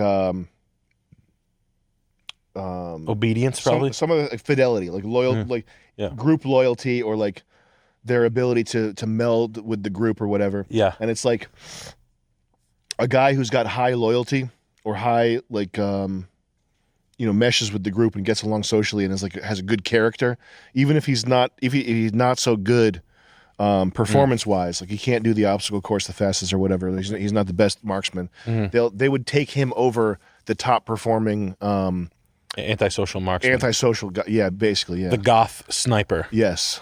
Get away from me, Sam. Or like the high performance guys who have faulty personalities. It's like they're overly alpha. Like it is actual toxic masculinity where it's like, you staring at me? Fuck you mean? Oh, great. Like we got Magnums over here, loose cannon. Yeah, like the kind of thing that you fucking if that happens on a battlefield would you'd get killed because of it. You know what I mean? Like the Ukrainian snipers look through their reticle at you, pointing a gun at another guy in like a fit of rage. They're like, look, this guy's fucking pissed. Yeah. I think he touched his bullets or something. He's fucking heated. And that's one thing. Like I don't expect the people that work with me to like think that it's a military situation, but there is a sense where like if you're the type of person that would yell at somebody in a car, like that just doesn't that's insane. Like that doesn't work. You can't exist in my world. Like you have to go. Like if you're driving and like, so imagine driving and someone's like yelling at you, and you're going 80 miles an hour and you're like 3 feet behind like an SUV or something, like. The type of people aren't aware of these situations where like not death, but like you can do negative 2 years of damage to your life like quickly in a situation because you were being loud in a Spanish neighborhood or something, and like someone punched your teeth out. Like something like there's just little situations. It's not all like street defense shit, but it's like there are times where like if I don't call back somebody about merchandise, or if I don't make it to the FedEx store on time, or if someone's like if you're yelling at me, if a car accident were to happen right now when this is uninsured or this is it's just there are things where like you do actually need to have your head screwed on like pretty solidly straight.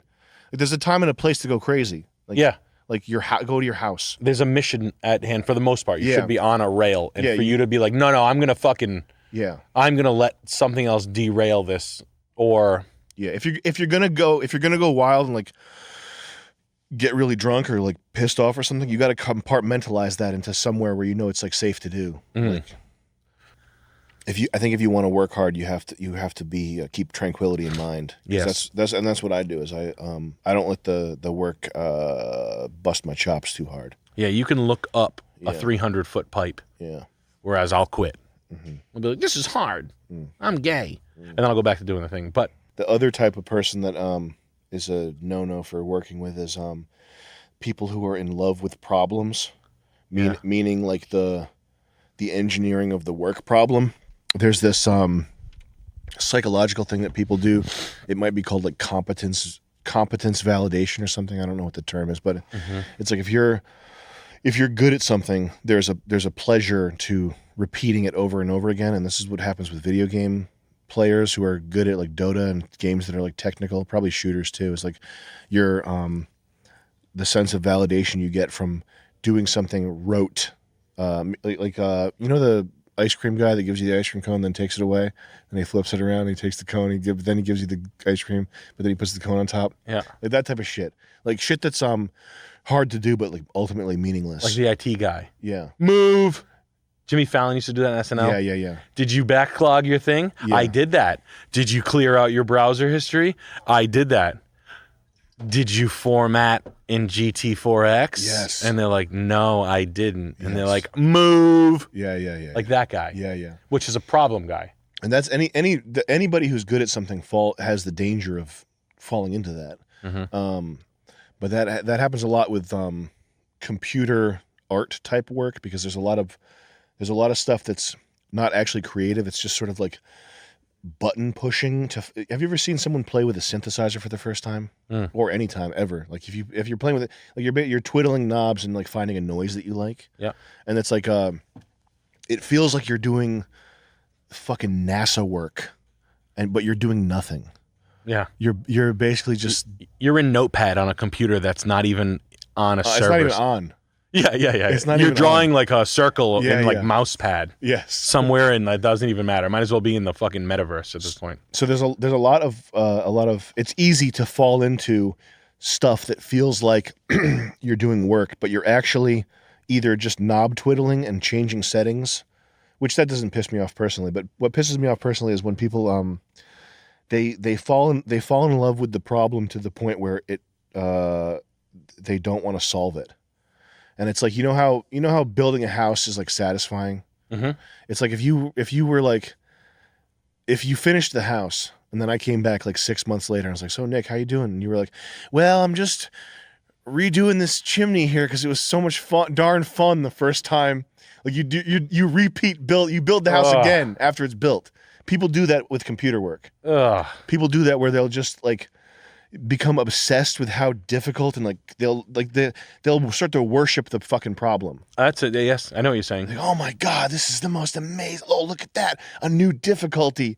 And then Do you think it's people's fascination of their own skill set, or maybe the distance they've come from not being able to do that It's partially that, and it's partially just not being. They're not looking at it from a third person perspective. There's this thing that Gordon Ramsay says called being a busy idiot. You're being a busy idiot right now. It's like if you're peeling tomatoes. The dish doesn't call for tomatoes. Why are you peeling them? Yeah. It's because peeling them, there's like an OCD pleasure to like watching the skin come off, putting the tomatoes in a cathartic. row, mash the tomatoes into a gel. Oh, this is so much fun. Watch it boil and bubble in the cauldron. Oh my goodness, this is so visually beautiful. Look how red the tomatoes are. Smash them. The dish doesn't call for tomatoes. What are you doing? You're wasting time. No, I'm not. I'm organizing my kitchen. People like lie to themselves about how it's useful. Yeah. That type of thing. I think it's like no one would ever tell them like just start another one, start another project, or just solve the problem. Or like, yeah, okay, you want to like rebuild the carburetor again, Don, on your 280 ZX, like no problem. Buy a broken carb on eBay and rebuild it if you fucking love it so much. Like, what the fuck? Like, who taught you how to work? Well, it's like that type of thing, and then it's like that person doing it, he won't even realize the value of having like reliable transportation. It's people who have project cars in their yard for years. Yeah. That's the person. Yep. And they'll never get checked. And you want to know why that's an uncheckable? Like, I would never stop you, right? Like, I would never be like, Sam, why are you doing that?